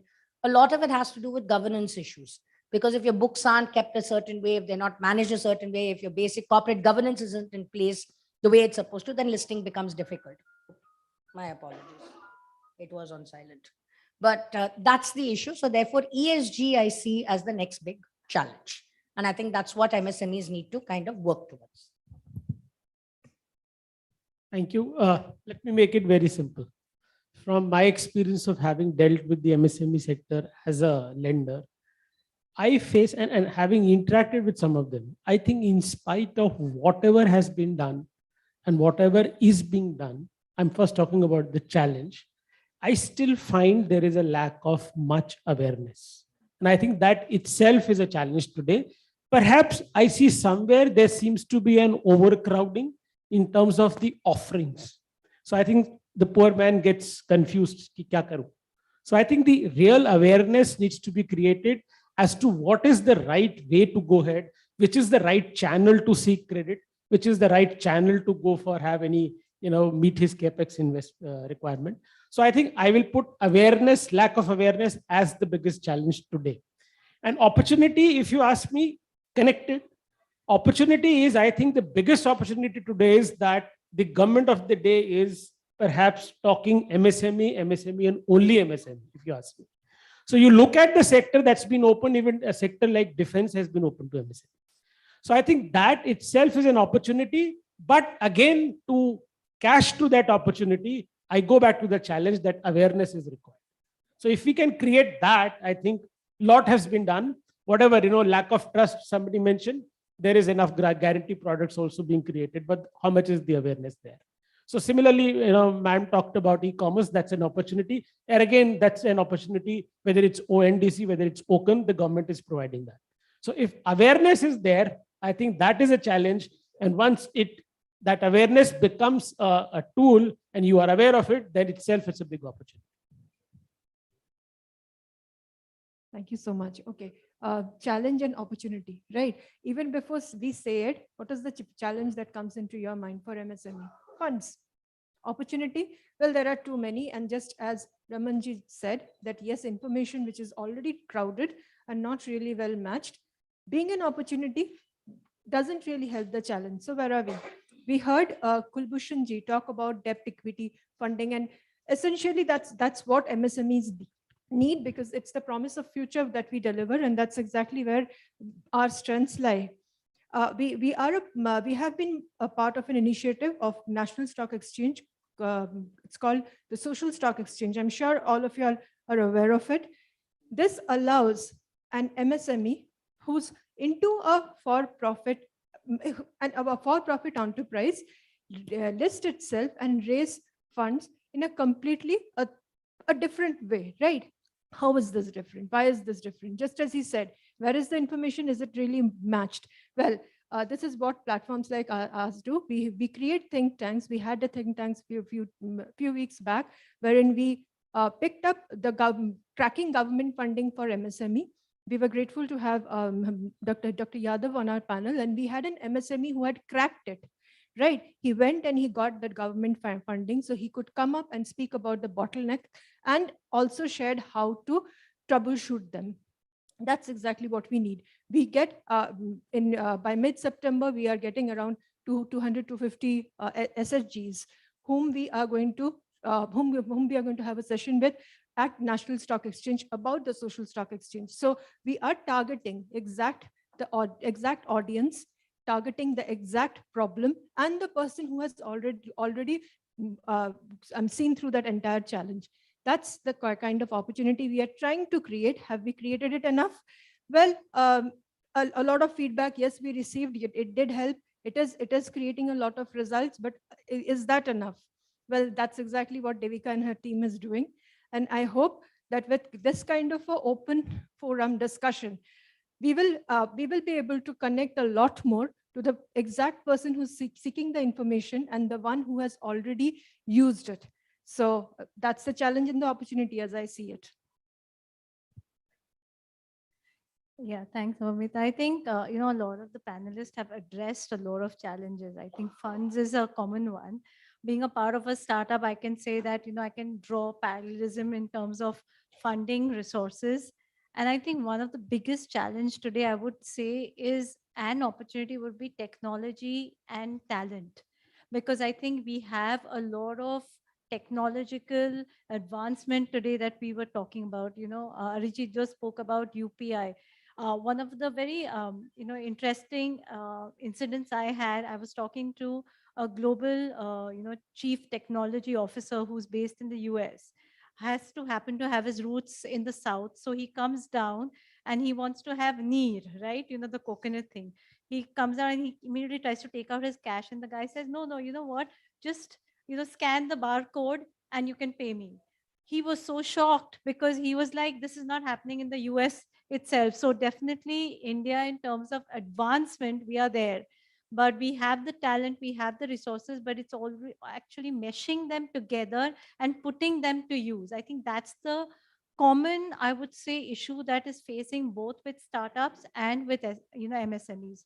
I think there was a a debate in the last panel where they were talking about the difference between a startup and an MSME. I think there are a lot of things that are common. There are a lot of when you go, an MSME today has a lot of options that the Prime Minister's schemes are offering to them. The startup has to go prove their idea, prove that that idea really works. Just to give us this small example, ETF Junction is trying to create an ecosystem for investors who are still not aware about the scope and the opportunities that the space have, and get manufacturers and everybody together to be able to create that awareness. I think somebody spoke about awareness as well.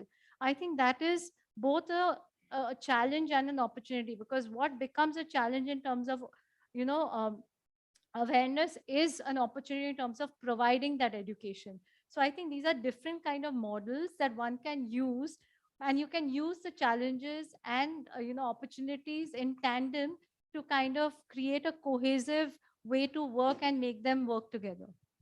Thank you. Thank you. So, Gadia, this question to you. We've been having some conversations with some friends in Pune and various business houses. An interesting perspective came. Somebody said that all the SMEs, a lot of the middle rung and the small rung players go through a typical middle of the rung, middle class kind of a problem, where you go through the grind, and after a certain point of time, you don't have the broader vision to kind of take the next step. So, I want to grow big, but I don't have that, either the risk appetite, or I don't have that gumption to really kind of, push, pull the strings and do something, or sometimes I'm afraid. So what do you think is the issue with,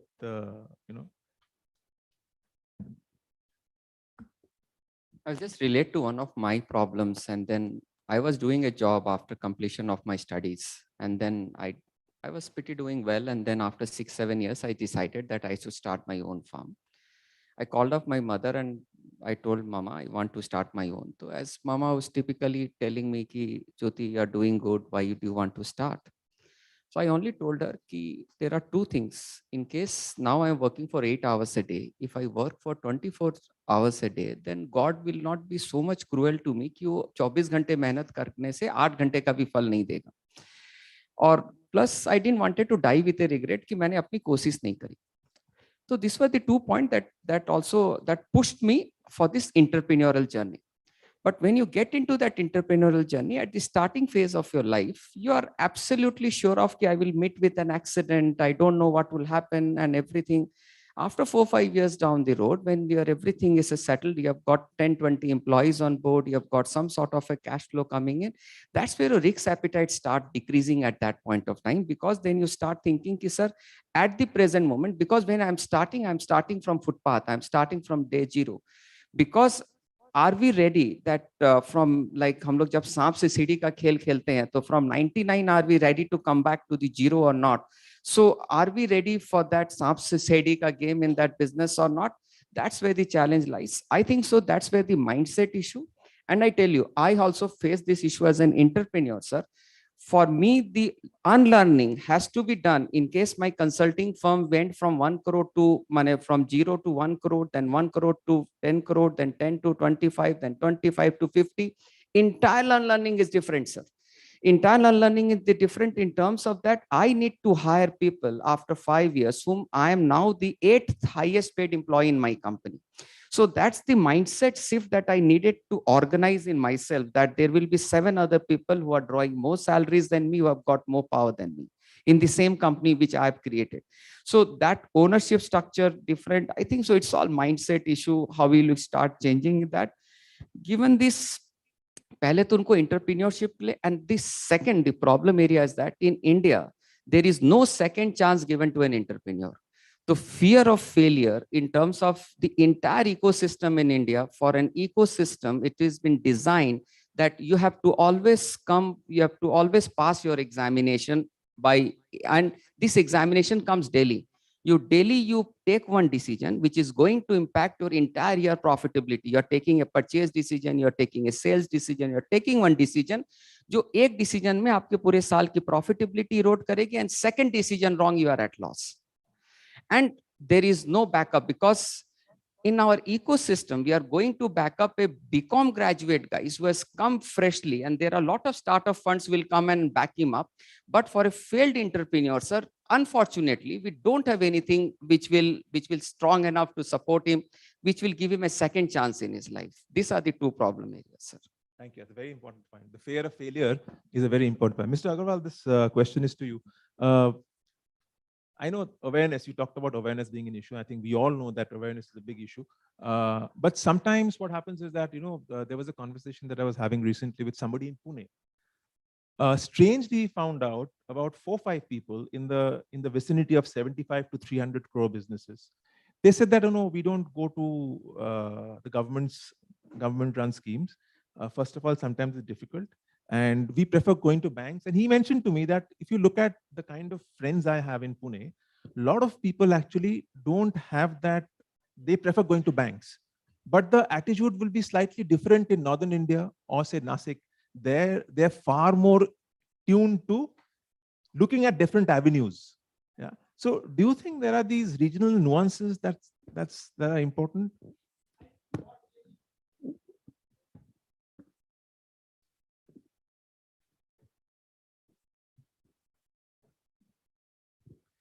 I think it's not really the regional nuances, but I'll rephrase it. I think, pardon me saying this, but I find the younger generation suffering from this dilemma of a lot of peer pressure. Now let me put things straight at the cost of sounding conservative. I mean, does everybody need to be an Ambani or Adani today? So I think the dilemma comes there. You talked about that middle-age crisis or the mid-level crisis, because then the thought process comes, oh, I have to grow that big. Okay, I mean, if you're running a fair enough enterprise, making profits, growing, I'm talking of that typical old Hindu rate of 5, 7, 10%, fine. Go ahead, do it and continue doing it, make profits. The dilemma real comes because you are in that race to make that quantum jump. Everybody wants to make that quantum jump. And that is where often you see failures happen. And when you come, and when those failures happen, as Mr. Gade talked about, when you are at 99 and you're stung and you come straight down to 8 or 9 or 0, that where things go really, oh, what happened? So I think it's more of the psyche game of everybody trying to take that quantum jump. And mujhe, these words sound fine. I mean, these are inspiring words, unicorn, but I mean, let's not put this that, okay, sabko unicorn hi banna hai. Like everybody, sabko 99.99% hi nahi laana exams mein. So it's that rat race we need to stop. I think let's be happy doing a good, fair enough entity. Let's have a vision and ma'am talked about ESG. Why do you think such concepts are being brought in? Let's not pure run after numbers, maths, financials. Look at what social objectives, what service you're doing, how many people you're employing, what you're doing to the environment, what you're doing to the nation. Correct. And we are seeing examples. What happened yesterday was, all those government school children, government school pass outs, local college pass outs, look what they've done wonders for the country. So let's not think that big. Correct. Let's be grounded. Very, very interesting point. Nirupama, you've been working with the policy think tank and working with policy frameworks. And you also have had experience in working with the gems and jewelry segment, the retail segment. So do you also notice any distinctive regional nuances? For instance, we were seeing that Punjab is having a lot of delinquencies. Is there any particular region or cultural nuances that come into play as far as mindsets and attitudes are concerned? See, I don't think it's regional as much as it's probably cultural and how business is being done. So, for example, traditionally there are certain sectors which probably operate using cash a lot more because of their business model. And I say operate cash, I don't mean black money. I just mean the business, the transactions happen more using cash than maybe using any other means. It's just the nature of business. It's probably a way in which they account for their cash flows and how they account for the transactions. So to that end, you will see a certain kind of difference. Second, you will have businesses which are typically family run. And this is not just related, restricted to MSMEs. If you look at family run businesses historically, unless you move away from pure family led business to a more professional approach, where you diversify your board, you get people who are experts on board, you will see typically family run businesses very rarely last beyond the second or the third generation. This is the second bit. So typically what have been family run businesses, and in the micro, small and medium sector, you will have an abundance of these because it is what has happened through generation, through generation, through generation. So to move, as I think what sir was also saying very rightly, to move out of that bent of mind into something else. This again, as I said, is more cultural than it is regional in that sense. But I'll tell you where regional will make a difference. And I think regional has a lot to do with the general state of social indicators and economic indicators. It's very simple. I mean, where you have higher financial literacy and where you have higher financial inclusion, the propensity of those business people, whichever size and for any individual, to access financial products will be easier. They're probably better organized, and therefore their access to credit is easier. So it's probably these kind, where social taboos are not as much as in other states. You will see the entrepreneurial spirit probably better off. These are cultural, and to that extent where cultural differences lie, you may see some kind of difference as far as states are concerned. I don't think it's anything else. Also, I think what comes into play is traditional business communities, for instance. There are certain communities, let's say in Calcutta, the Marwaris or the Gujaratis in Gujarat, they are far more kind of amenable and kind of conducive to business ideas. And look, that as I said, I think each of us call it your good genes that come from traditional. From your ancestors, call it what you want. It's the typical mindset where you'll see people in America say that Chinese and Indians do their math and science better than the rest. It's basically all that. Now, whether you want to get into the scientific credence of that statement or not, what I would at least say is, if you are born into a family that's been doing business for generations, you're surrounded by people Correct. who have been doing that. Absolutely. You've grown up in Absolutely. that kind of milieu. Absolutely. It is only natural that you would pick that up since childhood, and you would probably be better at it than being pushed into something else or opting for something else where your exposure is limited. Correct. It's just that. Where business runs in the family. Yeah. You value that. Correct. So I think it's just that more than whether Correct. it is genetic or it's predisposition. Correct. I think it's just that you grow up in a certain kind of way. Your propensity to pick those skills up is a lot higher, and it sticks to you faster than Sure. anything else that is there. Sure. Nobinita, you've been working once again with the grassroots level, doing a lot of audits to kind of check whether the policy frameworks that have been formulated, they reach the ground level.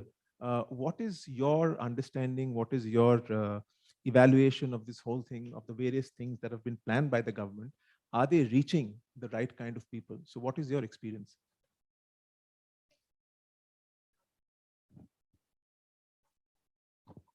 Okay, And thank what you. should be what do you think should be the approach of government and lenders to do something proactively? So it's not enough when we say that there's lack of awareness or the schemes are not going to the people.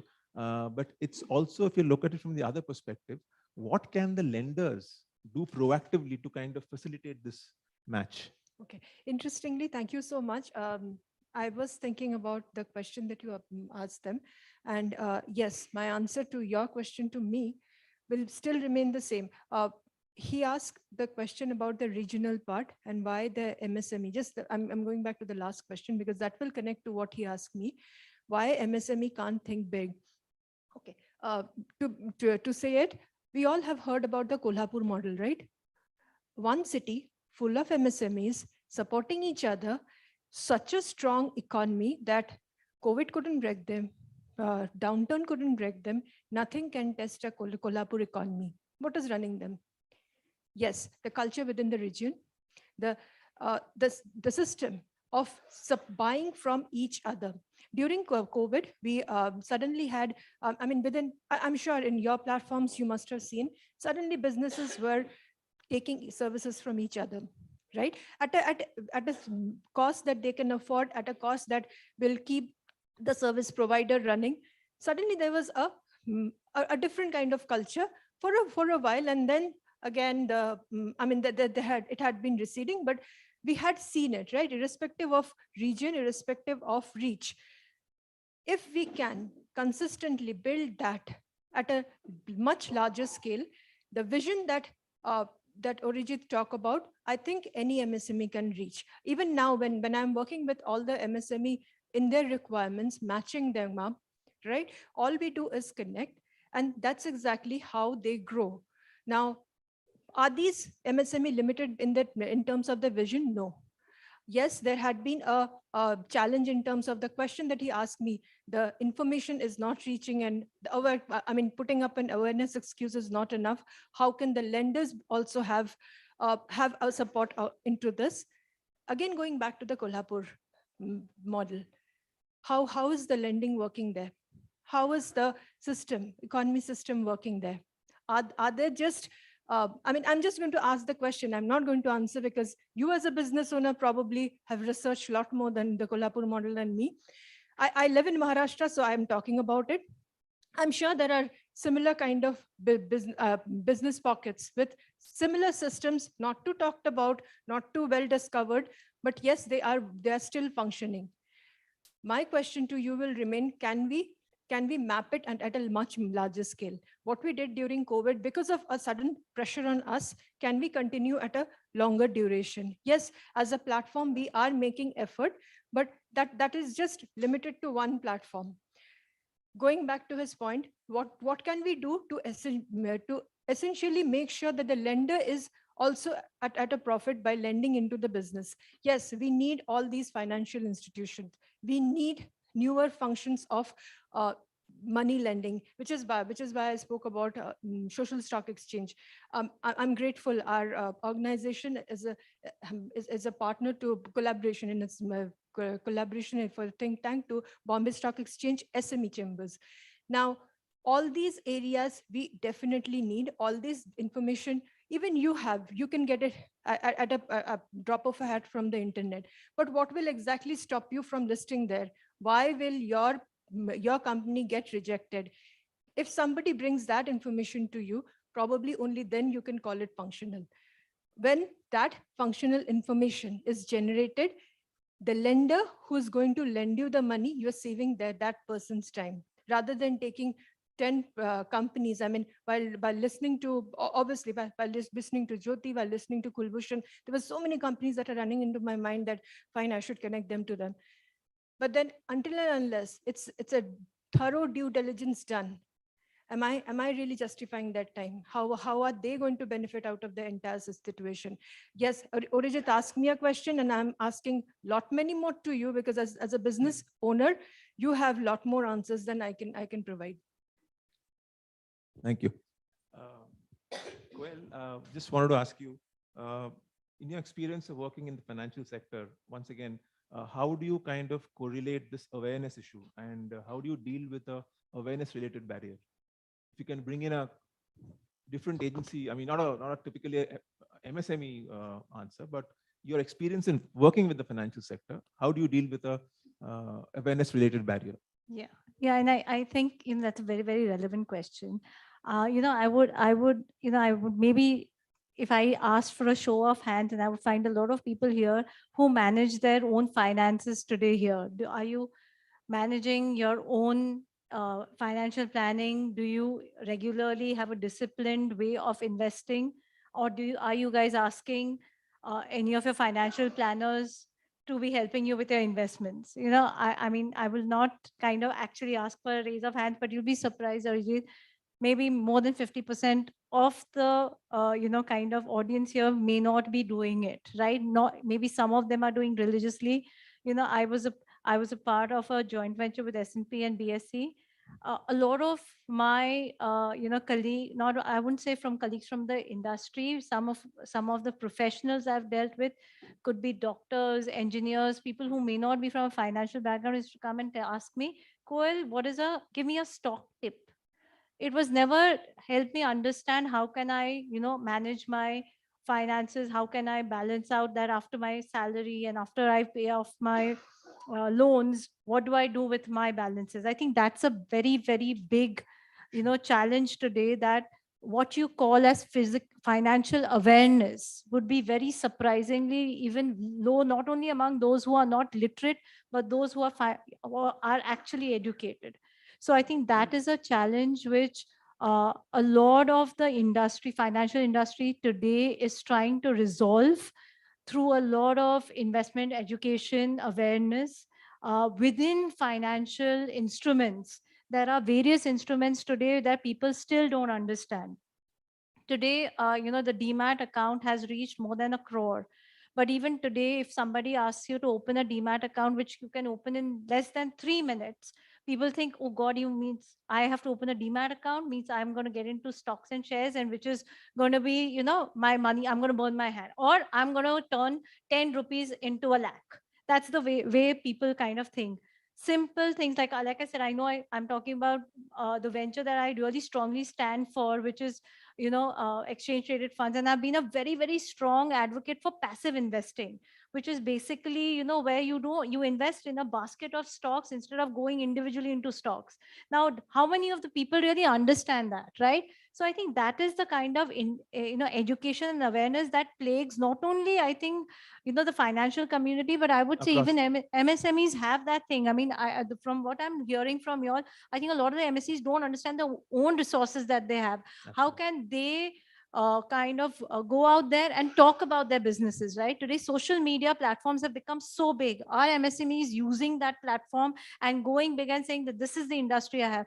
Navmita just spoke about, Kolhapur, where people helped each other during COVID times. So many family bakers cropped up.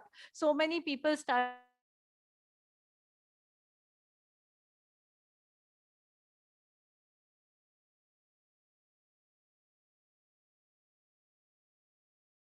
who's doing it. So if the newer generation can do it, why can't the MSMEs start going loud and start creating that awareness? Great. Yeah, I think it's a very important point, because it tells us that awareness is not just awareness is a huge issue, and there's no simple answer. I think it's a combination of getting to the middle path from the MSME perspective. The middle path is a combination of the business owners and the lenders and the private sector banks. So I think we're running out of time. We have time for one more question, but 1 minute per participant. We'll quickly answer this question, but it's a very important question. So basically, Mr. Gadia, start with you. Scalability is a big issue for organizations. A lot of people, there is a resource problem, funds problem. And the biggest problem in MSME is that there are no CXOs. The only CXO that an MSME has is the chief promoter officer. So the chief promoter is actually everything in an MSME organization. And typically what happens is that, every MSME organization is function led. Either the promoter is a finance person or the promoter is a manufacturing person. So basically what happens, all the other functions get relegated to the background. Yeah. So what do you think, Mr. Gadia, should be the approach? Because this is a big problem, because not having a professional organization is a big problem for a vision to kind of percolate. When I was studying my MBA days, I was taught in my MBA days that one person can manage 6 person, and that is why the entire hierarchy which was created. That there was a top management, then there is a middle level, then that is how the triangle used to come up. This is how we used to be taught that way. Nowadays, in a WhatsApp group, if there are 500 people, you can create one WhatsApp group from, I'll say, from lower level people to the MD. He is part of that WhatsApp group. If the lower level people puts up any problem, within 24 hours, the MD gives an answer, yes or no. So it means that entire middle level is a flap right now, because whatever was the decision making, pehle kya hota tha, problem used to go from top, so from the bottom to the top, and then the answer used to come. I think so, Arijit, the problem that you are saying, it is basically a blessing in disguise for an MSME right now. Right now, because of technology advancement, because of everything, this is where we can say that the small is beautiful, and because of this agility, this MSME is able to survive. One-man army is now back in action. It is no more a taboo. Nowadays, at the present moment, till the time, because of this decision making, because of this criteria, whatever, because this is one man vision everywhere, sir. It is always the one man vision which carries the entire organization. It is the one man leadership which carries the entire thing. I think so. At the present moment, MSMEs are having the life of they're having a dream run. Let it continue like this. I personally foresee no more a problem of this type of a CXO issues right now. Okay, that's a fair perspective. Nirupama, I wanted to talk to you about similar related to this. So we talk about empowerment through funding, empowerment through finance. So we were discussing that empowerment also needs to happen through technology, through access to financial tools, through access to the right kind of people, professional resources. So what is your, what should be the approach for MSME organizations? Okay, so I think when you're looking at it from an empowerment point of view, quite frankly, access to information, of course, and somewhere it keeps circling back to awareness, but but with awareness, it's a point to go further on, because that's where the information and that awareness is what is going to actually create that empowerment. See, awareness is not going to come just from the government, and it's not going to come from the MSME per se. There is a whole lot of in between.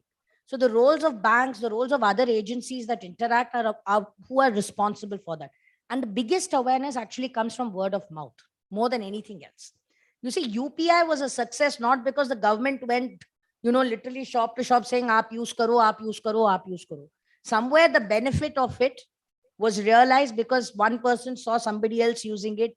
They realized the benefit, they went. So curiosity and utility, that's the empowerment. When anybody, any business, however small, however big, when they see a utility of a particular initiative, whether it is a business solution, or whether it is a government initiative, or whether it's a policy reform, if the utility can be realized, felt, and seen, that in itself is empowering enough for any MSME business to take up, to make an effort to become aware of it, to educate themselves, because there is a return on that. If they do not see an immediate return on acquiring a certain knowledge, why bother? Because they have 100 other things to bother about.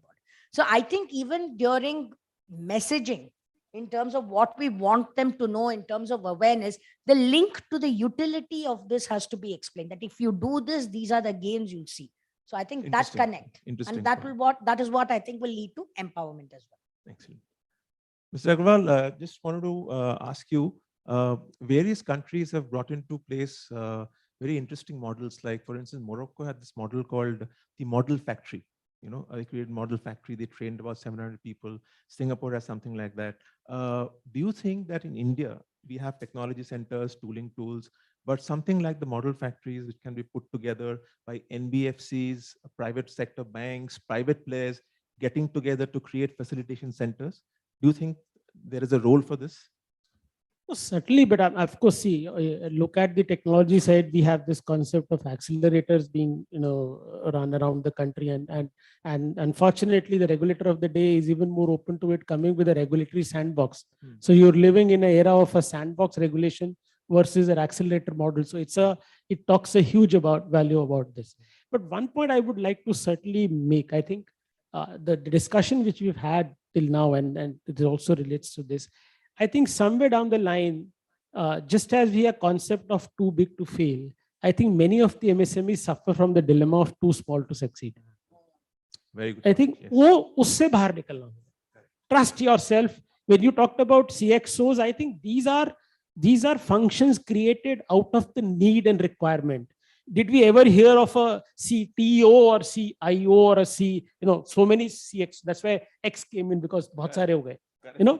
So now, are these all required for a small entity, as Mr. Gadia said? The person who's running the show, who knows? Usko pata hai kya karna hai. So let's not, burden him ki boss tumhe CFO rakhna hai, tumhe CTO rakhna hai. Poor chap, mar jayega. धंधा चलना चाहिए. Yes.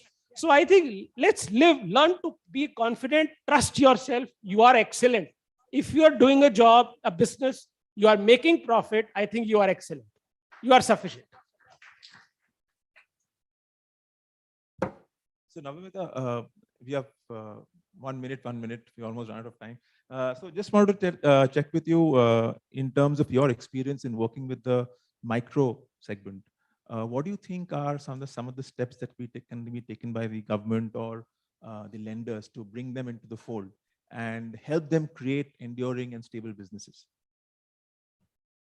Okay, thank you so much. Well, micro. Let me take the thread from him. What he said is extremely inspiring, right? We completely, to Arijit's point, yes, we completely believe that MSME should get a very professional format for functioning to be able to scale up exactly the way B schools make you think. I definitely think like that. A friend of mine who had worked in different MNCs at different CXO level started the plug and play model of CFO, CMO. We tried running that model with certain MSMEs that we know, including micro, because we believe that everybody deserves a very, very functional and very professional approach.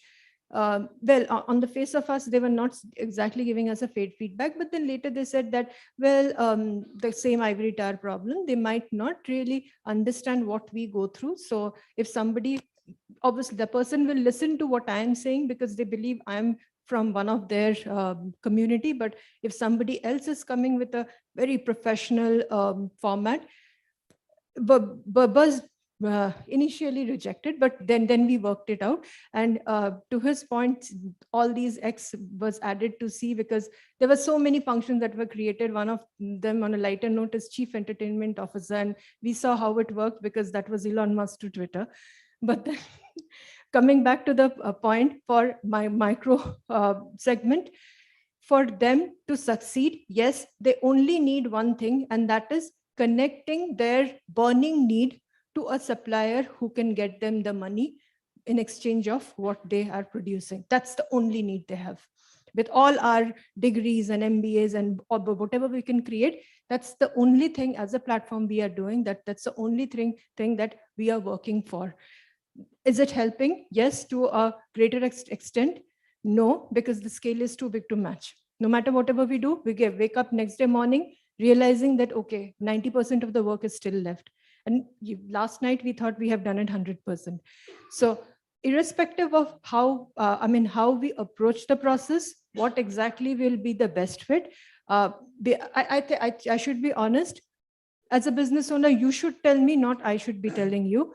But yes, as a platform, we continue to work, we continue to connect, and we hope that that will be the solution. Great, thanks. So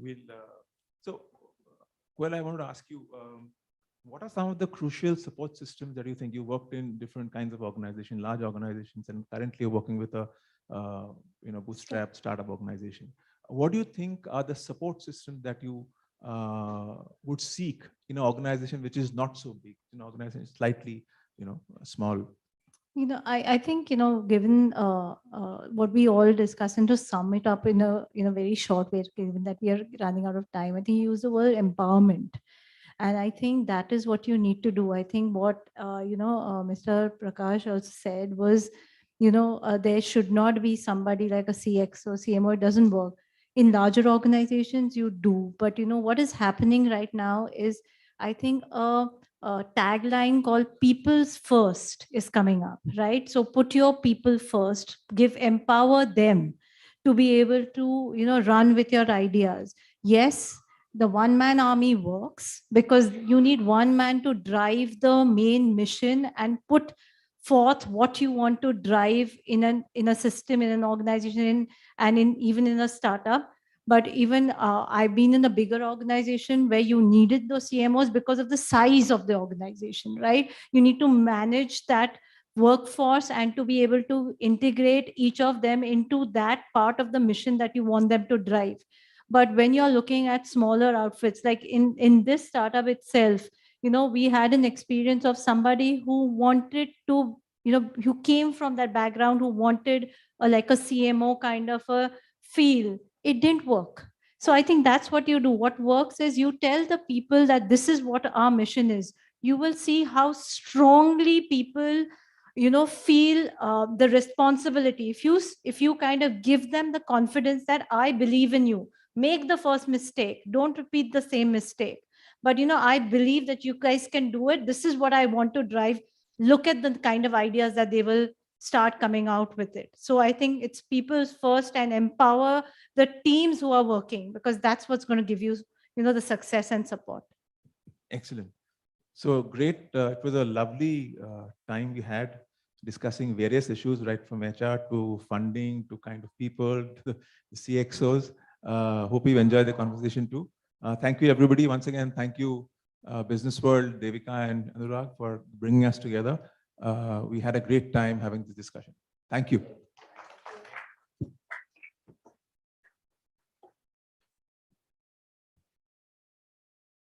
Thank you. Thank you so much. Thank you, Archit, for also moderating that. A picture, please.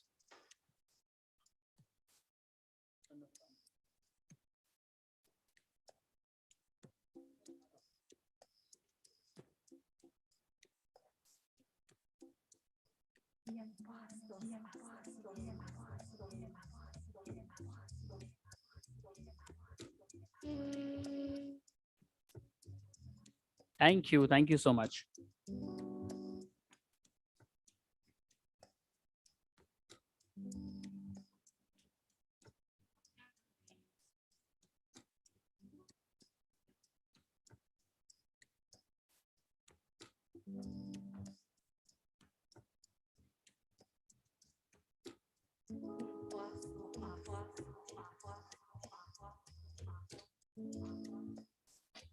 Up next is a fireside chat on nurturing global competitiveness in MSMEs with emerging technologies.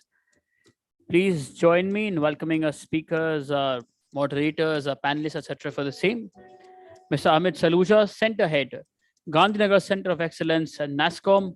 Ms. Nikita Bose, MSME Program Expert, National PMU Ministry of MSME. And this fireside chat will be moderated by Rohail Amin, Senior Editor, BW Business World. Just please welcome them, ladies and gentlemen, to the stage. Audience members, let's please welcome them. Thank you.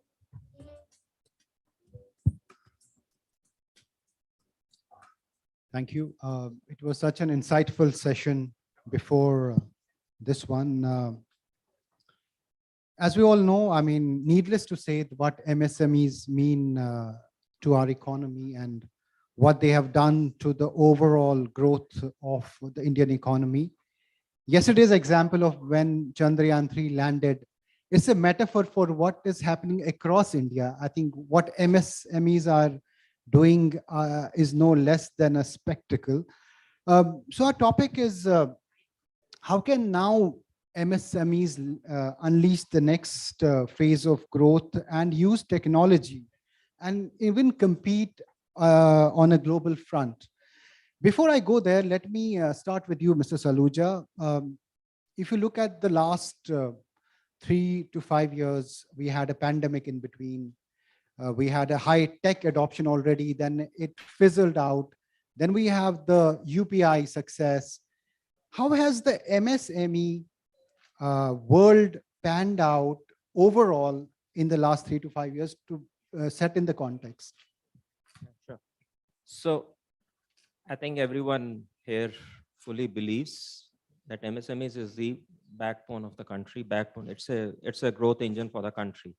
And while the COVID, when it came, and there are a lot of new constraints which came up, definitely there were a lot of setbacks. But as such, the nature of the MSMEs are such that the MSMEs tend to kind of get the problem solved soon. They are from a nature, they are more innovative. While the MSMEs doesn't have a big kind of an innovation teams, they're like earlier panel discussion, they were talking about many specific roles. Like in the MSMEs, we don't have an innovation officer, but definitely the way the MSMEs excuse me, sir. Sir, can I request if we could just have this discussion here? Yeah. But the way that MSME works is a Jugaad. Jugaad has really brought in MSMEs do the innovation on a daily basis, and that's what it has happened. If you see the where we were at from an MSME's point of view, what kind of an contributions that they were doing, and then what they have done now, I think there is a big kind of a change which has seen. In current scenario, if you see the MSMEs adopting the state-of-the-art machines in their manufacturing plants, we have seen a lot of acceleration that has happened in the last few years itself, especially those challenges when it came in. So in the last 3 to 5 years, if you go and see the manufacturing plants 3 to 5 years back and now you will see a big change there, right? So that's how it says that how much of evolution that the MSMEs has kind of undergone. And in fact, there are kind of companies who are now thinking, how do we grow big? So if you also look at the data of how many MSMEs have moved from say micro to small and then small to medium, right? So there is a kind of good growth is also happening there. And while the kind of Udyam portal doesn't still show all the numbers, but if you see the number of the registration that you're seeing on the Udyam portal, that says the great growth that we are seeing. So I think there are a lot of positive change which has happened. Obviously, there are many challenges maybe which we will talk about it, but definitely we have a great growth story. Great. So it's been a great growth story, adoption of innovation.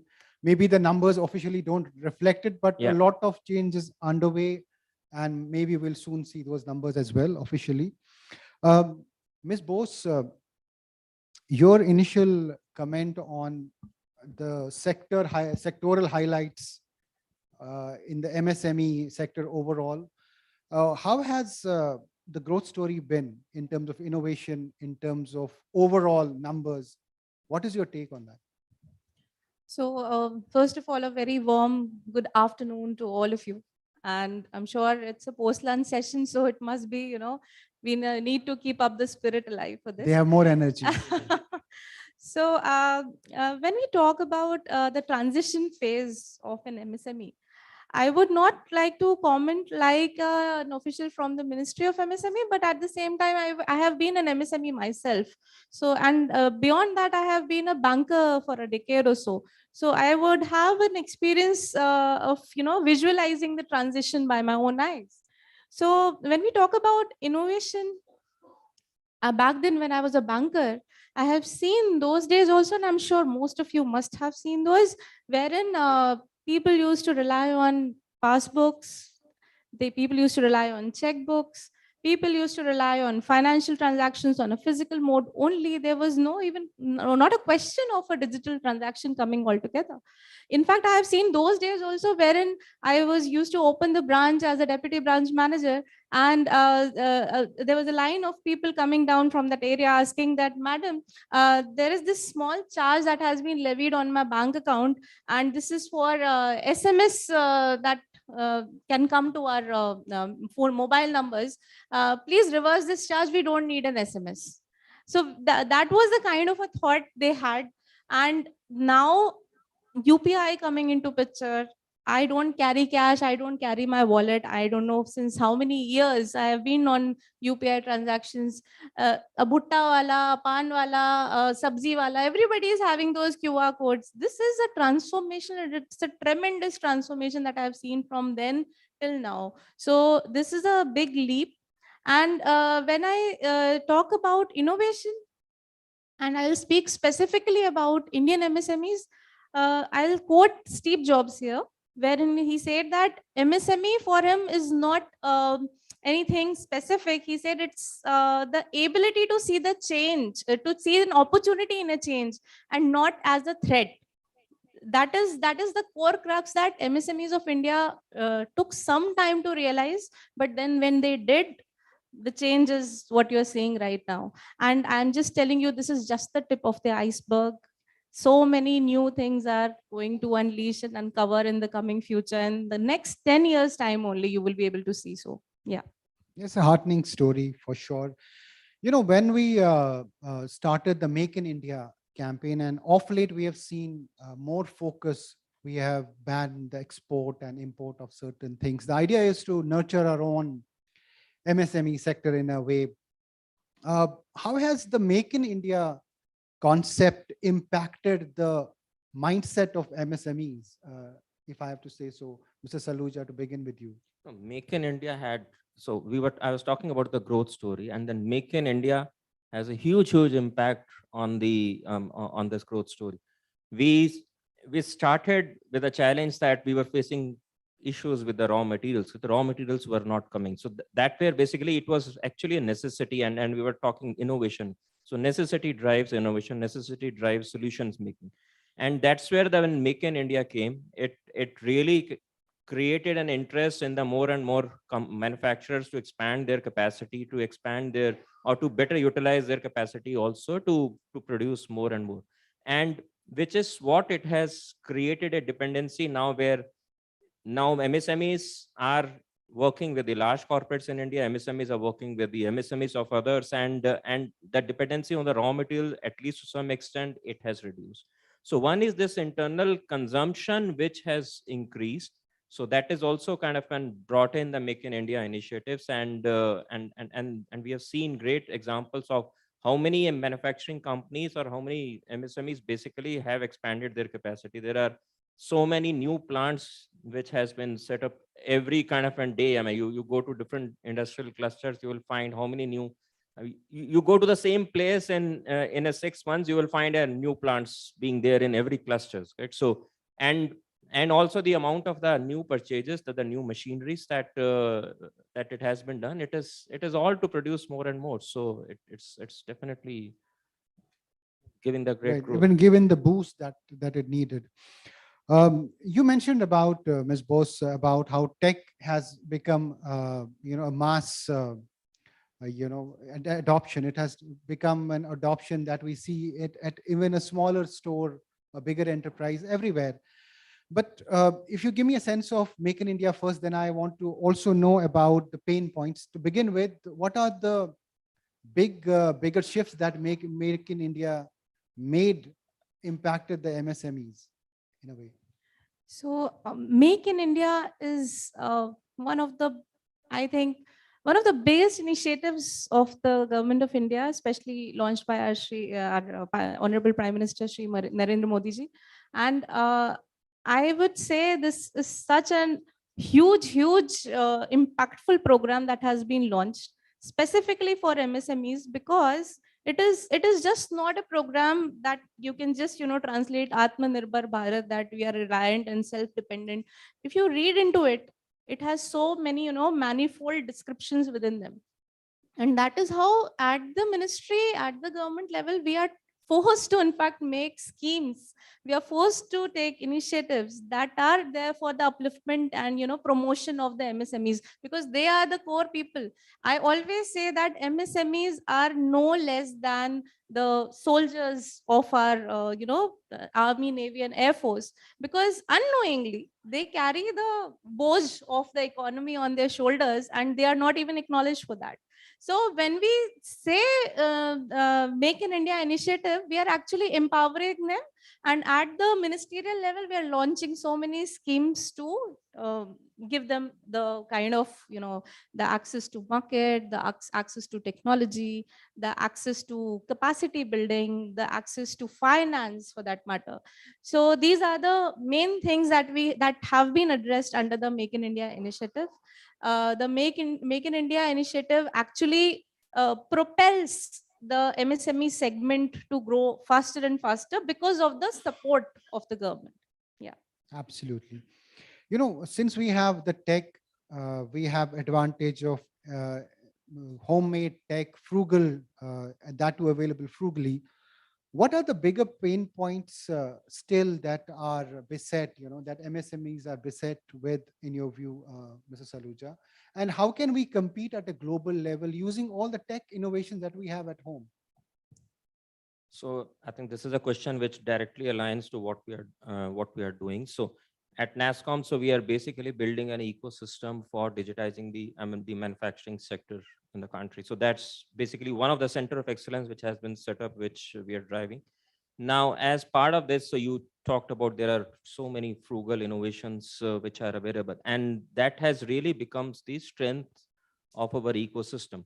We have crores of manufacturers who are looking for the technology, and same way we have thousands of solution providers who have come up, who basically have those innovations, but they are not able to effectively reach out to the manufacturers.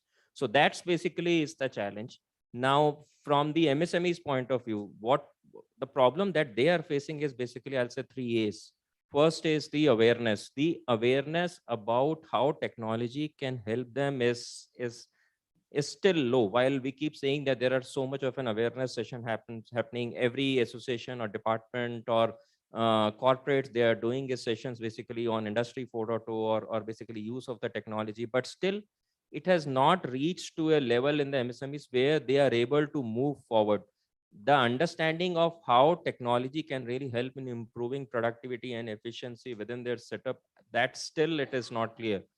The other thing is while many MSMEs still consider automation as the digitization. So that's again a kind of a big kind of a myth which has to be clarified, that while machines are definitely needed there, but having machines within the manufacturing plants are not just enough to have an effective efficiency or a productivity in the plant. We need a digital solution also which can work along with the machines. That basically will work as a 1 + 1 as an 11, and the impact basically will be tremendous. So that's where the efficiency will come in the plants. And this level of an awareness basically it's not there. Second thing is basically the affordability. We all know MSMEs work with the frugal budgets also. They, especially on the tech side of it, there is no budgets which are dedicated there. And that's where the affordability of affording the, say, providers, it is not there. There are not enough consult solution providers who are mature and then reaching out to MSMEs and then helping them. So that affordability, it is not there. Third, I will say, is the accessibility. Imagine for an MSME to know who can help in the country, and for them to really find out in a national level, if I have a problem now, who I should reach out. So that level of an accessibility basically, or the clarity who can help, it is not there. And I think that's where this ecosystem is the must, where we have everyone kind of joining hands together and bringing MSMEs closer to the solution providers and make them aware. So from a challenges point of view, I think I've highlighted why they are not able to move forward on the technology adoption. I think one important point which you raised is awareness, right? They think that the machines are enough, but with that push of tech, I think it can go to next level. Your thoughts on it, Ms. Bose, the pain points that you have observed, and what can MSMEs improve to compete at a global level? So to answer to this, I have seen the MSMEs back then before 2014 and post that. And I can tell you there is a tremendous change, and you can see the movement of the focus light towards the MSME sector of the economy. The government has massively created a lot of focus on the MSME segment, which was previously completely, we can say it was not given that kind of a vintage, or the focus was not there on that. So that's what I can say. So jab humne us pe focus kiya, we started to realize there are pain points. First of all, the biggest pain point was India being the, I think, the biggest country economy, you can say, in terms of MSMEs. And when you say an economy in terms of MSMEs, it is so huge, and at the same time it is so unorganized. So the biggest point was that how to bring it to an organized framework so as to give them any access from the government standpoint. At the same time, when Mr. Amit very rightly quoted that we can say a lot of pain points, but at the same time, if there is no awareness, वो खुद जो है, जो भूखा होता है, उसके मुंह में खाना नहीं जाता. You have to eat your food yourself. So if he is not even knowing what is good for him, what is there for him, so these were the biggest problems. Then the biggest pain point after this would come to be the access to finance. People know that there is a government scheme, but they don't know where to access. They know that a loan can be availed, but they don't know how to make papers for it. So the next point I can ponder up to is lack of understanding in terms of making financial documents, as we can say, in terms of making them organized, in terms of keeping their paperwork ready. And then again, we have an idea, we know how to make a product or something, but we don't know what is the best technology that can be focused on to. So these are three main focus points. Right. And one more thing I would say, they don't know where to go, where their market is there. They're sitting in a well, they don't know where to access their market. So that was the biggest pain point that I could understand. Yeah. Thanks for elaborating on that. We have 3 minutes and I have 4 questions. So I'll combine the questions. I was just thinking of when you were speaking about the challenges, and it just occurred to me that I should ask you this. The startup story, of course, we all look at it with the media is full of it. Has it somewhere also overshadowed the MSME story? One. Second is, how do you see the tech and MSME kind of the combination panning out over the next few years? Start with you. Yeah. Yeah, so I think this is continuing to what I said earlier. Startups desperately need user companies to kind of work with them. They have developed very innovative solutions. Indian startups have helped the companies globally, global companies, they have helped and deployed their solutions. The challenge is Indian startups have still not been able to deploy these solutions in the Indian industry. So that's basically is the challenge that we need to work together and solve. We have all the best of the solutions which are available. It's only those solutions needs to reach out to the user companies. Similarly, user companies, they are, because of these awareness gaps and accessibility gap and funding challenges, they are not able to reach out to these innovative providers. So I think what we need is somewhere kind of a matchmaking. If that can happen at a fast level, our Indian MSMEs will look very different in the next 2 to 3 years only. It will not take a lot of time. And the other thing is, what we need to do is create some initial success stories, because these initial success stories will show the kind of a light to all the other MSMEs. I'm sure, if we can have, say, 100 or 200 MSMEs raising their levels, and then within each of the clusters, and then showing those success stories, a lot of this people will get motivated, and then that it will start like a chain reaction. So we have to enable that chain reaction. Show those success stories, Yeah. and that's what you are attempting to do. Correct. Your take on this startup versus MSME, the kind of focus they have got over the years, and how will the tech and MSME equation pan out? So when we say startup versus MSME, I don't think that this is something that would exist.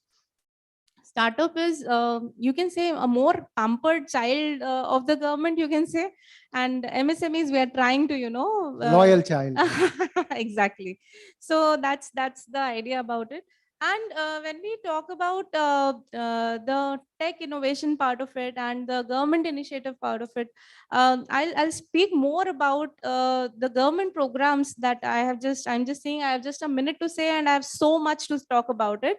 The government of India is actually doing a lot of things towards the upliftment of the MSMEs, which includes a lot of capacity building programs, which includes a lot of programs that are giving access to technology to the MSMEs. RAM program, if you have heard about it, the Raising and Accelerating MSME Performance Program, which is a World Bank funded program. It is one of those programs that actually accelerates MSME from 2x to 10x. And I don't have much time to speak about it, but for the benefit of the audience, I would like to say just Google about it, just read about it, how the MSMEs can take the benefit of it. All the states across India are participating in it.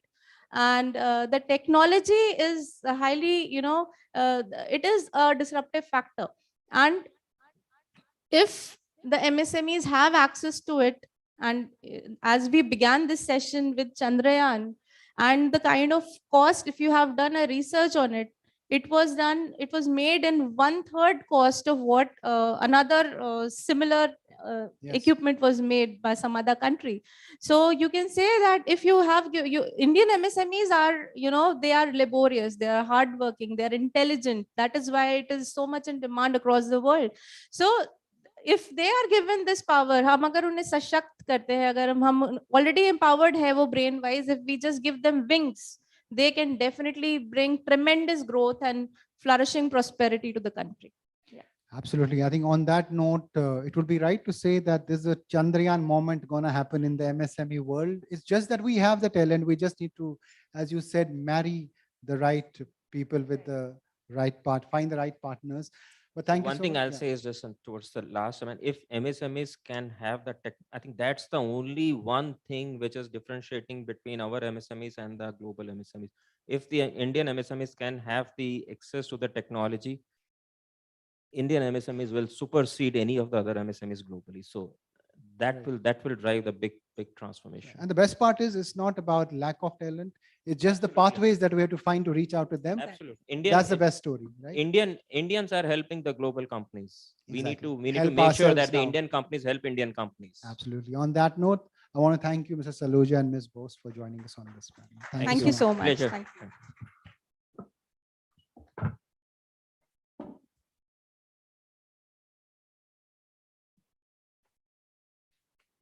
Also, thank you, Rohil, for moderating that. A picture, please.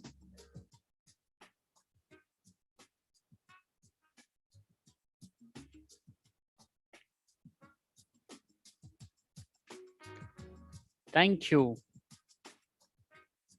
And now for a few standalone addresses before we move ahead with the awards ceremony.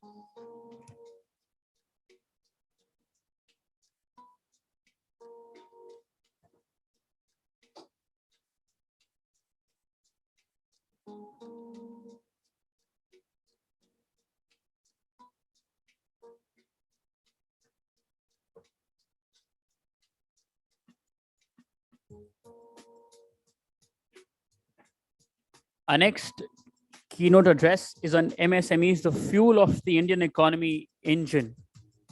And please join me in welcoming on stage Mr. Anil Khaitan, Chairman and Managing Director, Sunil Healthcare Limited, and former President, PHT CCI, to deliver the same. Ladies and gentlemen, please.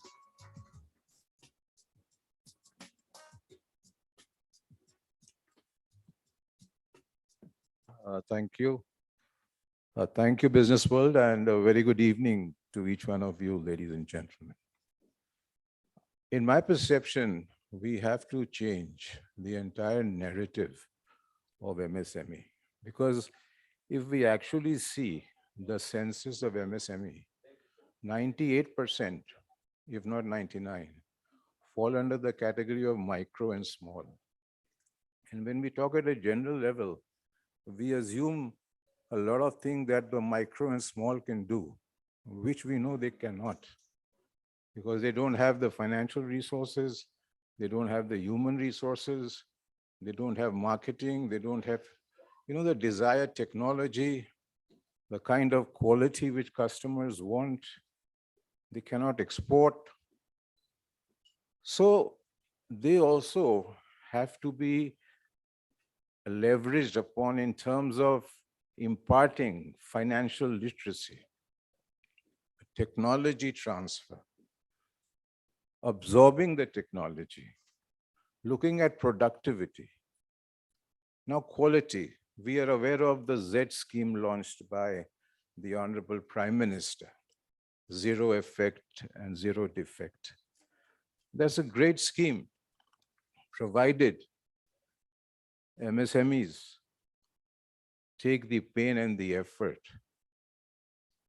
वो खाली कागजी कार्रवाई नहीं है. I mean, it has to happen on the shop floor. Quality is produced online. Quality control department is just doing postmortem, but it's actually the guy who's producing on the machine. He must have that microscope in his eyes and the skill in his hands to make quality. That's one more area where Indian MSME is lacking even now. So we as entrepreneurs from the MSME sector, now I'm including the medium enterprise, which say form the 2%. And for medium enterprise, now these are the MSMEs, or I mean, these are the medium companies in India, which can really take the entire MSME roaring, especially by digitalization, by Industry 4.0.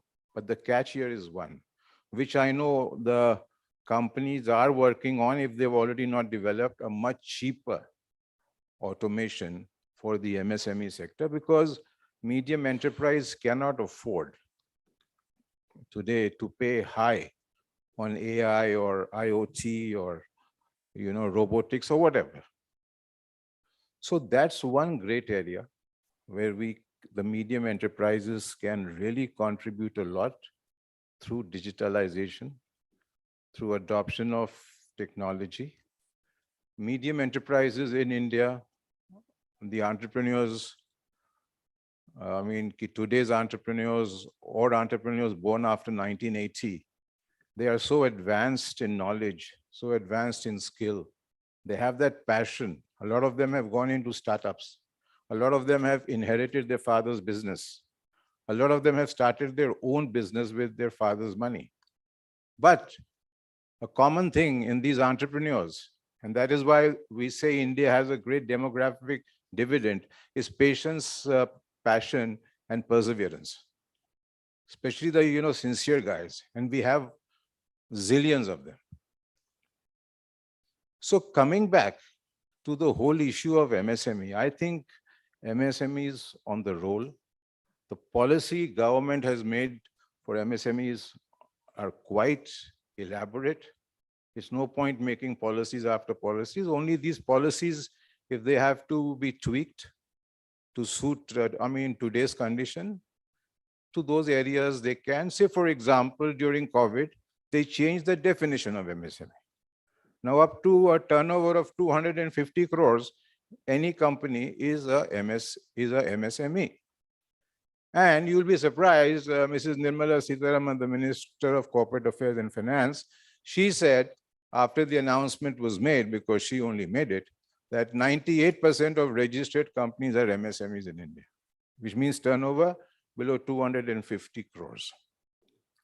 Now, these MSMEs, unless they perform, irrespective of whoever says what, India cannot achieve $5 trillion economy. MSMEs, when they contribute 33% or 1/3 of your GDP, your manufacturing GDP, you cannot afford to not let MSME grow at a breakneck speed encourage the entrepreneurs to grow with quality in mind, because quality, again, I come back to, because I always say it even to my children and to people working for us, that quality is a long race horse. And we can't go for short race horses because they don't have the physical stamina. And we need that stamina to run companies today. So MSMEs in India today will, and I'm very confident, contribute to this 5 trillion dream of ours. Maybe we achieve 26 or in the year 27, whenever. And the employment the MSMEs offers, today they're employing 12 crore people. Now that's not a small figure. And that can grow at a breakneck speed, especially with the industrial cluster concept coming up. Because this industrial cluster concept is a great concept, because today a MSME coming up there, they get all the infrastructure facility, be it power, be it their environmental control, ETPs and whatever, roads, light, accommodation, medical, hospital, whatever. It's a full-fledged, like a small mini township. And it's a fully industrial zone. So you get that industrial culture. You can feel it vibrating in the air. And that's very positive. They have a common skilling center. They have a common R&D and a quality control center. So for MSMEs who can't afford R&D or they can't afford expensive QC equipments, they take their products to the lab, because the advantage is that it's in the cluster itself. So it could be hardly 2-3 kilometers. A skilling center is hardly 2-3 kilometers. Now this concept is coming up in India quite fast. And mark my words, in the next 5 years, these clusters will give huge contribution to the economy of India. Another point for the government to consider and consider seriously is to encourage MSMEs in our special economic zones, where they can sell domestically and they can, with a major thrust on exports. There, still I don't see much efforts, and that's an effort which we from the industry and government has to basically take the initiative and take the industry along with it. Coming to finance now. Now during COVID, I've been in industry for the last 46 years.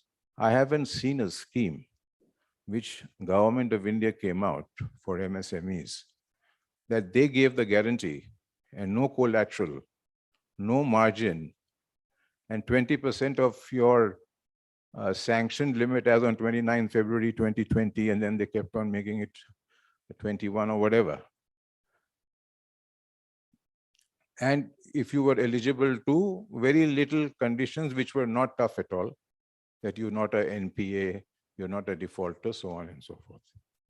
And the banks, at least I can speak for one of my companies, and that I can name the bank also, State Bank of India. Within, 4 or 5 days, immediately the working capital limit was enhanced and sanctioned.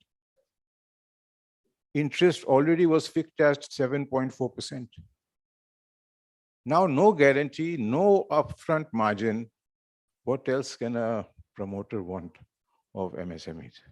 But that was COVID. Again, things change.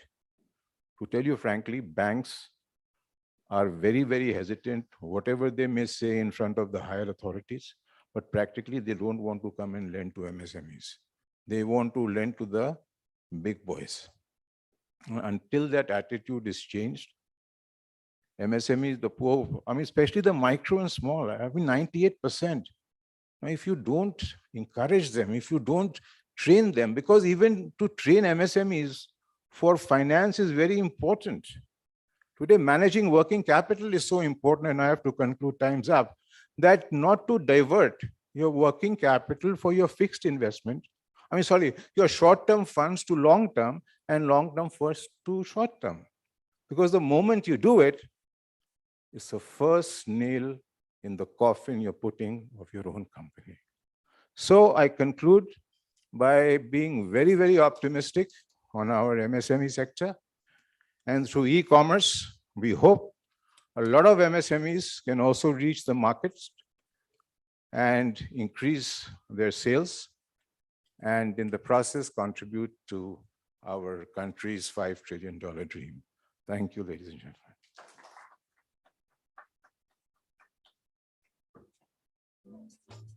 Thank you. Thank you so much, sir, for the address. Thank you. Very quickly, moving on for our next special address on failure is not an option. As Dr. Batra also talked of this in the morning, and I'm sure he will talk in detail before the awards also start. So to deliver his address on failure is not an option, please join me in welcoming on stage Mr. Veer Sagar, Chairman, Selectronic. Everybody for sir, please.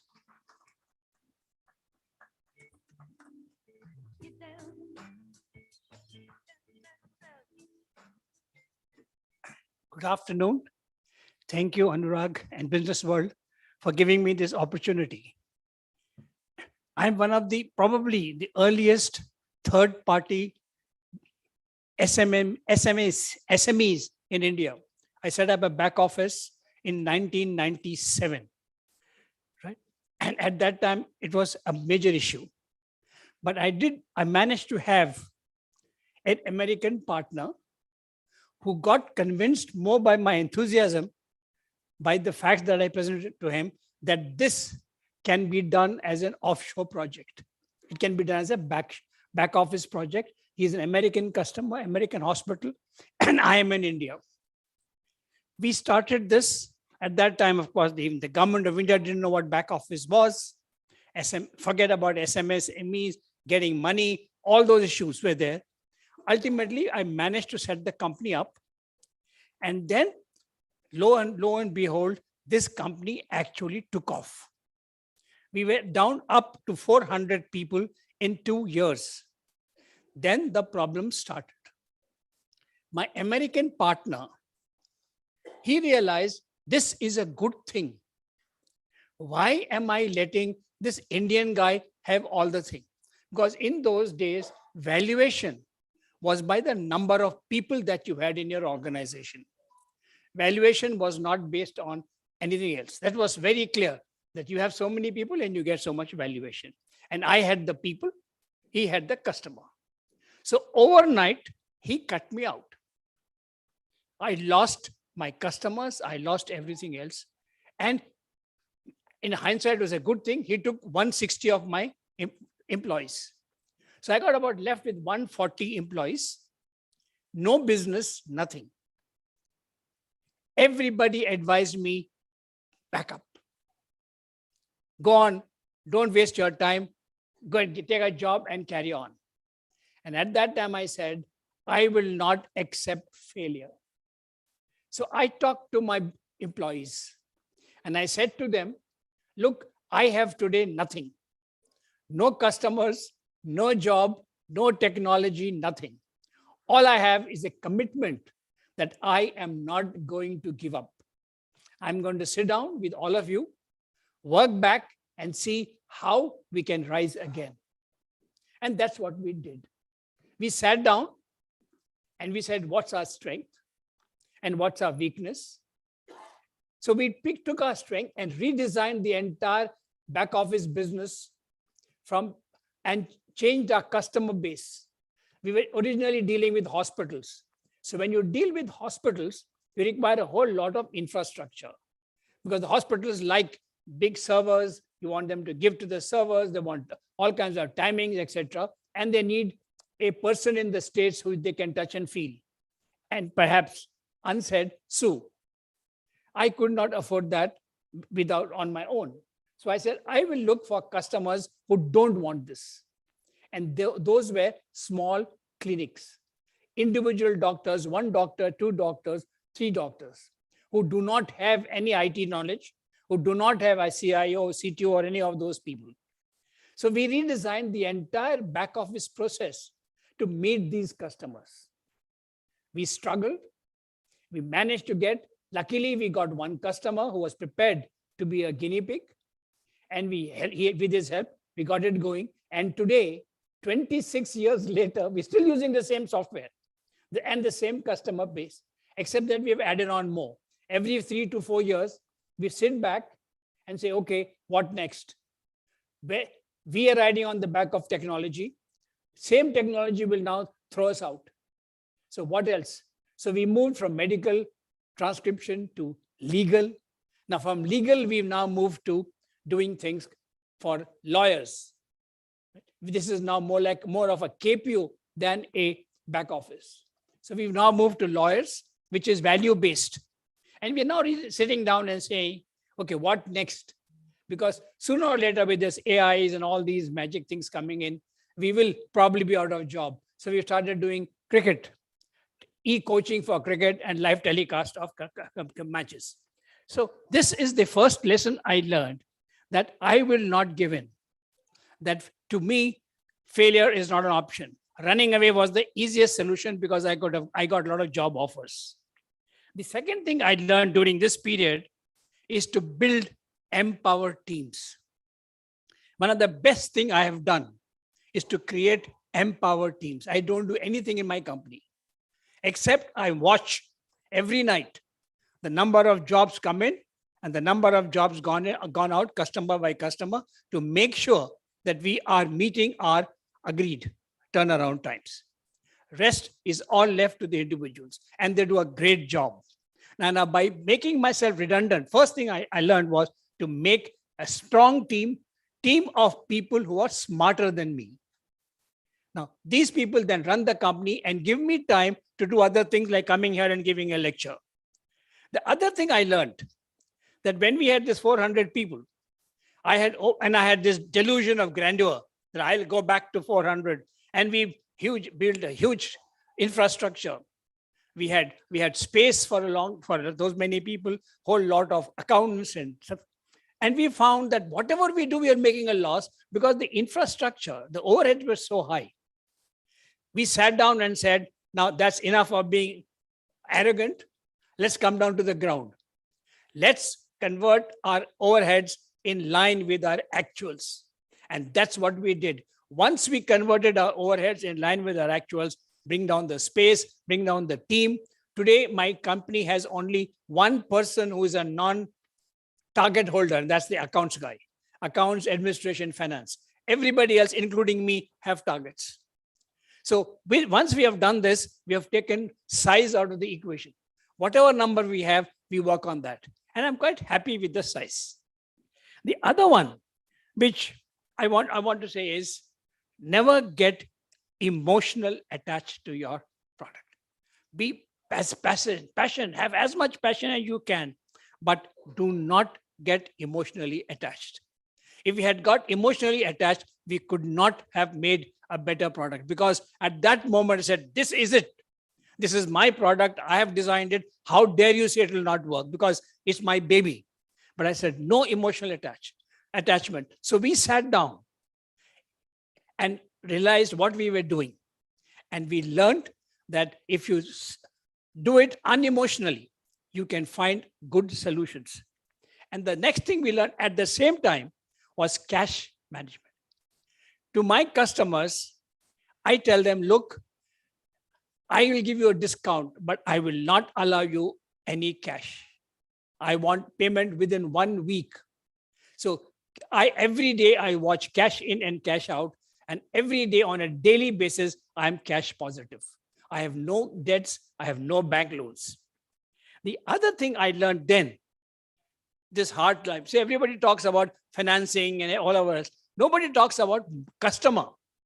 I found as an SME, the most difficult thing is to get a customer. If I go to a US customer, he wants to know, why should I buy from you? How do I trust you? How do I know you not run away with my data? So you need to find customers. And once you find a customer, you need to build that customer.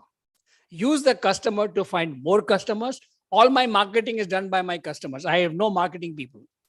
I go once a year, sit with my customers and ask them, please introduce me to somebody else. or in between while they have chance, they introduce me to somebody else. And they get me customers. And with the customer, when I meet the customer, I am a friend of the customer. I'm not a supplier. I ask him, what else? What is your pain point? And you'll be surprised how quickly your customer becomes your friend and how quickly you get new values. One customer who is a lawyer, he said, I have a problem with salesforce.com. I didn't know what the hell salesforce.com was. I said, okay, I'll help you fix it. We came back, studied, and we have now set up a little shop to do salesforce.com for that customer and other customers that he introduced. Similarly, we are doing something else for other customers. So we take a customer and ask him, what else? So, and internally, we always keep asking ourselves, what if? My people always say, no, sir, there'll be no mistakes. I said, no. Mistakes don't happen because you make a mistake. Mistake happen because somebody else goofs up. You see, more than 50% of our output is dependent on other people. We can't guarantee how that other person reacts. So mistakes, so therefore, always keep looking at what if. If what that person goofs, because we think is goofed, he made a stupid decision. So what if? So I have two things I've learned, which I'll tell you, what if and what else. Now, there are a lot more stories I could tell, but there's a red light up coming there, time's up.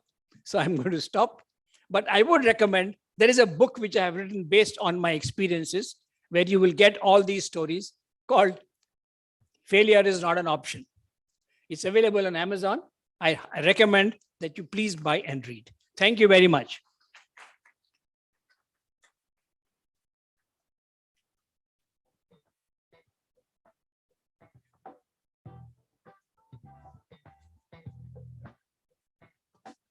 Thank you. Thank you so much, sir. Thank you for that.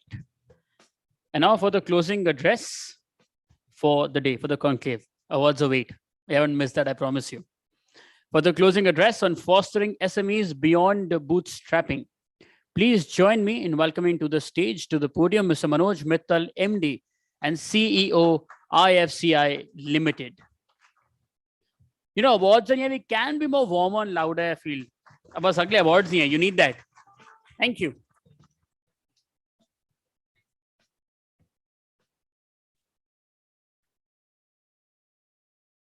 Mr. Ketan, Mr. Gadia, ladies and gentlemen, Mr. Batra. I didn't expect you to be sitting in the second row. So sessions after the lunch or just before the end are always very difficult. Nevertheless, let me give it a try. So the topic, fostering SMEs beyond bootstrapping, a very lovely topic. Actually, I should compliment Business World for thinking of this particular topic, very dear to me. And let me start by a story. 30 years back, Kolkata, I was posted at Bhubaneswar. One gentleman, he was a client, he was likely to become a client. He comes early in the morning, 10 o'clock, talks to my boss. If you have to give sanction letter, give it to me today. Otherwise, I'm withdrawing my application. So what happened? He comes from a Marwadi family of Kolkata. And he said, yesterday night, I told my uncle, who was the head of the family, that I'm going for a loan to Siddhi to Bhubaneswar because the plant was in Balasore. And so tell me if there is anything I have to do there.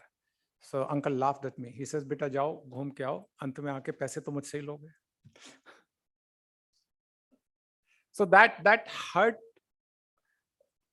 hurted a lot to that particular young boy. And he said, Mr. Mittal, Mr. Chetty, if you have to give me a loan, give me today. I'll go back and show my uncle that I'm not dependent on the family money. I want to do something out of my own. So that's the story 30 years back. How much we have traveled after that, 3 decades back. A lot of things has happened in the Indian ecosystem, financial ecosystem for the MSMEs. You have seen guarantee mechanism, you have seen CGTMSE, you have seen NCGTC, lot has happened. There were various committees on the MSME which came in between, a lot of things have happened. You have seen the fintech or the TechFin revolution. You have seen PSB loans in 59 minutes where you get in principal sanction, and then after that things happen very fast. NBFC sector has evolved a lot in the intervening period. You have seen India's tech and now account aggregator framework. a lot of things. Still things are going. You are seeing a lot of cash flow financing happening. You have the platform Trades, RXIL, and other two platforms which are happening. So a lot of things, invoice financing, a lot of things are happening on the financial world. Is that enough? Is that enough? How much we have done? And when I get into the stats, I had data. FY19, this is the data is out of the SIDBI MSME Pulse report, which is prepared in partnership with the CIBIL. So 2019 data is about 19 lakh crore of MSME credit outstanding. 2019. And can we have some silence, please? And 2023, the figure is 28 lakhs crore. So we have moved roughly 10 lakh crore over a period of 5 years. CAGR is about 11%. Impressive. The growth is much more than the overall credit growth in the country. So it's impressive. But the question is that enough? So now there was recently a study of Avendus. Before that, there was a study of IFC. And the total demand of MSME, people estimate 160 lakh crore. There are not many studies, but whatever it's available, Avendus is a reputed company. 160 lakh crore is the total capital requirement of the MSME. Let's say debt equity ratio of 3:1 kind of a thing, or 4:1 if you want to say. That the debt requirement comes to about 120 lakhs crores of rupees. Out of that, 50% they say it's not something which is serviceable. They don't want, they're ineligible, or they are not interested in that. So roughly 50% of that, and out of that 50%, which is 60 lakh crore out of 65 lakh crore, we have 28 lakh crore, the figure I said. As of now, the addressable debt demand is roughly 35 lakhs crores of rupees. It's much more than the existing MSME credit outstanding. How do we go about it? How do we go about it? And as I said, debt equity ratio 3:1 or 4:1, they have taken a figure of 3.8:1. So total demand comes to 100 lakh crore, and mind it, it's dependent on one single factor, which is equity. A lot of MSMEs don't get finance because they don't have a skin in the game. You go to any banker, he's going to ask, what's your contribution? Every banker has got a norm. 25% laoge, 20% laoge, 15% laoge. After that, they decide on the eligibility. It's not your experience which can get you a lower promoter contribution. Every banker has got a threshold. So as of now, we have been seeing guarantees as a multiplier. We have seen in case of that emergency credit line guarantee scheme or the CGTMSE. So every time a guarantee amount and then 5x, 7x kind of thing happens, it's not taken for equity. Equity is also a multiplier, at least a 4-time or 5-time multiplier. So when we get to that, now question is how to have access to the equity. If it is an equity appears to be in short supply, it's totally in short. Debt appears to be available in plenty. Bankers are ready, but where is the equity? How do you make a project viable? 3 different sources in the country right now. You have startups. There's a lot of movement, fund for startups. There's private equity and venture capital coming, but MSME benefiting a lot in terms of numbers. It's not that great. It's mainly about innovation, technology, startups. Then there are 2 spectrum. One, growth-led MSMEs. Another, very basic start. Those few lakhs investments, 10 lakhs, 20 lakhs investment MSMEs. So for smaller MSMEs, micro enterprises, probably there is a need for some kind of a seed capital scheme. In the country, we have had certain models in the past, not so successful seed capital scheme of IDBI and the National Equity Fund schemes and all. But right now, I don't think there is any model existing for the seed capital part of it. Similarly, for growth MSMEs, OTCI only was the only available tool, which has already been closed. Now BSE and NSE, they have got their SME platforms. From 14 entities listed in 2012. There are about 2022 MSMEs listed in 109 MSMEs listed in 2022. It's just 109. In this country, when we are talking of crores of MSMEs, there are only 100 MSMEs which got listed. The money raise was 2,000 crores. We're talking about 100 lakh crore requirements. So cumulative, just 800 MSMEs have been listed in the MSME stock exchange. So when we are talking about beyond bootstrapping, I think You need debt, you need equity, actually you need both. And even for raising the debt, you need equity. And how much of that equity can come from the family? It has to come from the external sources as well. So that's where I say there is a need for scaling up this particular platform. And we have to see money supply doesn't appear to be a constraint, particularly through stock markets. When we see there had been oversubscription even from the retail segments in SME IPOs. In the recent past, there had been huge successes, some of the IPOs in the food processing sector, in the energy sector. So there is a lot of money chasing IPOs, provided there are quality IPOs happening. But the larger question is whether MSMEs are ready, whether MSMEs are in a position to absorb this money, whether they're in a position to get themselves listed. It requires a bit of preparation. It requires some kind of a time so that you can go to the list, exchange.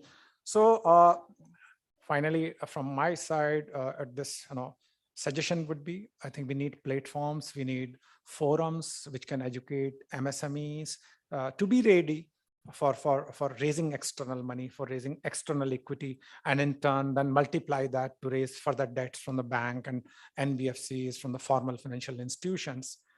Events like this provide platform for the MSMEs to come forward, make their presence felt, and then get into a higher trajectory. At this juncture, I compliment Business World and the award winners. I wish them all the very best. And once again, thanks a lot.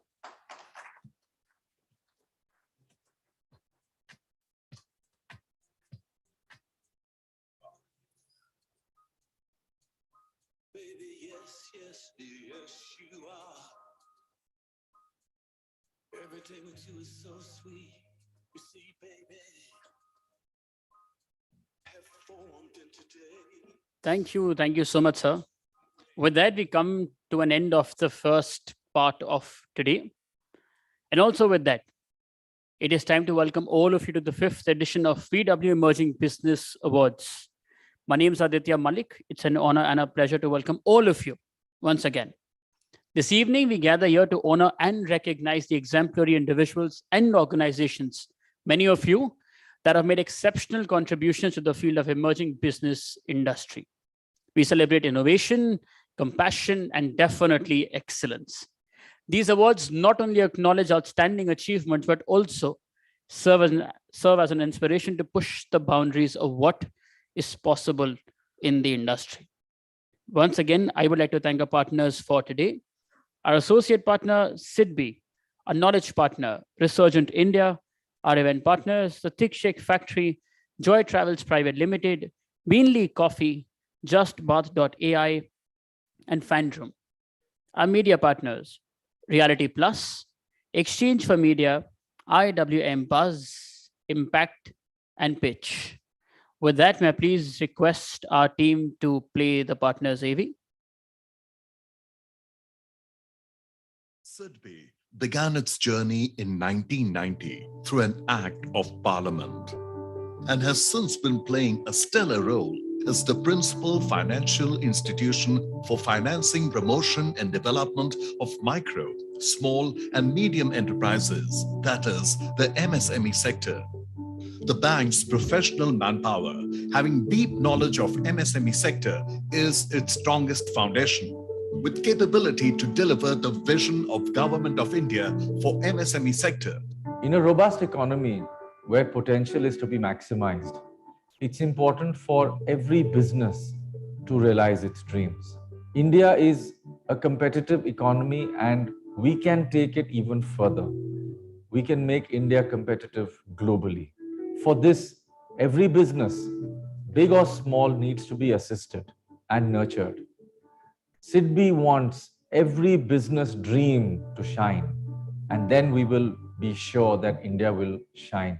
SIDBI is supporting growth of the ecosystem which nurtures these dreams, planting a bright future for India where sky is the limit.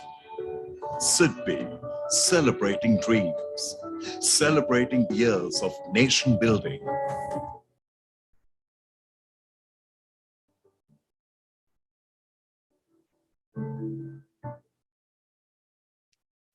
And the most important bit, you would really take this moment to thank our jury members as well, who reviewed all of your nominations. The winners who emerged from a pool of exceptional contenders embody the true spirit of the industry. And of course, Dr. Batra will also talk of this. And like we always make it an effort to always acknowledge the fact that when all of you stalwarts send in your entries for such awards, it becomes really difficult for our jury members to choose as to who should win. Of course, when you send in your nominations, you already are a winner. But a list, nominations are nominations, categories are categories. So of course, एक winner तो उसमें होता ही है. We have to always acknowledge and make sure of that, reach that excellence. So it becomes very difficult for all of them. उस पूरे jury process में क्या होता है? How does it go through? How do we arrive at this list? What all surely goes behind the stage and the screen? Once, let's have a look at that. Can we please have the jury, AV?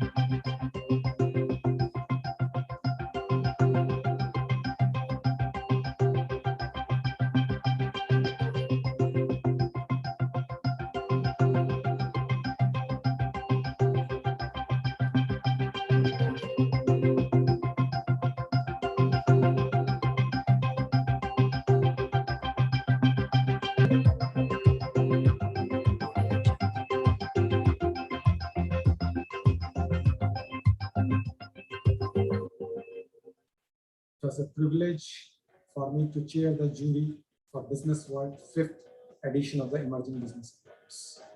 I really thank my fellow esteemed jury members who have brought sharp insights while evaluating the proposals and the candidates.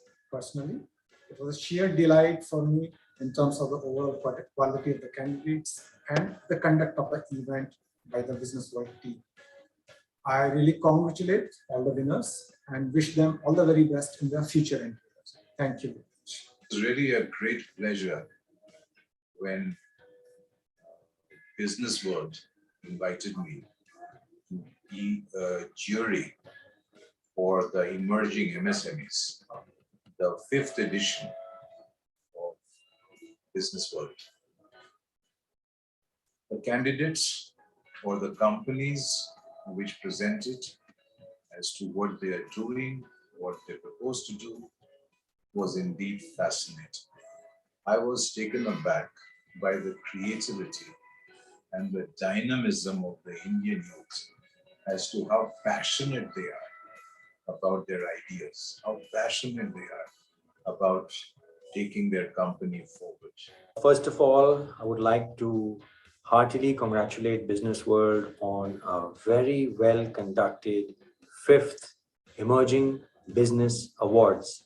It's very commendable for your 5th year of this very prestigious award to encourage emerging businesses, entrepreneurs, professional entrepreneurs on their entrepreneurial and business scale journey. So I really want to congratulate Anurag Batra and his entire team on putting together a very, very good list of assorted businesses across various categories. And I thoroughly enjoyed being part of this jury, going through and learning so much through the various businesses' experiences. I really wish all the participants all the very best. It's not about winning. It's about all your effort you put in every day that matters. And for those who have made it to the awards today, heartiest congratulations. And everyone on the panel, on the jury, all the participants, heartiest congrats to everyone. It was indeed a pleasure to be part of the panel of jury members of the 5th edition of the Business World Emerging Business Awards. Must compliment Business World for putting together such a diverse body of entries. Needless to say, it was a very, very enriching experience to interact with all the talented business leaders and all the jury members, from milk distribution to prefabricated building structures, to wheelchair mobility, to personal healthcare products, to saris. The depth and width of the categories was really exceptional. Entire judging process was extremely well planned and well organized. A great time interacting with all the jury members. So here's wishing all the talented business leaders best of luck and hearty congratulations to all the winners.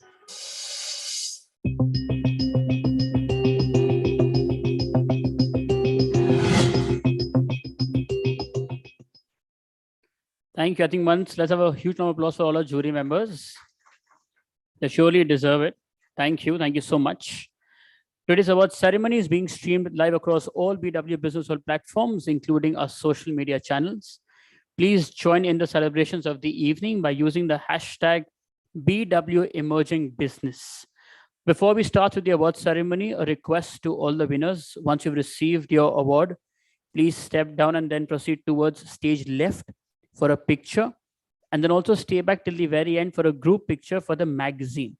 The coverage of these pictures will also be on bwbusinessworld.in and all our digital platforms as well. Please feel free to share them, reshare them, repost, and of course, spread the joy. With that, time for the award ceremony to felicitate our first set of winners. Please join me in welcoming on stage Dr. Anurag Batra, Chairman and Editor-in-Chief, BW Business World and founder, Exchange for Media. And joining sir is our jury chair, Mr. Manoj Mittal, Managing Director and CEO, IFCI Limited. Please, sir.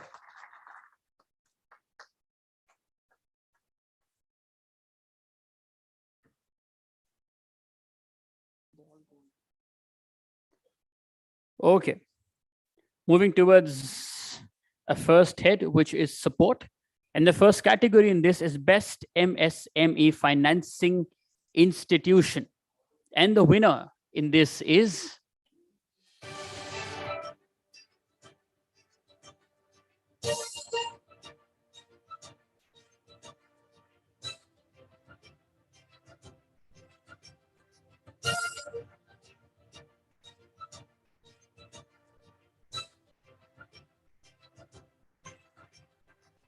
Ittai Finance. We have with us Soman Satyaprakash, Head of Product and Strategy, and Akash Purswani, National Head of Collection, to receive the award.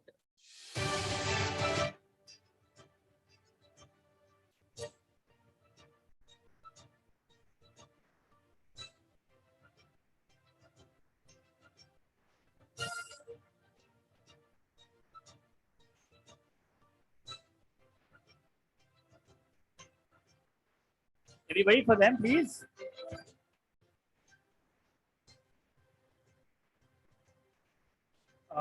Gentlemen, sir, a few words from you. How are you feeling, the first one here? Well, good evening, everyone. Thank you so much for this recognition. I think we are representing each employee of the organization, more than 6,000 people which we have, and to the leadership team and Mr. Sanjay Sharma, who leads us every day. It's all about hard work, as sir said, what matters, and a few recognitions coming through the way will always motivate us to keep striving and doing the best. Please.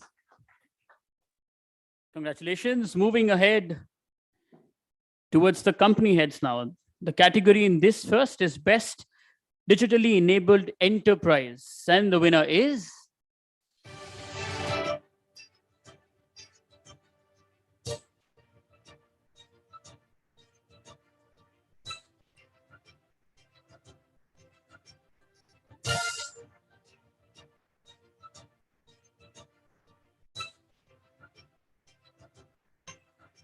Imperative Business Ventures. We have with us Veena Sharma, General Manager, and Madhvi, the manager, to receive the award on behalf of the team.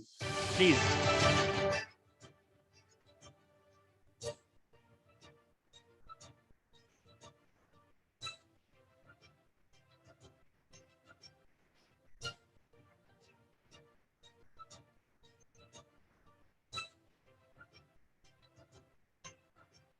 them, everybody.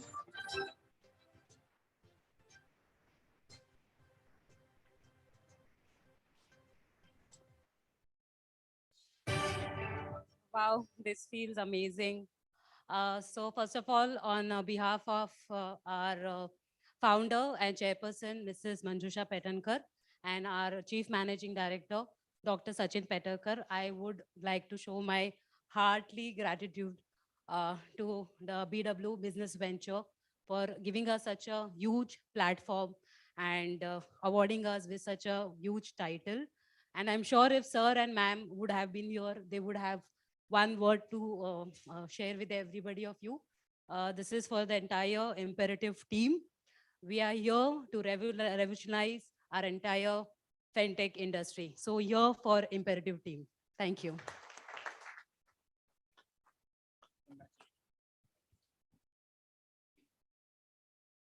Moving ahead towards the next category, which is Best Emerging Enterprise Creating Social Impact. And for this, we have a certificate of appreciation, and that goes to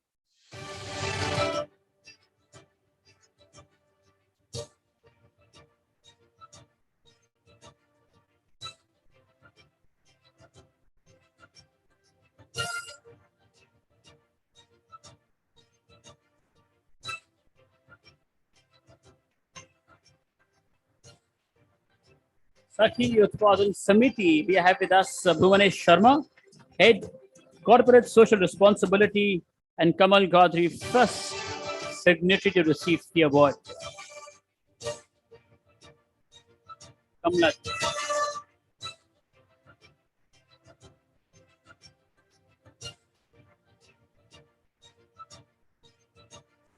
For them, everybody.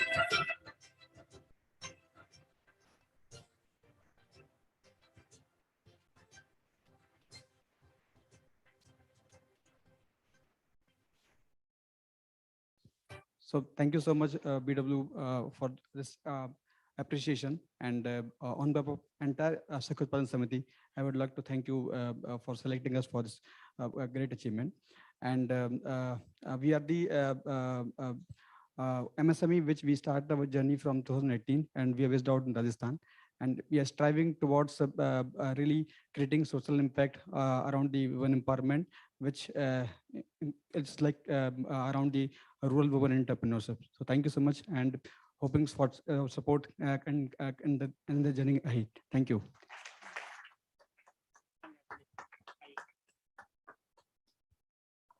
A request to all the winners: once you've received the award, there are video bites happening right outside the hall. Please also give your video bite. It's really important for us. And after that, also come back to cheer for the other winners. Moving ahead, the next category is Best Product and Service by Emerging Enterprise. And the gold in this goes to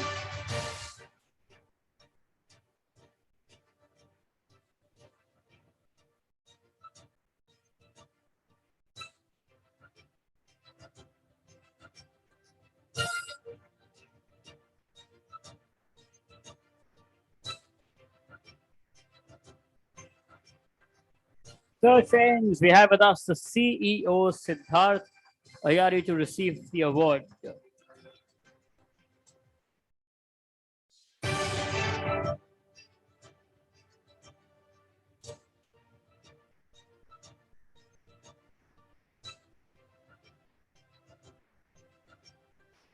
Everybody for Siddharth and his team back home.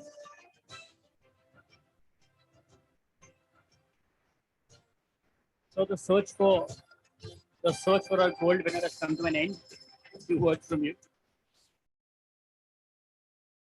Thank you, Business World. I think so. That's a great platform. I come from a small city and had always had a desire to be recognized at a national level.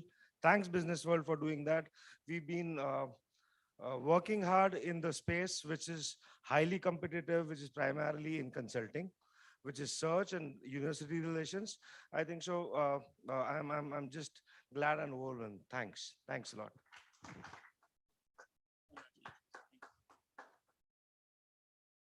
Okay, and the silver and the Best Product and Service by Emerging Enterprise category goes to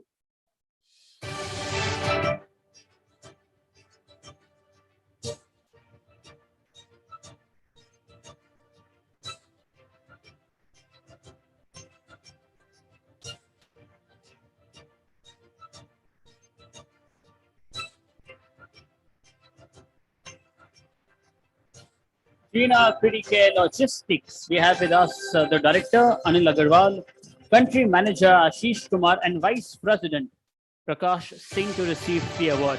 Please.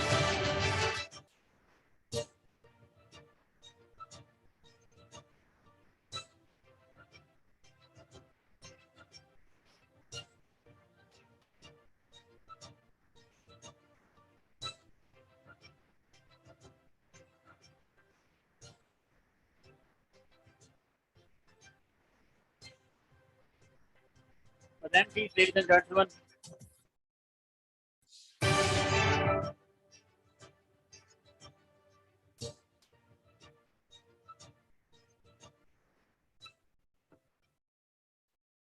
First of all, thank you to Business World for organizing so wonderful event. Since morning, I would like to thanks to all the, we attended wonderful presentations, panel discussions. It was truly a knowledge gaining session for us. And thank you so much, Business World, Anurag sir, Mittal sir, for awarding our performance, giving award to our company. We are one of the India's leading logistics service provider when it comes to the healthcare, time and temperature sensitive. So we are thankful to Business World for awarding our performance, and this will motivate us to do further better. Thank you.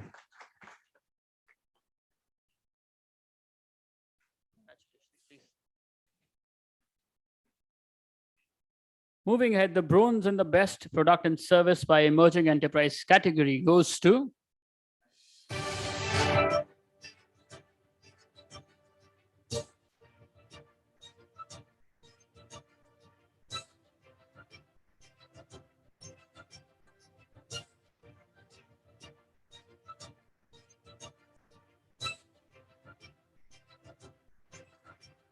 CSM Technologies. We have with us a specialist, marketing communication, Tapaswini Swain, to receive the award.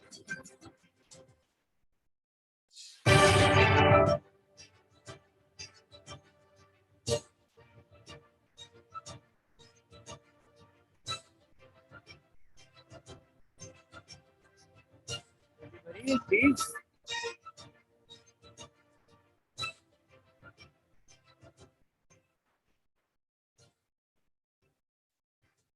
Thank you so much, Business World. It's an honor and privilege. I would take this opportunity on behalf of the CEO, Mr. Priyadarshi Nanupani, who has built this CSM technology. We celebrate the 25th years of our journey. And we are spread across 20 countries. And we are the pioneer in GovTech space. And we believe in digital first and people first approach. And that's how we are helping touch millions of lives by bringing that digital transformation in the GovTech space. Thanks a lot. Thank you, sir.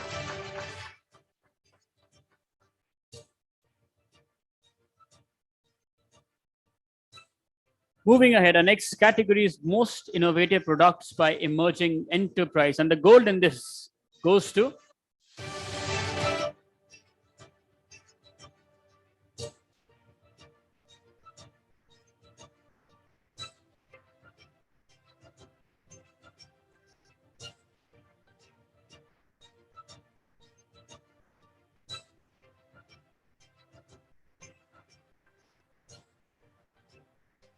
Multi Decor India. We have with us the Director, CEO Pradeep Chaudhary, and Vice President, Sales.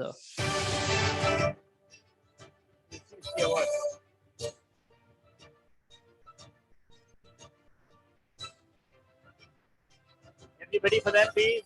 For him and his team back home.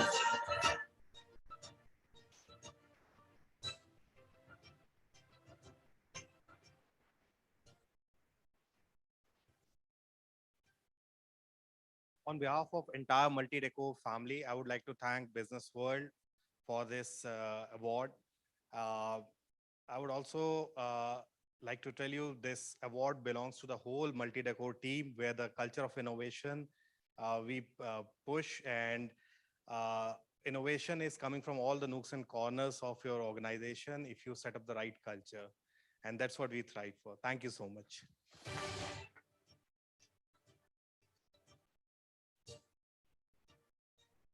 And the silver in the most innovative products by emerging enterprise category goes to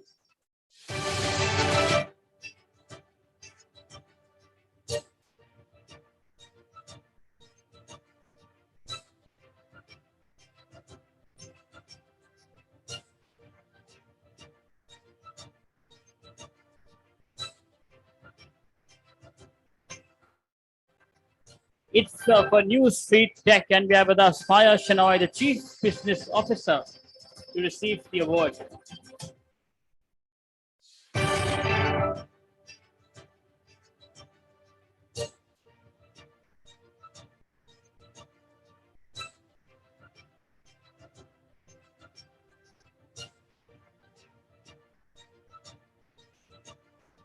Thank you for their hard work.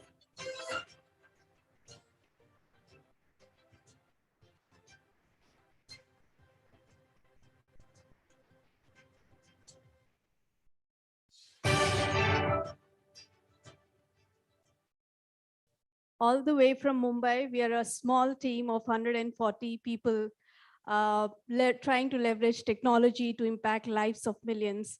And this we are picking up for our people out there watching us live right now. Thank you, everyone.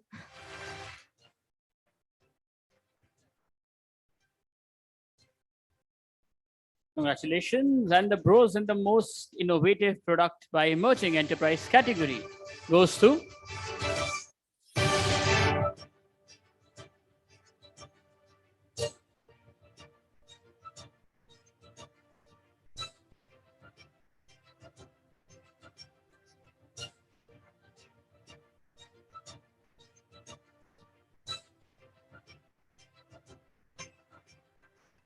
Elan Pro. We have with us the directors, Sanjay Jain and Shashank Joshi, to receive the award.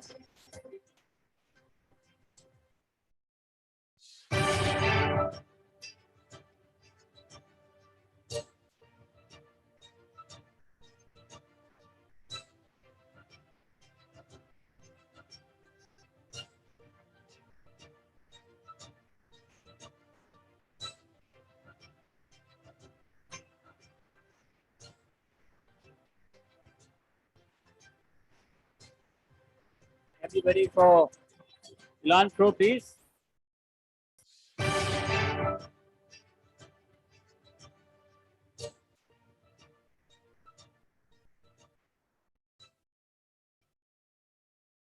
Yesterday we had Chandrayaan, today we are on moon.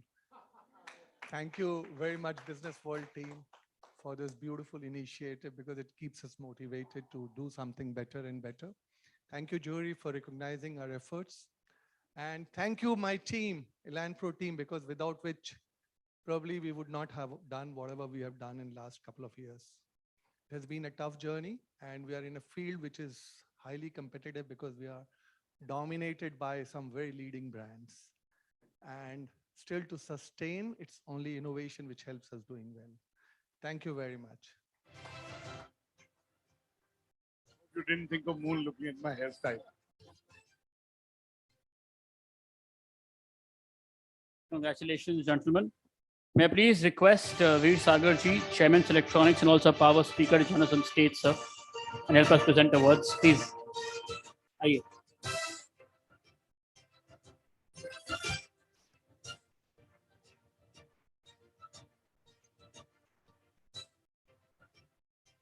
So we have another bronze in the most innovative products by emerging enterprise category. And the second bronze in this category goes to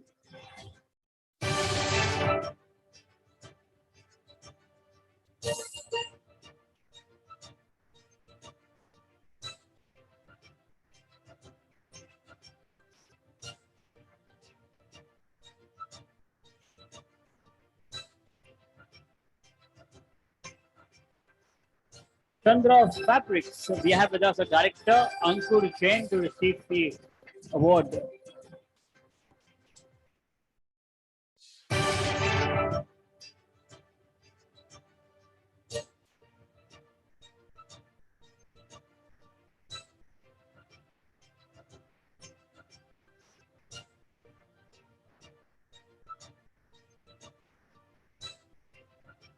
Anybody for Chadra Fabric, please?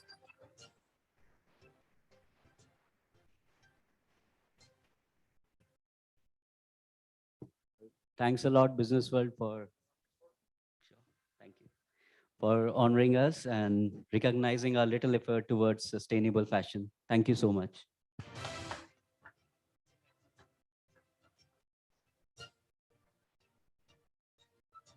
Moving ahead to our next category, Best Emerging Enterprise Creating Social Impact. And the gold in this category goes to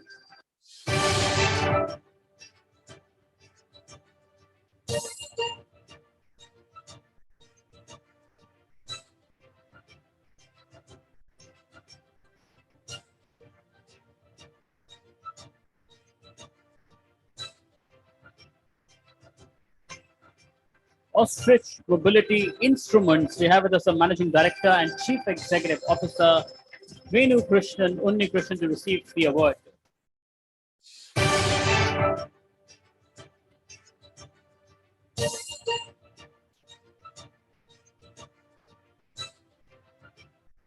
Everybody for them, please. For him and his entire team back home.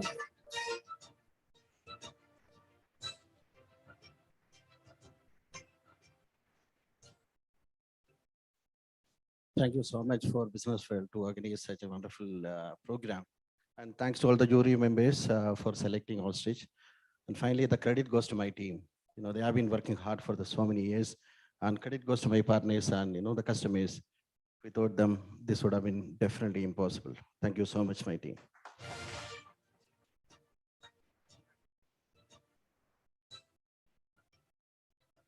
For all the winners, a quick reminder, once you receive the award, please don't forget your picture there. And also don't forget to stay back in the very end for a group picture for a magazine, which shall also be spread out all across the digital platforms of BW Business World. Moving ahead, the silver in the Best Emerging Enterprise Creating Social Impact category goes to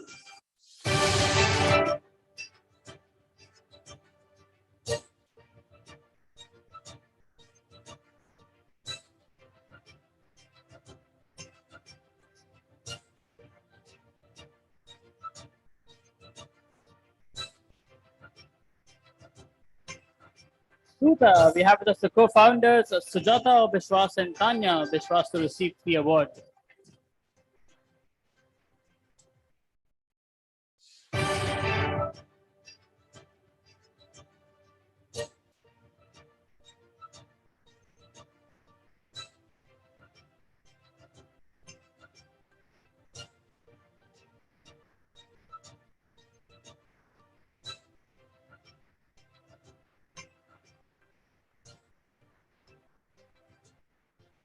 Please.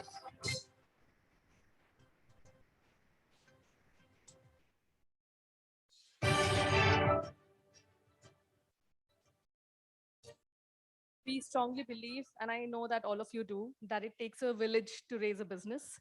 And we thank our whole base of 17,000 weavers and craftsmen who we work with, and the team of 200 that we have.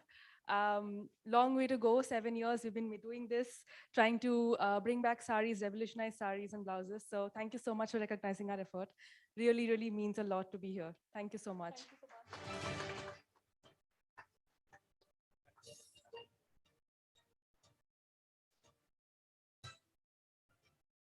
Congratulations.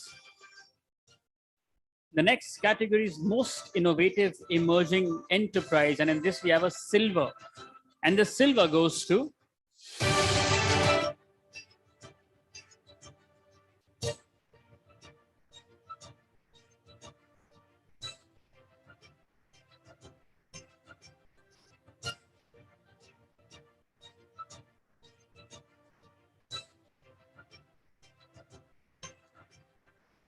quickly, we have with us the SVP and Business Head, Mohammad Durra, to receive the award.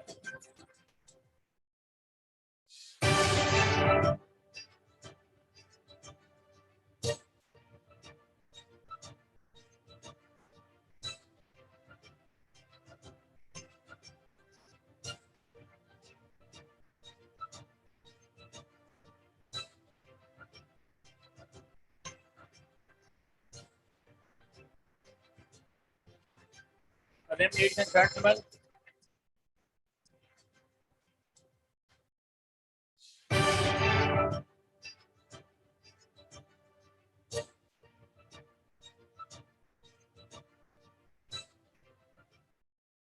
Good evening, everyone. This is a great honor to receive the award. So thank you, Business World and the juries. We started just 2 years back. So it's a great privilege and honor to understand that we have been doing something good, which has been recognized by our clients, but now also by juries. So it's great to have it. Thank you. Thanks a lot.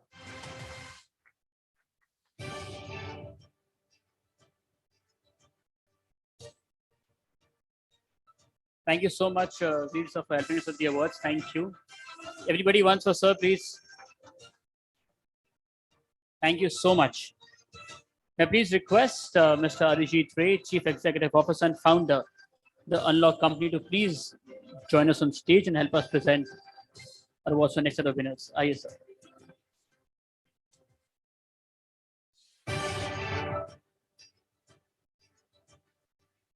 And now from companies, we move towards people.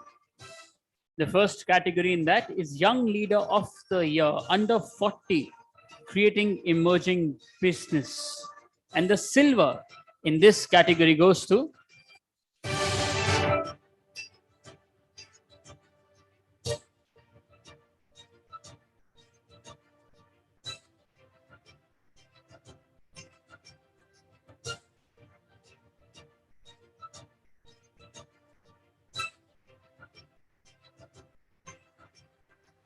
Akanksha Bhargava, the CEO of PM Relocation.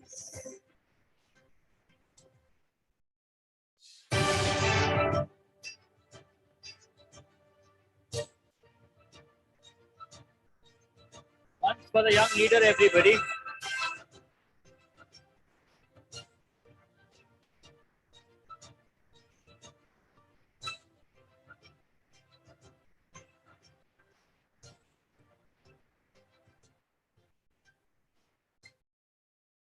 Good evening, everyone. Very honored to be able to stand here. And I was a young girl at 21 who started this wonderful journey of entrepreneurship. And for me, BW forums were a place to learn. I think I've attended so many of your, these talks and entrepreneurs coming and talking and sharing about their stories. I think I was very inspired, and to be able to stand here today and get an award from you is really a big honor for me. It's been a great journey. I've spent 17 years doing what I do, and you cannot be a leader without a great team. So this is to everyone who believed that I could do what I do. When I started my journey in relocations, not everyone thought that this was a women's place to be. But I think my team, thank you for every day, for just believing in our madness, our passion, and just getting out there and doing the best. And last but not the least, this one is for my mom, because you're not born leaders, but your mom and your dad can really change the game for you. Not once my mom ever told me that this is something you cannot do. That was my journey from day one in life. That really stems the leadership in you. Thank you so much, and sorry for the bad throat.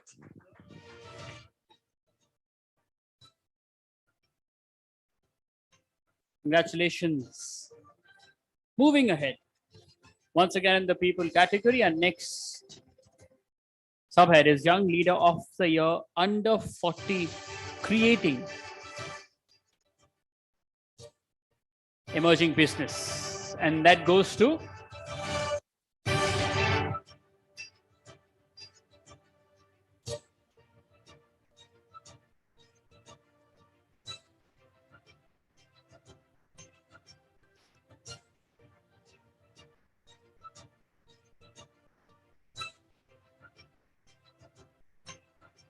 Divij Bajaj, founder and CEO of Power Gummies. We have with us Arun Batra, the Associate Vice President Legal, to receive the award on behalf of Divij.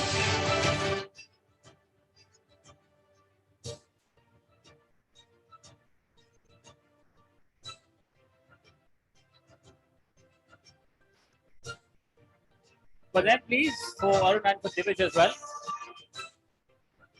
Congratulations. All the very best. Moving ahead. Our next category is Women Leader in Emerging Enterprise, and the silver in this goes to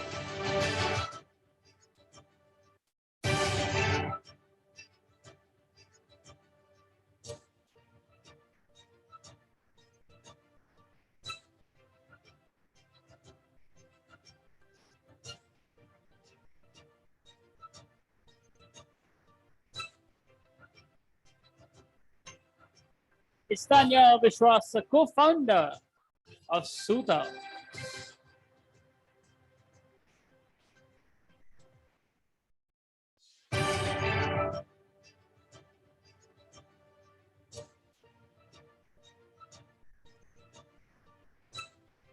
Tanya, everybody. We can be louder. You know, you're almost getting there. It's a hard work.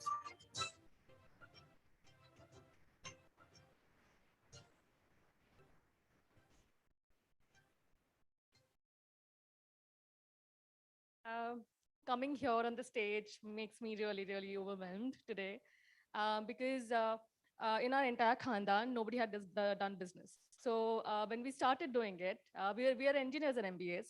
When we wanted to make saris and blouses, our parents got a shock, saying that itna padhai kiya hai, you will sell saris because, and we don't know business.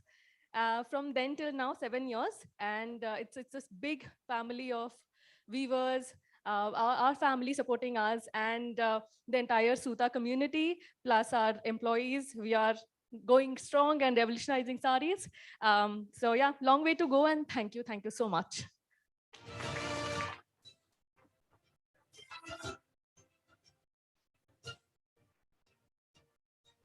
Moving ahead to the silver in Women Leader in Emerging Enterprise category. The winner is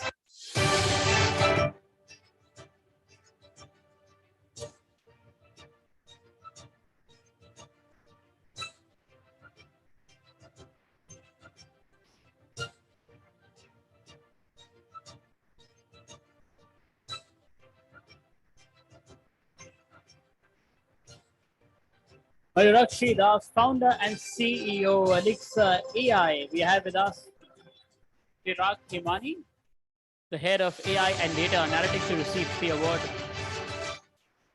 The bronze.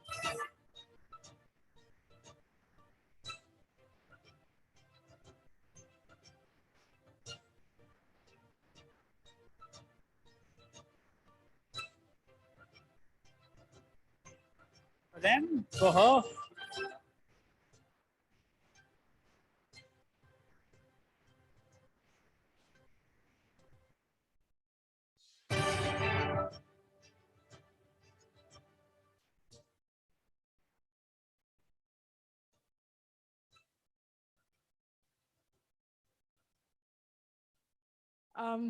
So, we spoke a lot about MSMEs today, entrepreneurship, emerging companies.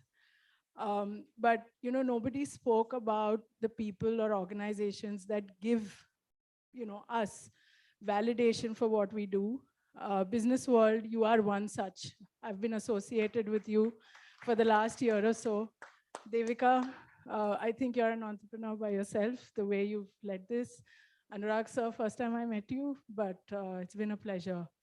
And having said that, at Lexer AI, I'm represented by Chirag Khimani here, who really proves that people first, invest in people, and they empower you.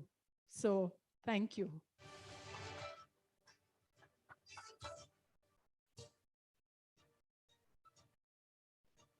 And we have another bronze in the Women Leader in Emerging Enterprise category.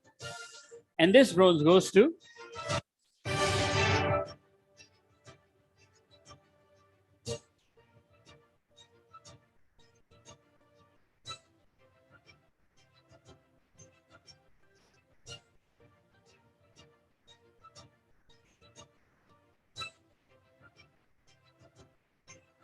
Anita Tejwani, the CEO of Tasteway.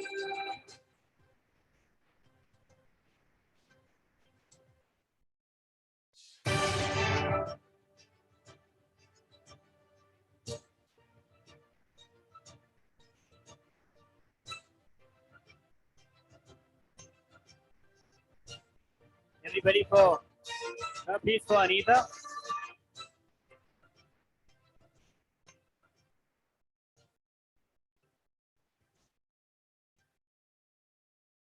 Thank you for this, BW. This has been a great day. Listening to so many speakers speak so much about entrepreneurship and MSMEs and the struggles that we face. It is so much relatable, and the kind of guidance, the kind of technological growth that we spoke about is extremely helpful to people in this industry.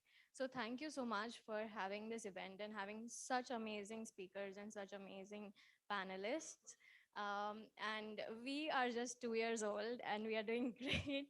We have got good government exposure for like as our clients. And interestingly, my mother is my co-founder in this company. So this is for her as well. Thank you so much.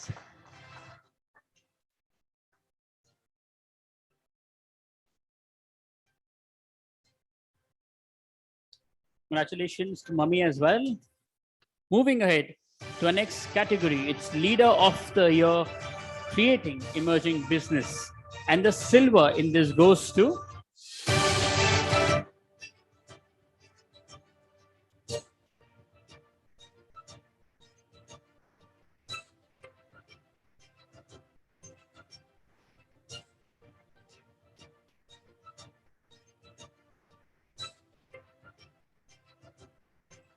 Dr. Kishore Indukuri, Managing Director of SIDS Farm. We have with us Kamal Chatterjee, the Vice President Marketing, to receive the award.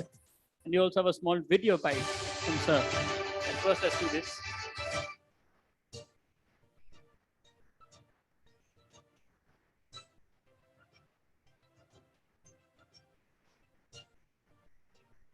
Everybody, please.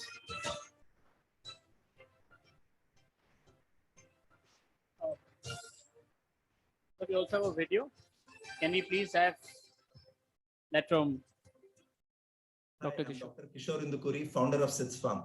We are a leading D2C player in the dairy space. Right? I'm extremely grateful and humbled to receive this Business World Emerging Business Award. We've been quietly but continuously trying to evolve customer perception about something as basic as milk. On one hand, we're fighting antibiotics in milk and making sure we deliver antibiotic-free milk to our customers. We also make sure that there are no steroids in milk, there are no preservatives and thickeners, right? At the same time, what we do, we work with dairy farmers, and producing 100% compliant milk, right? Though I could not be physically present to receive this award, I take this opportunity to thank the esteemed jury for believing in us and giving us this award, right? Thanks a lot from the entire, SIDS Farm family. Thank you once again. Congratulations. And now moving towards the last four, which are our Hallmark Awards, all gold. The first category in that is Young Leader of the Year under 40, Creating Emerging Business. And in this, the gold goes to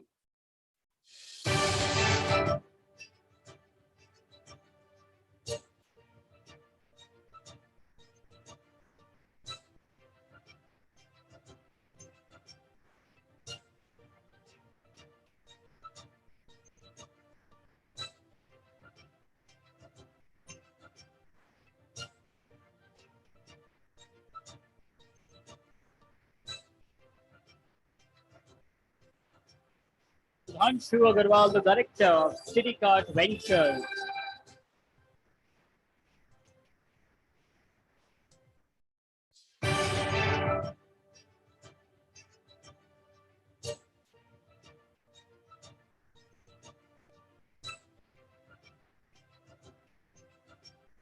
Hanshu, everybody, and for the entire team back home.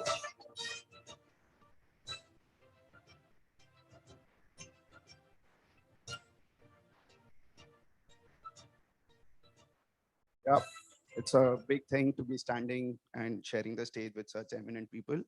I would like to thank the team, of course, but the bigger thanks to my family, my dad, he's the most excited one, he's here. So thank you. And a special thanks to my brother who's been a partner in crime in what I am here, it's all his support as well. So thank you, Rohit. Yeah.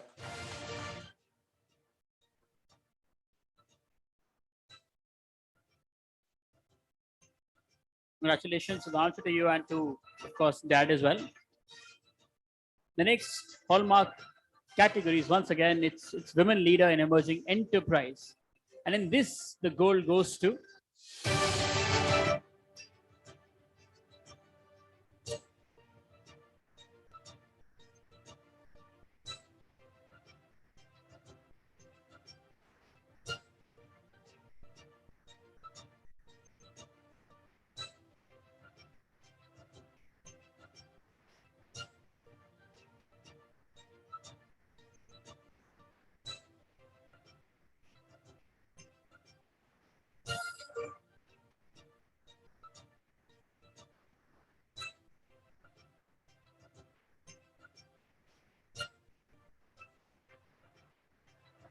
Sujata Biswas, the co-founder of Suta.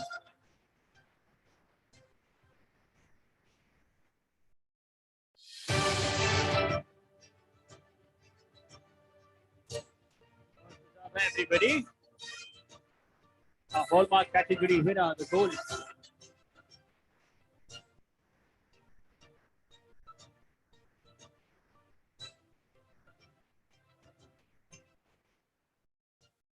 Thank you so much. Wow, can't believe the third award for our team.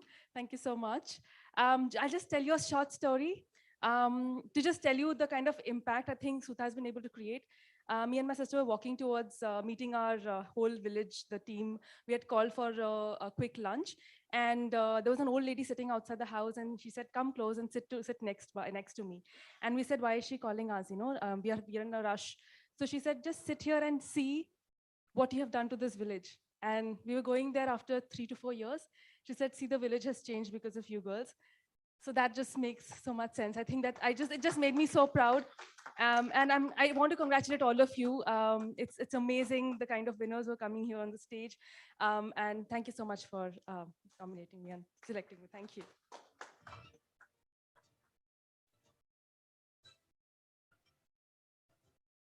Okay, our next hallmark category is leader of the year, creating emerging business. And the gold in this goes to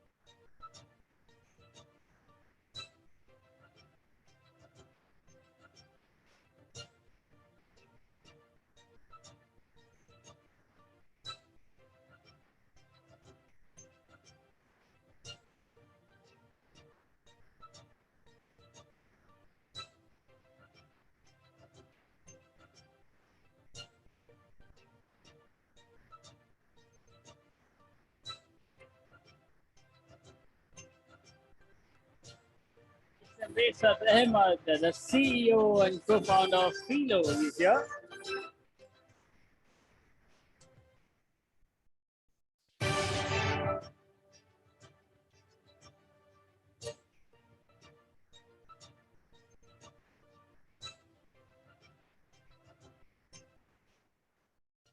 Good evening, everyone.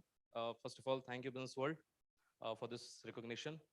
Very quickly, I would like to say what we have created and about what we are very proud of is that any student in country right now, or maybe at even midnight, or maybe at even 4 a.m. on a Sunday morning, can imagine to connect to a teacher instantly. It's like if you are a child, maybe in the village of Uttar Pradesh, Bihar, or maybe studying in one of the posh school of Delhi or Mumbai, and you are just not getting through maths or physics or chemistry or history, maybe at midnight at your home, you can dial to a teacher instantly and a live teacher will come and connect to you. That is the world that we are creating at Philo, and about which I would like to dedicate this award to all the tutors that we have. We have the largest family of tutors in the globe, with more than 65,000 tutors across 15 countries in the world. This award is basically for them and for the whole team of Philo. Thank you so much.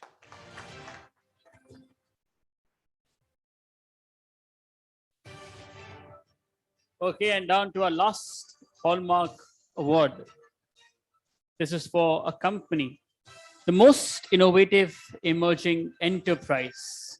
And the winner is, the gold goes to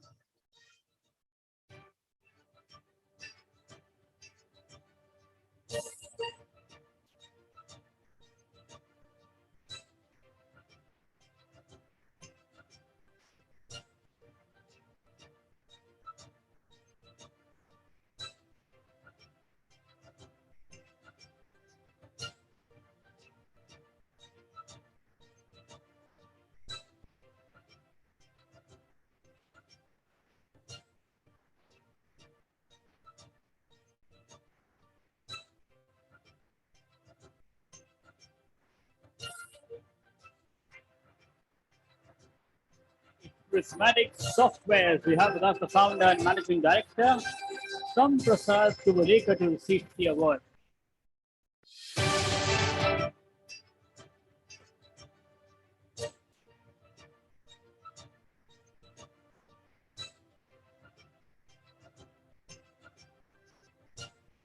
So, hey, please, and the entire team back home for Prismatic.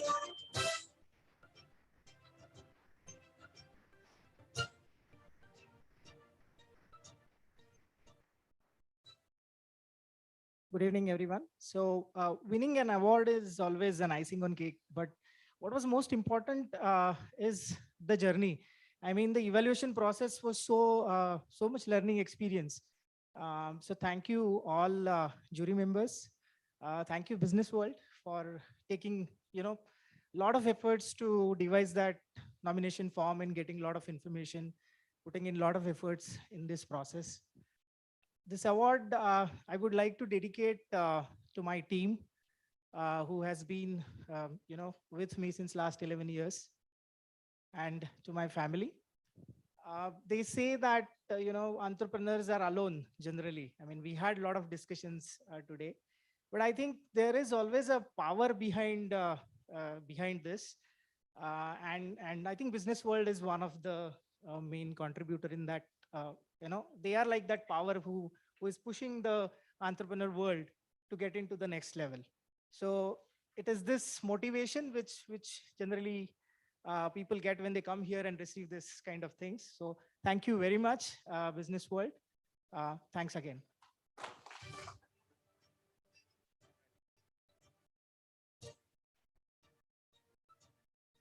Also, there was another award for which the member wasn't able to announce. It's for Women Leader in Emerging Enterprise. And that one went to the CEO and co-founder of Frost Luxury Skincare, Shubhika Jain. I think that's also once gave a huge round of applause to her as well. So Shubhika, she couldn't make it. And now for a group picture, for all the winners, we request you to please join us on the stage with your trophies only. All the winners. All the winners, please. Boss, आवाज थोड़ी कम करो. All the winners, please, with your trophies only on the stage for a group picture. आइए.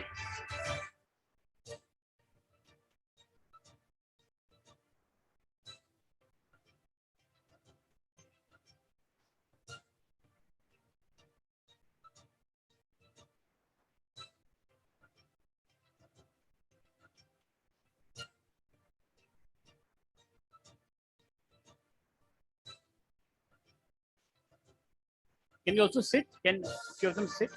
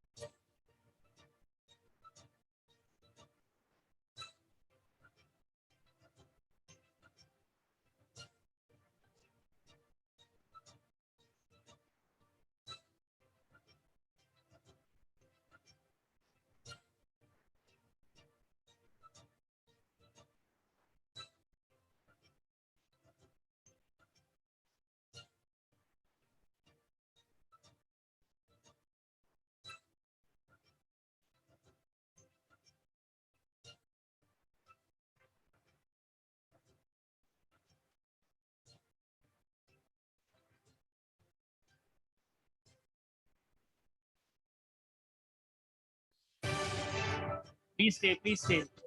Please stay back. Now only the winners.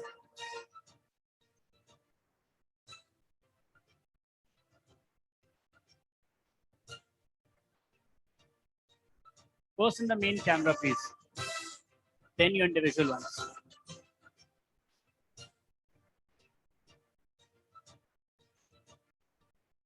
Thank you. Congratulations. The Business World team, please on the stage for your picture now.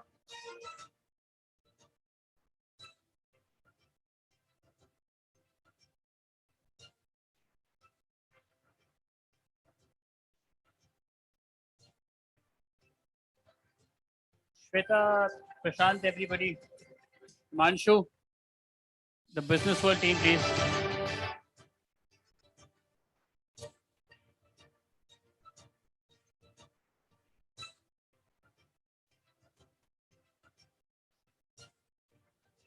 Neeraj, Akash, Shweta, Himanshu, Prashant, Soumyajit, Devika, on the stage, please.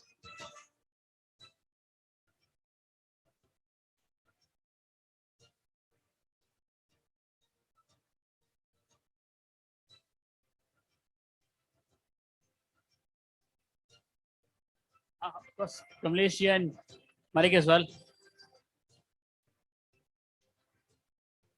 Himanshu, Shweta, guys, special invitation, written one. I wouldn't mind.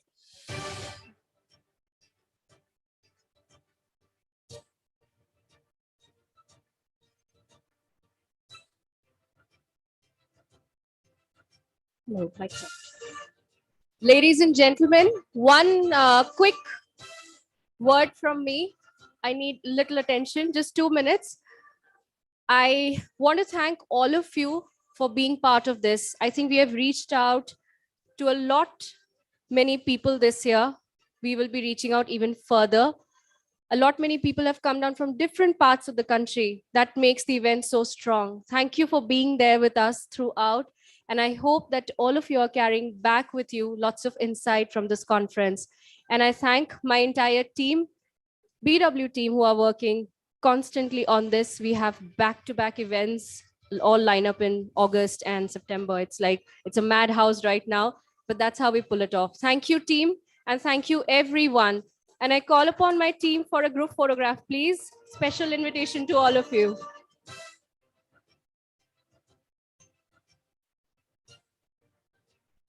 Neeraj, Akash, Soumyajit, Shweta, Himanshu, Malik ji, Kamlesh ji, all of you, please. And Aditya, we should not forget our host, actually. Aditya, thank you so much for holding the fort together.